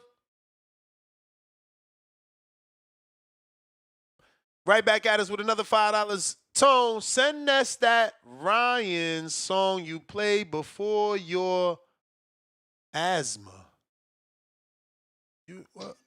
What? What's up with the jokes today? Asthma? I'm not on asthma, niggas. You talking about a song? The chat brutal. I love the chat. Yeah. Oh, that was Ace Cannon who said that. Liver plant tongue. He said Tone, I guess because he sent another $2 saying live. So I guess maybe yesterday you played a song before your live asthma. Oh, that was Baby Jace. That's not a Ryan song though, but it's kind of inspired. Trees, is you here? Yow. Nah, that ain't. That's Marco, not Trees. So we got Charles T. Jr. $5. I live in Vegas, thinking about going to Border Wars. If I do, is there a possibility I can get autographs from you, Ness and Tone? For sure, champ. I mean, I ain't gonna be worth nothing, but hey, Wizard, $5. Yo, Marco, Cliff backed out the fight because you ain't train him. Shaking my head. 2 faces with tears of joy. Any luck on a new opponent for me, Ness? Salute emoji. Yo, I almost had somebody, bro. The dude literally said he wanted 75. I ain't even get to send him your footage. And then he hit me. He said he think he could do 60, 68. So, we still working. But remember, I haven't opened it up.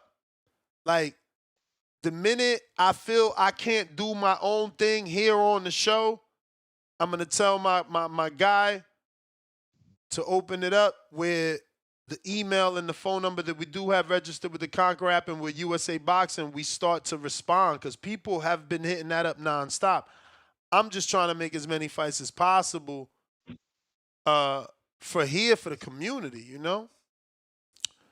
New York Giants for life, $2, which brings me to this point, actually. Hopefully this motivates people to sign up in a timely fashion because this is going to be this year's winner's shirt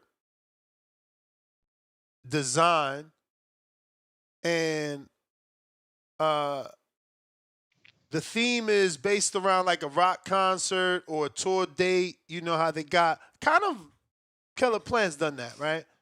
So it'll be this, and then underneath is going to have the top 5 fights of the night. So obviously CYP and Keem have made it. They paid for. I believe Anthony Forbes paid as soon as Big Bay pays. They make it. Who else? Miles and Lobo. They make it, right? Because Zoni can fit the top 5. So yeah, right now I think we got 4. So we might need one fight more that could only be, that'll make the cut for the shirt. So That's hot shirt right there. that's actually 2 fighters that fought before, Marvin and Elias. Let's see. We got New York Giants for life, $2. Glad Earl stand up again, champ. Laughing out loud of joy. Welcome back. Q from North, $5. Tank fans was okay with Hector before Ra, but we mad at Tio, Ra, and Dev Pitbull before the rematch. Marco, Ellaby gotta chill with that. Oh, they calling you Marco Ellaby. Oh, wow. Marco Ellaby is wild.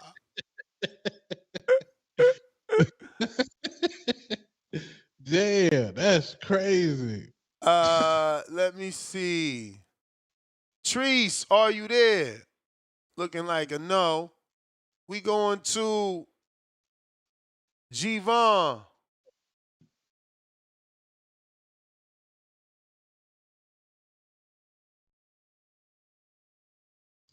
G-Von.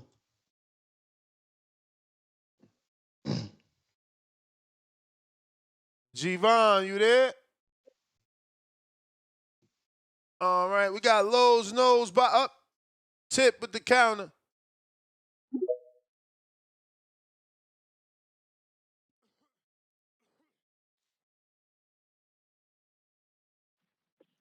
Yo. Yo. Yeah, man. Man, talk about the real news, man. The news I sent you, man. You seen it. You seen it. You trying to stray away from this conversation, man. I told you to face back, bro. And we not here to play Fortnite games. You know what I'm saying? Break the news, Ness. Break the news, Man, man. we ain't talking about no IG stories, man. Man, Tone. What did you say about Keyshawn and Shakur Stevenson? How they was friends and they didn't want to fight each other, right? Call of Duty. Yeah, Call of Duty friends. Nah, Well, it turns out that we don't want that the fight now when y'all the both at the lineal bottom. We the don't want that lineal fight the now. lineal champion We wanted at that fight when y'all was at the 154 top. pounds. The lineal champion at 154 pounds ain't got no Call of Duty friends. Cause he talking about, you know what I'm saying? Niggas gotta see me before they even touch a WBC strap. You feel me? You know what I'm saying? They gotta fight the lineal before they even touch a WBC strap. You feel me? That's what type of time the 154 former undisputed champions on, the lineal champions on. You know what I'm saying? We out there, we want all the smoke. I told you this. We want all the we not on Terrence Bud Crawford time, man. We not trying to move two weight classes for a payday and then, you know what I'm saying, not fight the best in our divisions meanwhile, you know what I'm saying? Because we had already cleared out our division before we even moved up to 68 to fight Canelo. Been cleared it out. You Ooh. know what I'm saying? Bud ain't do that. Bud ain't do that respectfully.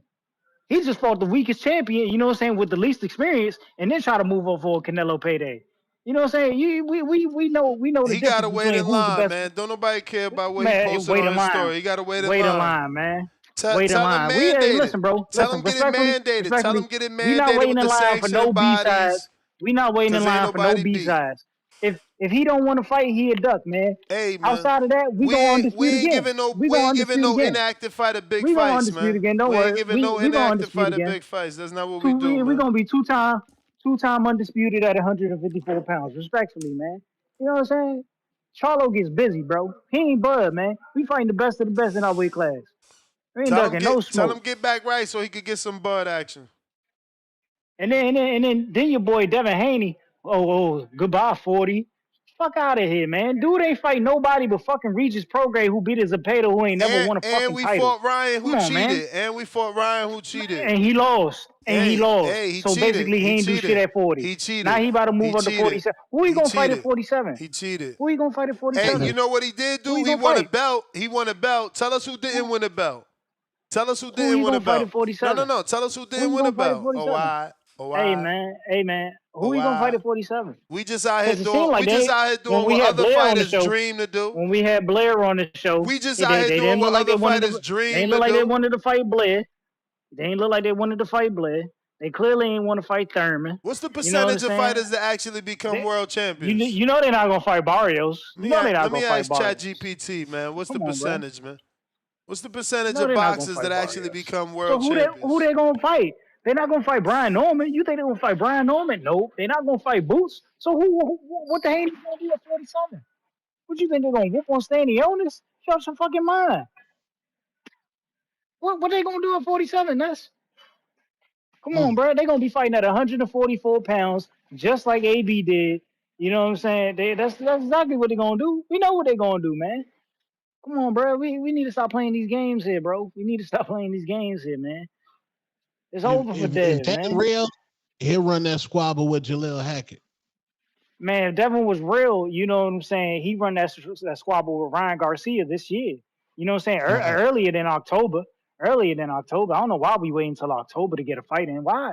You know what I'm saying? Like Turkey releasing the schedule of fights listed 9 months from now. Like, what the fuck is we doing, bro? Like, come on, son. PBC releasing the schedule now. You know what I'm saying? We give you the fights that we about to make in the When is the upcoming bell months. You gonna know what I'm ring? saying? Get this motherfucker February, off. March. Yeah, man. I know you hate it. I know you hate it, man. You a Rehab dancer, bro. That's all you've I been doing like is that. dancing. I like that. I like that. Oh Not shit. the Riyadh dancing, Lord child. Bro, that Y'all was good. so good. I forgot my counter, bro. I had something for him, man. What was that last thing you said before that crazy funny joke? Oh, I got you. Don't worry. Yo, this what he do, man. He complaining that the Turki Alalshikh is giving us a schedule 9 months out. Ain't that what I've been begging for? So that us Yes, broke regular people could plan and get deals on flights and deals on hotels. Do not listen to that man. He is just a bitter man who wants everyone upset and he wants to add confusion for no reason. I don't get it. He calls in to advocate for a fighter that's been out the ring 2 years. 2 years. And you want when the world to stop for a dude to man, knock it off, man. And it's funny, that's kind of his way. He was advocating for Thurman, now he advocating for Charlo. It seems like anybody that's been out the ring 2 years is who he like. when is Feels the like half of the PBC? big names in boxing have been out. Yeah. You know what I'm When saying? when is the PBC going to drop that price point for Tank Roach, bro? We streaming Fire Stick Boys back outside. When? They I'm gonna don't be want up in to that bitch though. they don't want to drop the price because that would somehow in their minds admit failure. But you know, when we do a fight Tanks. party, I don't even know that we doing a fight party, but if I do a live fight chat, then you know, somebody gonna have to go half with me, man. Yeah, I'm gonna because be they up in doing that bitch. I'll be a fly. $100. They ain't dropped. Actually, We don't know what it costs. that's on a date. That's on the Border Wars, so I'm gonna buy it regardless. Oh yeah, But you that's got Border only Wars on but that day. that's only because I'm gonna have so many people in attendance that I can't have them, you know, not watch the fight. DC3, I apologize. You had a fucking count about an hour ago, man. My bad. Shit. That's what happened when Marco get on here. He be talking crazy, bro. It wasn't my fault. Yeah, no, it's Two me. tone, Yeah. What's the two price, tone. B? What's the price? Yo, two tone, two What tone. up? Nigga, you ain't paying for it if it was $50, nigga. Stop it, nigga. Your ass ain't paying for it. Nigga talk about dropping the price. Nigga, Tone just presses a button. your ass ain't paying for no. Yeah, Marco, this nigga ain't paying for no fight. He talking about drop the price. That motherfucker ain't paying for no fight. You feel me, Marco? Marco. Yeah, man. I Hey, man. plead the fifth on that That one. nigga Tip. Nez, that nigga Tip say you a Rio dancer. Hey yo, shout out to Chat GPT. Shout out to Siri. The percentage of boxers who become world champion is quite low. Estimates suggest that only about 1 to 5% of professional boxers achieve the status of a world champion at some point in their career. Absolutely. This percentage can vary based on factors such as number of active boxers, 1 to 5%. Absolutely. And you got guys like Tip making jokes about two-time champions. Come on, bro. Being a champion is a very difficult thing to do. I Come mean, a real on, bro. champion, not like the USBA, Come on, JDC. bro. Yeah. Come on, bro. Meanwhile, I should ask ChatGPT what's the percentage of people that get title opportunities and don't actually win. How many motherfuckers get 2 title shots? You know what So I'm Ness, what saying? you think what you think Tip problem is, Ness? What you think his problem is, Ness? He bitter. He bitter that everybody that he vouched for ends up making him look bad. He said Devin was ducking Yeah, I mean, Antoine. Look at Antoine.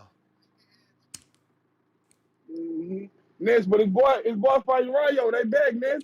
That dude His begged boy me to put fighting him on the Rayo. phone with Bill as soon as I put him on the phone. Hey, Bill, why y'all ducking Antoine Russell? All that energy changed, Who but said that? somehow he got the nerve to get mad at Tim Boski for being the same version of him that he is. Still my man, though. But look, Ness, just do me a favor, man. Hey, just bring him back up, Ness. I'm gonna send you a comment. Just bring him right back up. I want to see what he got to say. I'm out, man. Just bring him back up. I'm finna send the corner right now. Bring him right up. He got a request. Lowe's knows boxing. Low Nose Boxing after 1990. That should be the name. Yo, Low Nose 90s. yo, speaking of nose, Marco, the historian from the 1920s all the way to the 1960s. Ness, if you ever have any questions about Gene Tunney or Dick Tiger, go to Marco. If you want to talk about anything from the Four Kings and up, holla at your boy. Yo, Two Tone. I was What up? scrolling through YouTube. And I see some weird channel had like a 13-hour video calling you all types of coons and saying that you're not standing Come on on, code. man. You gotta Come whip on, it down man. this We road. don't be celebrating Yo, bullshit channels yo, that's trying to clout chase two-tone. nah, hell no, hell no. Besides that, Teofimo Lopez as a tune-up is nasty work, bro. But I like that though, cause Teo, Nasty. whenever he's an underdog, he shows out and looks like the Spanish Sugar Ray Robinson. He gonna beat the brakes out of Ryan Garcia, and that Devin Haney rematch is never gonna happen. You And think then he'll be Devin an is gonna have underdog? nowhere to. Low, you think T.O. What will be an underdog against Ryan? Well, according to Turkey, he's a tune-up. What that tells you? He's a tune-up. They judging him off them Claggett fights. They don't know when T.O. is in a real fight. He shows out like Sugar Ray Robinson. He gonna destroy. He gonna beat the Hennessy out of Ryan Garcia. I guarantee you that one. He gonna make it quick. Damn. That shit gonna look like that joint gonna look like Floyd Mayweather versus Diego Corrales all over again. And then Devin Haney's gonna be crowded in the corner with nowhere to run but to fight T.O. Um, as far as the best ring walks y'all were talking about, top 3 greatest ring walks I've ever seen. Bud Crawford versus Errol Spence. That ring walk was phenomenal. Tyson You better Fury say the versus right one. Wilder. Tyson Fury versus Wilder, the first fight, and Tito Trinidad versus Fernando Vargas. Oh, Man, Low. that was the epitome of a Puerto Low. Rican Roy party. coming out Puerto with Rican Method Man fight and party. Redman is not top at Radio City. Nah, all due respect, Method Man and Redman is not my type of hip hop. All due respect. Oh my So it don't cut it. It don't cut it. You know what I mean? And I like the original jingle. I'm gonna be real with you. I don't like the rap song. It kind of remind me of one of them down south rap songs from the early 2000s during the T.I. era slash Little John. I don't like that. I don't like that remix. Keep the original jingle, bro. Keep the It's original the jingle. Boxing Voice Radio, #1 podcast. And yeah, man, Turkey's good for boxing, bro. He's finally gonna give us the kind of fights we need, the cards that we need. The prices are going down to $20. But Low, is what it a about the fact ring walk when that Tyson came out to DMX, scaring everybody in the fucking stadium? that's your list, man? Let me rock with my list. Bud Crawford with Okay. the Eminem, that was classic. He came out with the Fisherman track. You know what I mean? Tyson Fury, when he came out to Wilder the first fight, he came out with that European song with that girl singing in the background. You know what I'm talking about, right? And then Trinidad when he fought Vargas, that was epic, man. I'm gonna put you on to something. There's a Puerto Rican fighter by the name of Jonathan Lopez. Look him up. The kid is a combination of Shakur and Tank Davis, man. Mm. That's my call. Why you ain't bigging up one, my son?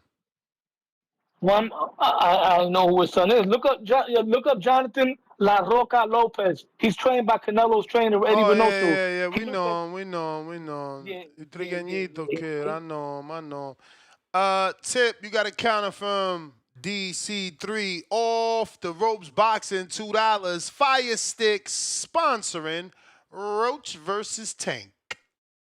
Ouch. If you're watching this on YouTube, hit that thumbs up. It's free. Helps with the visibility. We got G Vaughn. Yes, sir, man. Hey, look, first of all, fuck what Tip talking about, man. These PBC fanboys, they down bad. Like, you had DC3 call in right now.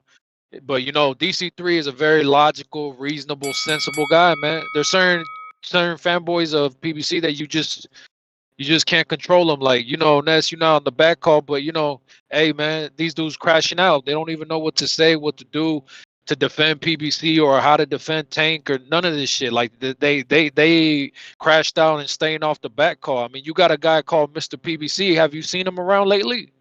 I mean, I know you ain't seen that username around on the calls, nowhere. I mean, hey, look, man, the MIA. But look, at the end of the day, I hate going all down that fucking route because I don't care about promotional companies. Like I'm legit like fucking I guess you could say fanboying out because shit, boxing is in a great fucking place right now. You know what I mean? We have the possibility for every single fucking big fight to be made.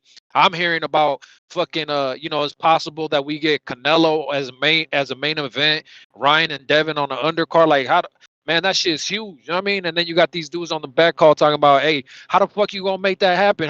There ain't no way you can finance that. And it's like Turkey said anything is possible with Riyadh season. You know what I mean? Shout out to the fact that every other promotional company is over there, but for some reason PBC trying to hold out. Like if they gonna go up in value. You know what I mean? The biggest name they got is Tank. Canelo, his 3-fight deal is done. Canelo's with Big Turk. You get what I'm saying? They gotta let it go. Stop holding on.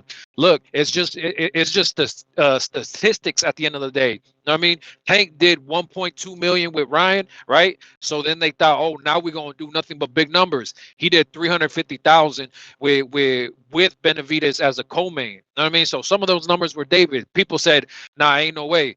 Well, he fought fucking Frank Martin. Then no, I'm tripping. That's the same card. But look, this card coming up with Roach, I guarantee you, does no more than 200,000. He gonna go back to the old Tank numbers, and people want to argue what's successful today. Ain't 200,000 buys successful? Yes, it is. But is it showing that all of a sudden now you're a bigger star after Ryan? No. Like the numbers there, the proof is in the pudding. You get what I'm saying? These dudes panicking, they don't know what to do. Shout out to Big Turk for making this shit happen. And I can't lie, I was a little worried because they talking about Tio and Ryan. I was like, man, is that 140? Because I got to give that to Tio.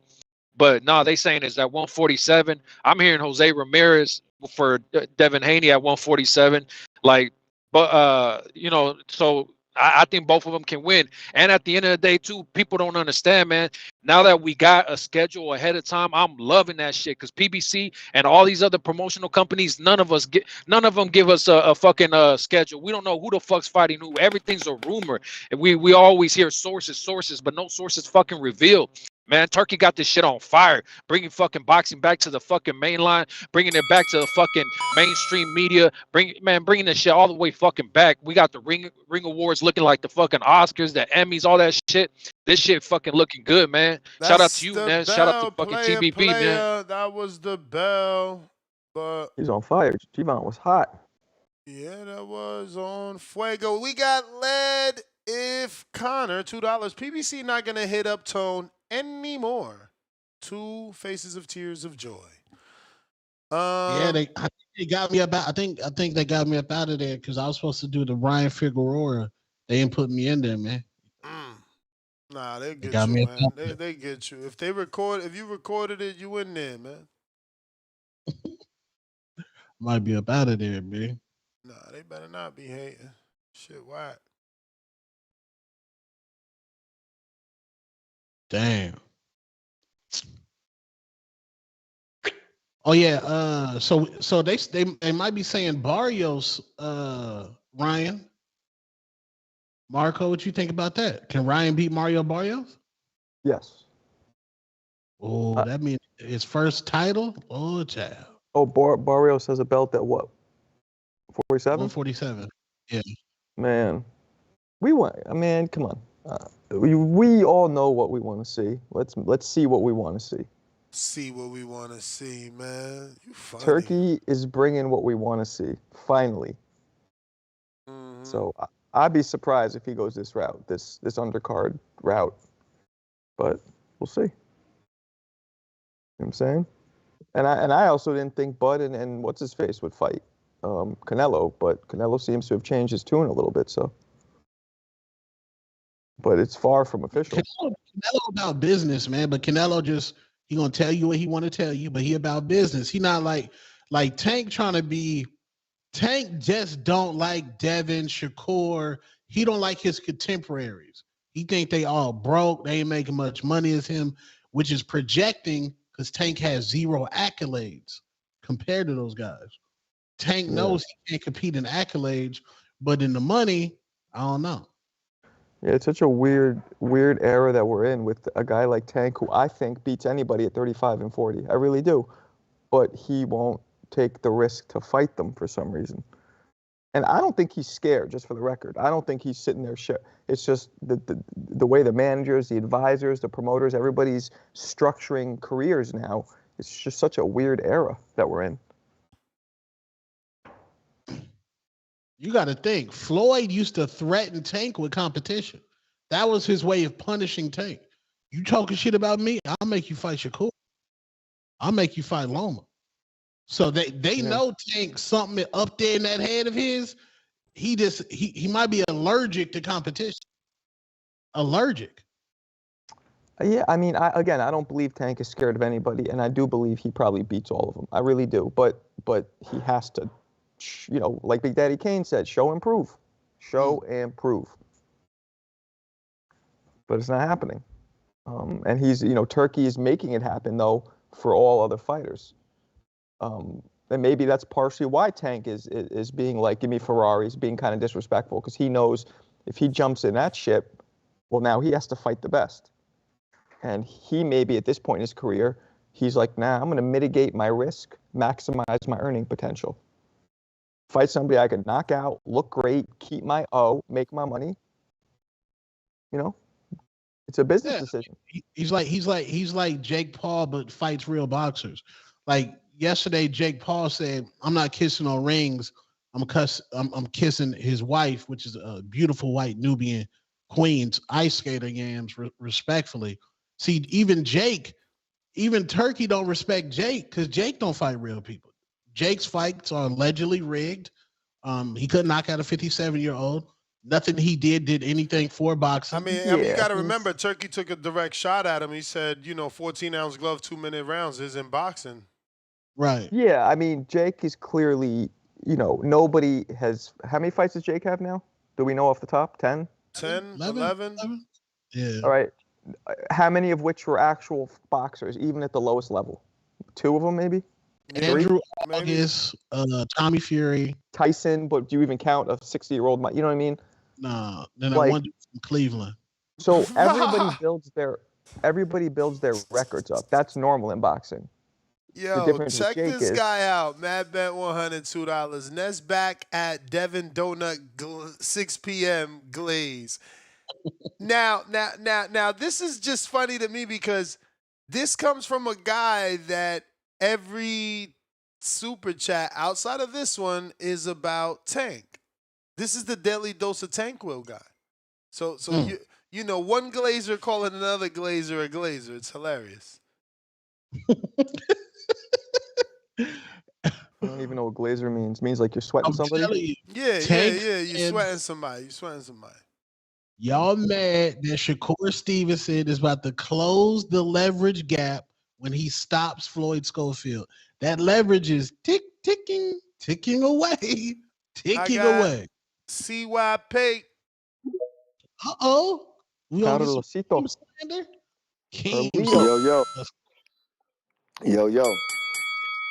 Hear ye, hear ye. Class is in session. Listen up closely. I found some information that I don't like. I remember when PBC was running the game, they had all the boxers, 30 plus champions, all this shit.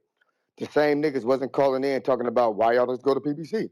Oh, y'all mad? Oh, they overpaying dudes? Go over there. They got all the big names. Go do that. Nobody wanted that. All the hate was going towards the black man in charge.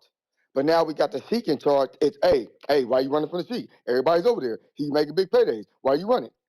Man, you don't think we hear this shit? Like, y'all don't think we hear this shit? This is why boxing is always never going to give us what we want, because they know they got fans like y'all. Y'all be fake crying. Y'all be showing fake outrage. Now you got B-side fighters becoming A-side over there with Sheik and acting like the A-side fighters, becoming divas, wanting weight clauses, wanting all this money. Now all of a sudden y'all want to talk the business of boxing. Now y'all care how much people getting paid. Now y'all care about which network it's on. All of a sudden y'all care. When the black man was running it, y'all didn't want to talk about it. Why you always talking business? Why you talking about the business of boxing? All I want to do is talk business. Now y'all can't settle about that shit. This shit is funny. Like I told you and told everybody, be careful who you choose to follow as a boxer, because your boxer may never make it to the big time, so you may never be a big time fan. Pick your fighters carefully so you could be a big time fan. Canelo fans, big time. Tank fans, big time. Usyk fans, big time. Inoue fans, big time. Bud fans, big time. If you ain't one of them fan bases, deal with it, cry babies. Because I can guarantee you, when your Shakur become that guy, he gonna be big timing. When Devin become that guy, he gonna be big timing. Doing the same thing on the same station. Huh?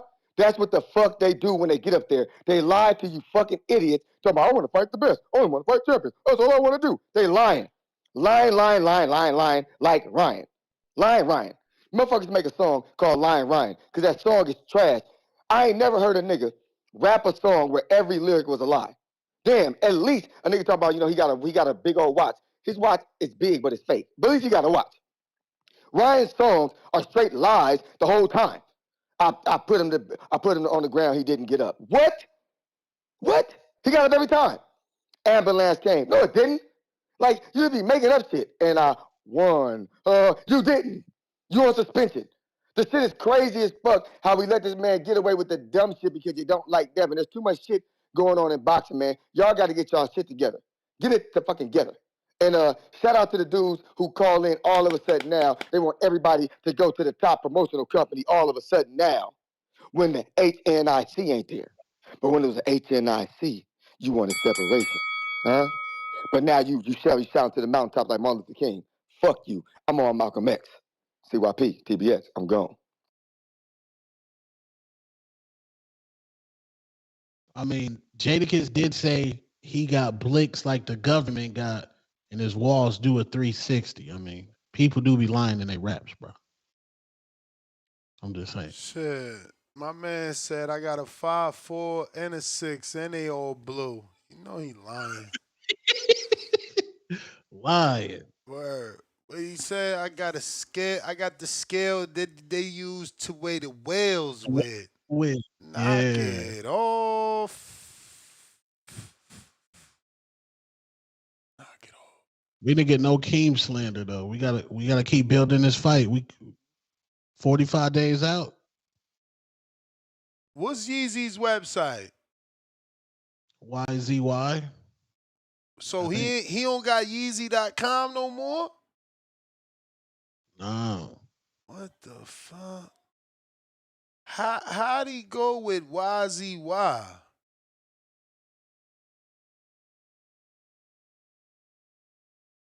I don't get it. What you trying to buy some Yeezy? Did he drop some new boots or something? He, I think he dropped some new slippers for $20, bro. Give me $20. Give me $20. But these shits I look just like want some of karate the shoes, though. karate shoes. They probably comfortable. Forever, however long they last.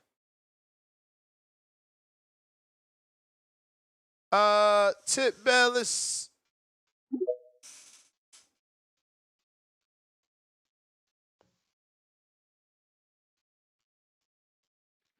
Yeah, you talking about them joints that look like Roshi's, right? They look like karate shoes. Yeah, they look like the Dragon Ball Z joints. I just seen somebody post them earlier. I didn't know what they was. So they was some off-brand Roshis. Yeah, man. No, what was DC3 talking about? I seen you sent the counter, but I was occupied. What was he saying? Yeah, man. Everybody probably surprised him cooking I like don't this know. today, He man. just I wanted told you you. to keep hating. I think he want because he don't I mean, it understand how ain't, you can it ain't. hate. Listen, man, it ain't hate. What I'm doing ain't hate. I'm It just, is hate. speaking the facts, speaking the truth, man. Speaking You the know what I'm hate. saying? Speaking the And hate. that's talking about, I'm glad Turk dropping this schedule so y'all can plan ahead of time and all this and that. You know what I'm saying? Hey, I just want to know, out of all these thousands of viewers and callers, who the fuck going to London to watch Devin Haney versus Ryan Garcia? I just want to know who going to London. London. You know what I'm saying? Did It's in it Turkey Riyadh. talking about? It's in Riyadh. Oh, okay. Who the hell going to Riyadh, Saudi Arabia? Because My I man. doubt any of these My callers. man. Hey, ain't Who? nobody going. Name one fight you went to. Name What's the from one biggest? fight that I went The to. biggest fight you went to? Biggest fight I went to, Yeah. man. Shit, might have been Wilder Ortiz Okay. over at the MGM. Okay. Yeah, Okay. Wild Ortiz. That ain't nearly the level of Ryan and Tank or Ryan and Devin. Those tickets ain't the that's cool. same, bruh. Like you That's you cool. But selling I'm just, this narrative that we could somehow afford to go to these fights. No, we can't. So it don't matter if man, they in you the act like, come on, UK. you acting like people. You acting like people can afford to go to Riyadh, Saudi No, Arabia, no, and that's then my and then point. No, that's my point. You and I can't afford to go to Las Vegas yo, for Ryan and Devin. I Unless you think, want to spend I $500 for definitely a think, nosebleed, you shouldn't be able to afford it. You I shouldn't want definitely to think do it. You shouldn't want to the do it tickets either. for the tickets for Ryan versus Devin in America will be much more convenient than a ticket for Ryan versus Dev in Riyadh. My brother, they both out of reach is my 100%. point. My point is they both out of No, reach. no, no, no, no. Just One like is more buying, out of reach. just like We know them no, it's Saudis the taxing. same, bruh. Just like buying a plane ticket to Saudi. None of that makes sense. So that's what I'm saying. We wasn't going to be live in Las Vegas, and we certainly not going to be live in Saudi. But we going to see it on TV like we I can't always say that, do. bro, because we've had fans, we've had callers. You know what I'm saying? Go to these fights here in the States, even if Yeah, the that's prices were okay. That's overtaxed. okay. You But know what I'm saying? we should be helping Folks our like fellow man. G-Von. Folks like We G-Von. G-Von went to we that BS Crawford fight. we should be helping our fellow man not spend $5,000 on seats or $500 on nosebleeds. Nah, it's not a good look. I guess, man. Okay, yeah, take it to the Saudis. Give it to Yeah, the foreigners. let them pay let Let them the pay foreigners for it. pay. Let them pay for it and we get the watches. Nothing wrong with that. Nothing wrong with that. That's That what they're makes it for, bro. affordable for us. They Yeah, pay people gonna for it. fall out. They pay for it Okay. and they sell it to us for $20. And you think we gonna be amazed by that, bro? No, it's gonna turn us off. We not gonna be caring about the You sport just a anymore because hater, it's not man. based here. You just a I'm just hater, telling man. you the truth, You dog. just a hater, I'm just man. telling you the truth. You just a Ain't hater. nobody gonna care about the sport no more once they start taking it over to Saudi Arabia and all the big fights is in Saudi. Who gonna care? Ain't nobody know these dudes is fighting. Come on now. It's lack of promotion. It ain't in the States, so it's lack of promotion because they don't nobody care that the American fighters ain't being promoted or shown in America. We don't give a fuck. Come on now. And then you got Terrible, this man. I'm just telling you the truth, man. You know what I'm saying? It ain't like boxing the NFL right now.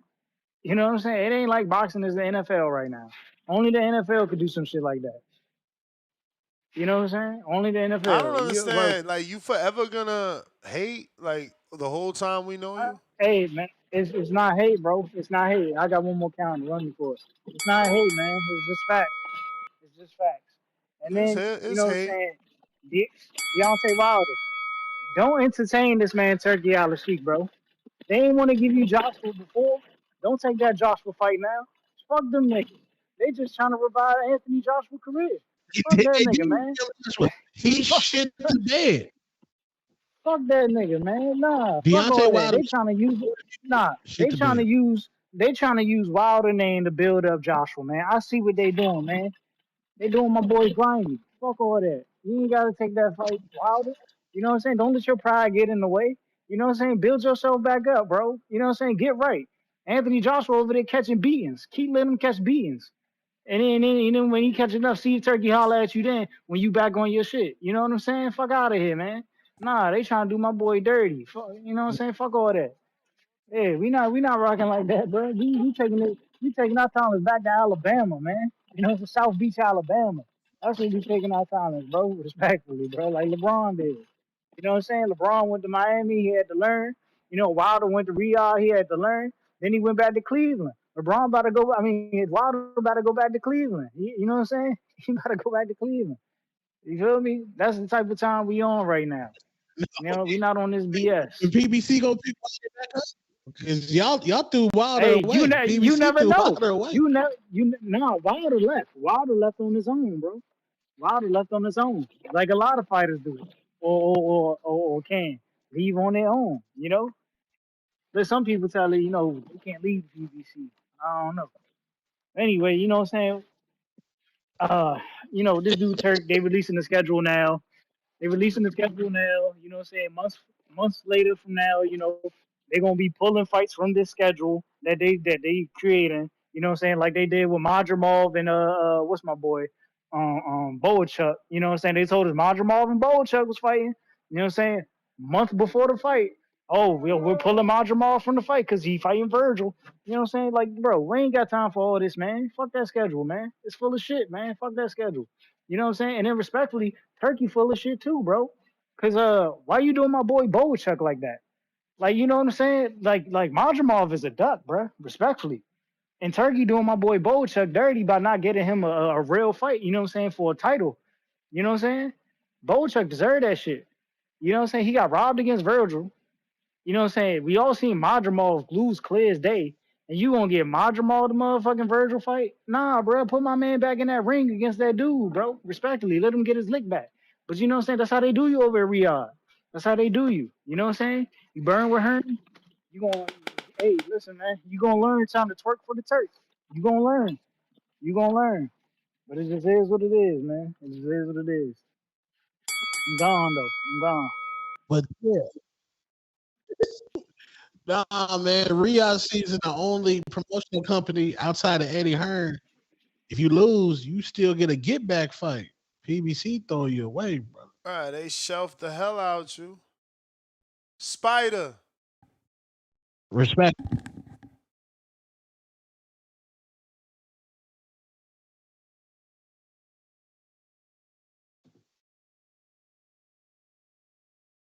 What's up? What up? Grand Rising God. Grand Rising. I know some of y'all 3 hours ahead of me. It ain't the rising no more, you know. I'm grateful for this call. I enjoy doing the course. We're never mourning. We're never grieving. We're here to stay. We're never leaving. Never good enough. Scriptures say. And I'm sorry it had to be this way. When Nestor said the breaking news and Tank and they continue with this homosexuality in our culture. Y'all just ignored that when Nestor said the breaking news. I don't know what to be said about it either. I'm not afraid to be what I want to be and think what I want to think and say what I want to say. That's what Cassius Clay said. In and out like a robbery. That's what Duran said. God's in the ring when I fight. That's what Keyshawn said. To this day, that's what Deontay said. Life ain't fair. Do we want redemption or revenge? Redeem or revenge? Because when fighters lose, they always say redeem. He's gonna redeem himself. But they don't ever want to say revenge. I don't know why. But redeem would mean Haney would go into the ring and finish the fight and never get knocked down. And then he would have redemption. I would think after everything that's happened. But that's not good enough, is it? Do you want redemption or revenge? I'm tired of them saying redeem, redeem. Because it's these people that don't get into the ring who make up these titles. They don't feel how I feel. They don't have what it takes to fight. But they smart and they can write things. You know, they're very literary smart. You know, literally, they smart. Well, I got survival instincts, and that's a different type of smart. Mm. We did it again. That's what Tank said. Allah is the perfect planner. That's what Devin say. How you like that? That's what Clarissa say. Clarissa's my favorite fighter. And I think, you know, I don't see her sexually. I see her as the greatest fighter I've ever seen. And I believe it's because of the way she's shaped. Her hips and her waist give her mobility beyond a male fighter can have. The way she's able to move her hips and her waist and get out of the way of punches and still have those combinations is something really great. And it's because she's a woman, she's able to move that way. It's That's Esteban the from Oregon with bell. love. I'm gone. Jen Sassy.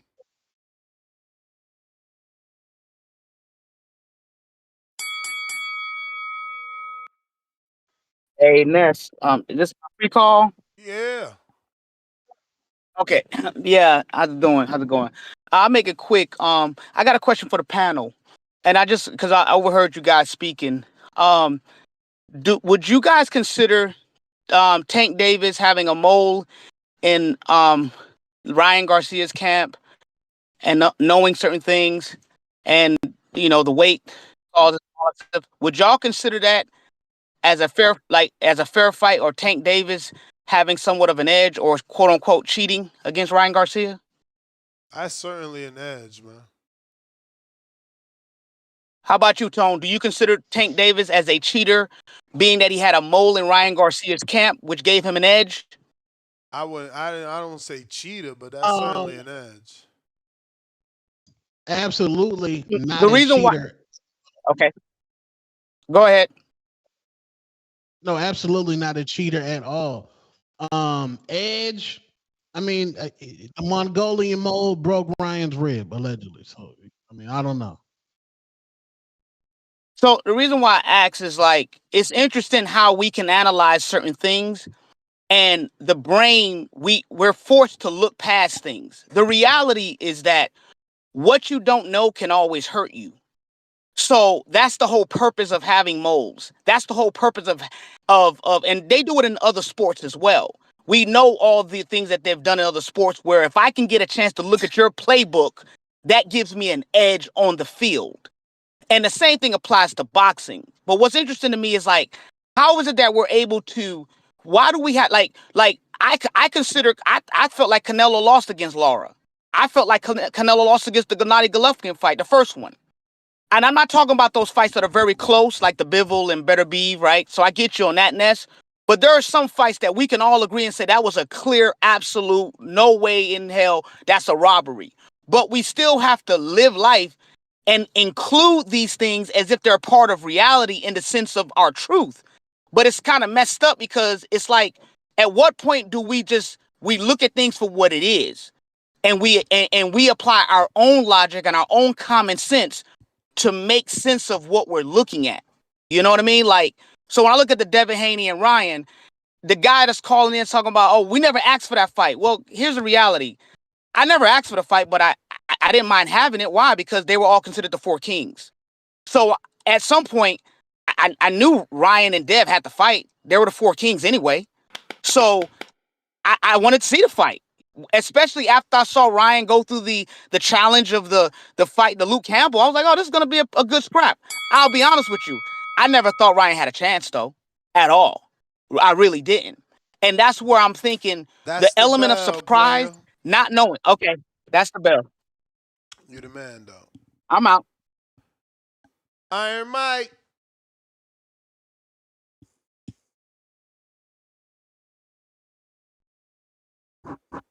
Iron Mike. Yo, what up? What up? Yo, just wanted to piggyback off of that caller, but just wanted to pretty much go back on the Paul and Malignaggi stuff that you was talking about and regarding how clean this sport is. And I understand that this is quote unquote the Devin Haney voice, but I didn't feel that same energy when Alicia Baumgartner tested positive. Like when other people pop, you guys kind of like keep it moving. Like I was at that fight at Barclays, man, and Ryan looked sloppy as fuck. So when you guys want to bring up like, oh, he was cheating, he was cheating, he was cheating, I'm gonna keep it real with you guys. You guys are gonna see when something is gonna come up, and you guys are gonna have to eat your words when it comes up. Cause to me, the whole shit is funny as hell. The minute the brother came up 2 days later after the fight talking about Allah told me that Ryan was gonna test positive, that shit don't sound right with me. I don't care what you guys talking about. I don't care what Paulie's talking about. Like dudes talking about microdosing and shit. You can't microdose SARMs. It makes no point. And on top of that, Devin is on record telling Andre Ward he was hearing rumors of Ryan pretty much partying with girls and stuff. So that make sense. You got beat by a sloppy ass Ryan that didn't come in shape and ended up pretty much just falling all over the place. But that's my call, guys. Keep it moving. All right. Big Stacks.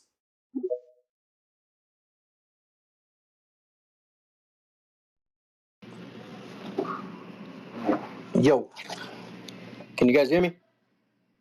Yep. Hey, Yes, what's going sir. on, man? Yeah, I just wanted to talk a little bit about what you were saying about the fights being over in Riyadh. And the thing is, here in the United States, man, that's good for the fighters for them to go over there and make that money, get that bank, get that money, because a lot of people don't support American fighters anyways, and that's just the truth, man. When we had the best fighting the best, man, when we had Ward fighting Kovalov, people didn't pack out the T-Mobile Arena. Then when they rematched and had it at the Mandalay Bay, that still didn't sell out. I mean, because of the demographics in sports, you got the NFL right now with the playoffs, you got the NBA, you got people talking about baseball, right? You got all these other sports here in the United States where boxing is pretty much on the bottom. So if they have the opportunity to go over there and sell out, the Kingdom Arena and make this money, good for them, man. Let them be. And as far as what that other speaker was talking about, as far as man Anthony Joshua and Wilder and them using Wilder, no man. If Fury comes out, Joshua and Fury will sell out Wembley Stadium. I mean, and if Joshua's washed up, why not Wilder go in there and just go ahead and handle business and make that money, man? Get that bread if they're offering it to him, man. And that's all I got to say. All right, champ. WD Boxing.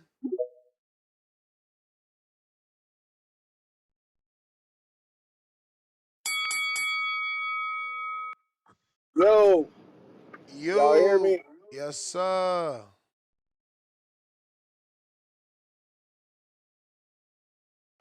Yo, bros, that call beforehand. Yo, Ryan looking sloppy is an argument for him using PEDs. You dumb motherfucker. Like straight up, just straight up and down, bro. There is no round in that fight that you can say Ryan outboxed Devin. Not one, my nigga. Literally, he won on strength and speed alone. That's the argument for him cheating, bro. Stop saying stupid shit. And that's my call, bro. All right, man. All right. That was an Looks argument for him cheating. well. He's saying that I'm confused. Man. it is an argument for him cheating because the only time he looked good was with strength and speed. Mm. Who that TV? $2.79 Canadian. No words or love. Juice $2. Can we please trade Marco for Troy? Troy. Hamza. Hamza don't be jumping on because y'all love and hate him. You know what I'm saying? When he do jump on, then y'all hate on him. Yeah, I'm not worried about that conspiracy, Tom. Like, that's all conspiracies. You and that dude, that's probably another one of your burner accounts. Like, no, no, that's a real conspiracy, Des. You got to show the American people. I just want to know how Devin Haney or Victor Conti could have changed Ryan's New York State Athletic Commission test. Bro, I don't. Exactly. Bro, Exactly. that is. If we are on See, Dateline, see, that's the issue. real. That's the issue. All your guys' narratives go out the window. It's easy to blame Vada. Oh, they're associated with Victor. What about New York? How did he know that, bro? What about New York? They took that the has been sample. debunked. They took the sample, brother. Didn't don't wanna- homegirl resign from New York though? I don't know nothing about nobody resigning. Yeah. Don't know Homegirl, where my man G-Von at? Who She, that? yeah. Oh, go ahead, my bad. No, she resigned. She knew this was a deeper, darker criminal link. Hey man, so then that if that's the case in October, your man's will get the stoppage. He won't be tired, and he'll have the same power. So Devin won't get up. It's that simple. Prove it, man. But one dude is dragging his feet. Was dragging his feet. He just signed the contract. I just screen shared it, but he was dragging his feet. He didn't want to do Vada. It was only one dude. And it's only one dude in boxing right now that is trying to say Vada is dirty. Everybody else got no issues with Vada. Nah, couple, man. Couple? Who? Hold on. Who? T.O. Who don't want to do Vada? T.O. No. T.O. said in my interview that Sandor and whoever was trying to avoid Vada, and Sandor came out and showed his Vada results. So there you go, capping again. T.O. said he using WADA, USADA, whatever. He gonna be using Vada now that he signed a Turkey. But that Haney situation, that's a valid conspiracy right there. Who that TV, $2.79. CYP, the realest on the show. Always speaks facts. Jerry Soriano, Yolanda for life, $2. Tyson walked out to the sound of iron chain shaking.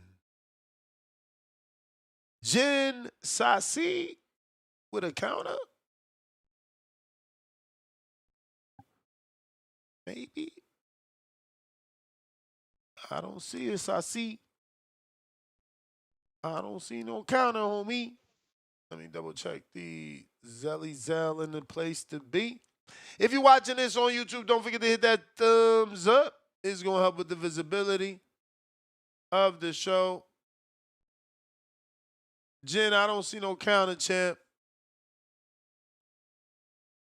I sent the Zell. All right, maybe I put in the notes. I sent my name. I put my name in the notes. Maybe it'll come. You see it? No, I haven't seen it yet, but go ahead. Maybe it'll come through with the time. Yeah. You know how the internet is. I Zelled it. So I just want to speak to this. Everyone's gonna see the superiority of Devin Haney in this next fight. I mean, when Devin Haney fights Ryan, I can guarantee, and I'll bet anybody, Devin Haney's gonna make it look like easy work. And I'm gonna tell you why. Like I said, anything you're not prepared for, the element of surprise will always shine in the moment. That is life. I don't care who you are. You could be the most wackest garbage. Everybody has their day. It's called surprise. When I don't know what you have, and I assume that I know what you have, I can go in, and that's why I respect Bud. Also, too, let's make this clear. Every fighter, don't care how great they are, they have moments of arrogance within the fight. I heard people talk about when Bud was hit with Kowalski and he got dropped. Yeah, but Bud explained why he got dropped. Got too greedy. He got too loose. It was unexpected. Like, oh, okay. This happens in boxing, guys. People can't have mental lapse in a boxing match now? That defines who the person is? No. What defines who the person is how they come back. What did we see in that Ryan Garcia fight? Devin Haney got up every single time. Let me tell you what's going to happen in his next fight. You're going to see a disciplined Devin Haney. You see, Devin Haney made the most valuable mistake. He just assumed that Ryan was just the Ryan of old. But see, Ryan had a trick up his sleeve. This next fight, guarantee Devin Haney gonna put on a boxing clinic. Because guess what? We done seen Devin get hit with power before. I don't care what nobody say. And that Lenore's fight, I was a little worried for that. I was like, whoa. Devin came out of it though. This next fight, people thinking Ryan about to do whatever. I don't care about Ryan Twitch muscles. I don't care about none of that. Look how different the fight looks now that Devin Haney understands the degree of what he's dealing with. That was a one-in-a-lifetime moment for Ryan Garcia, and it'll be the only moment he'll ever have in a ring with Devin Haney like that. Guaranteed. That's for Hey, my sure. brother. Remember that. My It was a surprise, bro. I'm out. All right, so when Ryan Garcia whooped this man pillar to post again, I don't want to hear y'all talking about Ryan ruined him the first time. Leave them excuses out the door. For sure. That's all I want to see him do it again on a clean Yeah. playing field. That's all. I don't want to hear, oh, he got ruined. It was the Osterine, a gallon of it. Victor Bonte. Oh, I don't want to hear none of that shit. When Ryan do the same thing worse, because what's the percentage of niggas in rematches winning? What's that percentage? No, it's higher probability of Devin winning. What? Yeah. How? Because the favorite that loses normally wins the rematch. Really? Yeah. Look, Lennox Lewis, Hassan Rahman. Lewis wins the rematch. AJ Ruiz. AJ wins the rematch. Fury doesn't normally happen. That doesn't happen normally. Just think back to any rematch. Right. And since y'all say it was the Osterine, the gallon of Osterine, I want Devin Haney to fight the same exact fight that he fought, same game plan in the rematch. Let's see how that works out for him. And I got Devin still beating Gervonta Tate Davis. We got Juice $5. How do I call in? I've been watching for 3 years and still don't know how to call in. Hand on face emoji. Well, you can use X Spaces, which the link I just put it in the live chat, or you can use Discord, which that link dropping in the live chat. Both here on YouTube. Who Dat TV, member for 3 months on the prospect level. CYP, the realest on the show, always speaks facts. Okay, you doubling down. Okay. So since he doubled down, here goes Tankamaniac logic. Since you doubled down on CYP, one of the greatest, if not the greatest TBV caller of all time, are you glazing CYP? That would be a yes, according to most haters. Right. So you're glazing. While you up in the chat hating on Two Tone Superstar, hating on Nesta Gibbs, you just double glazed. Krispy Kreme, nigga. Checkmate. Boom. Yo, we out. Peace. 7 o'clock Eastern, 4 o'clock Pacific Standard Time. Back for the second one.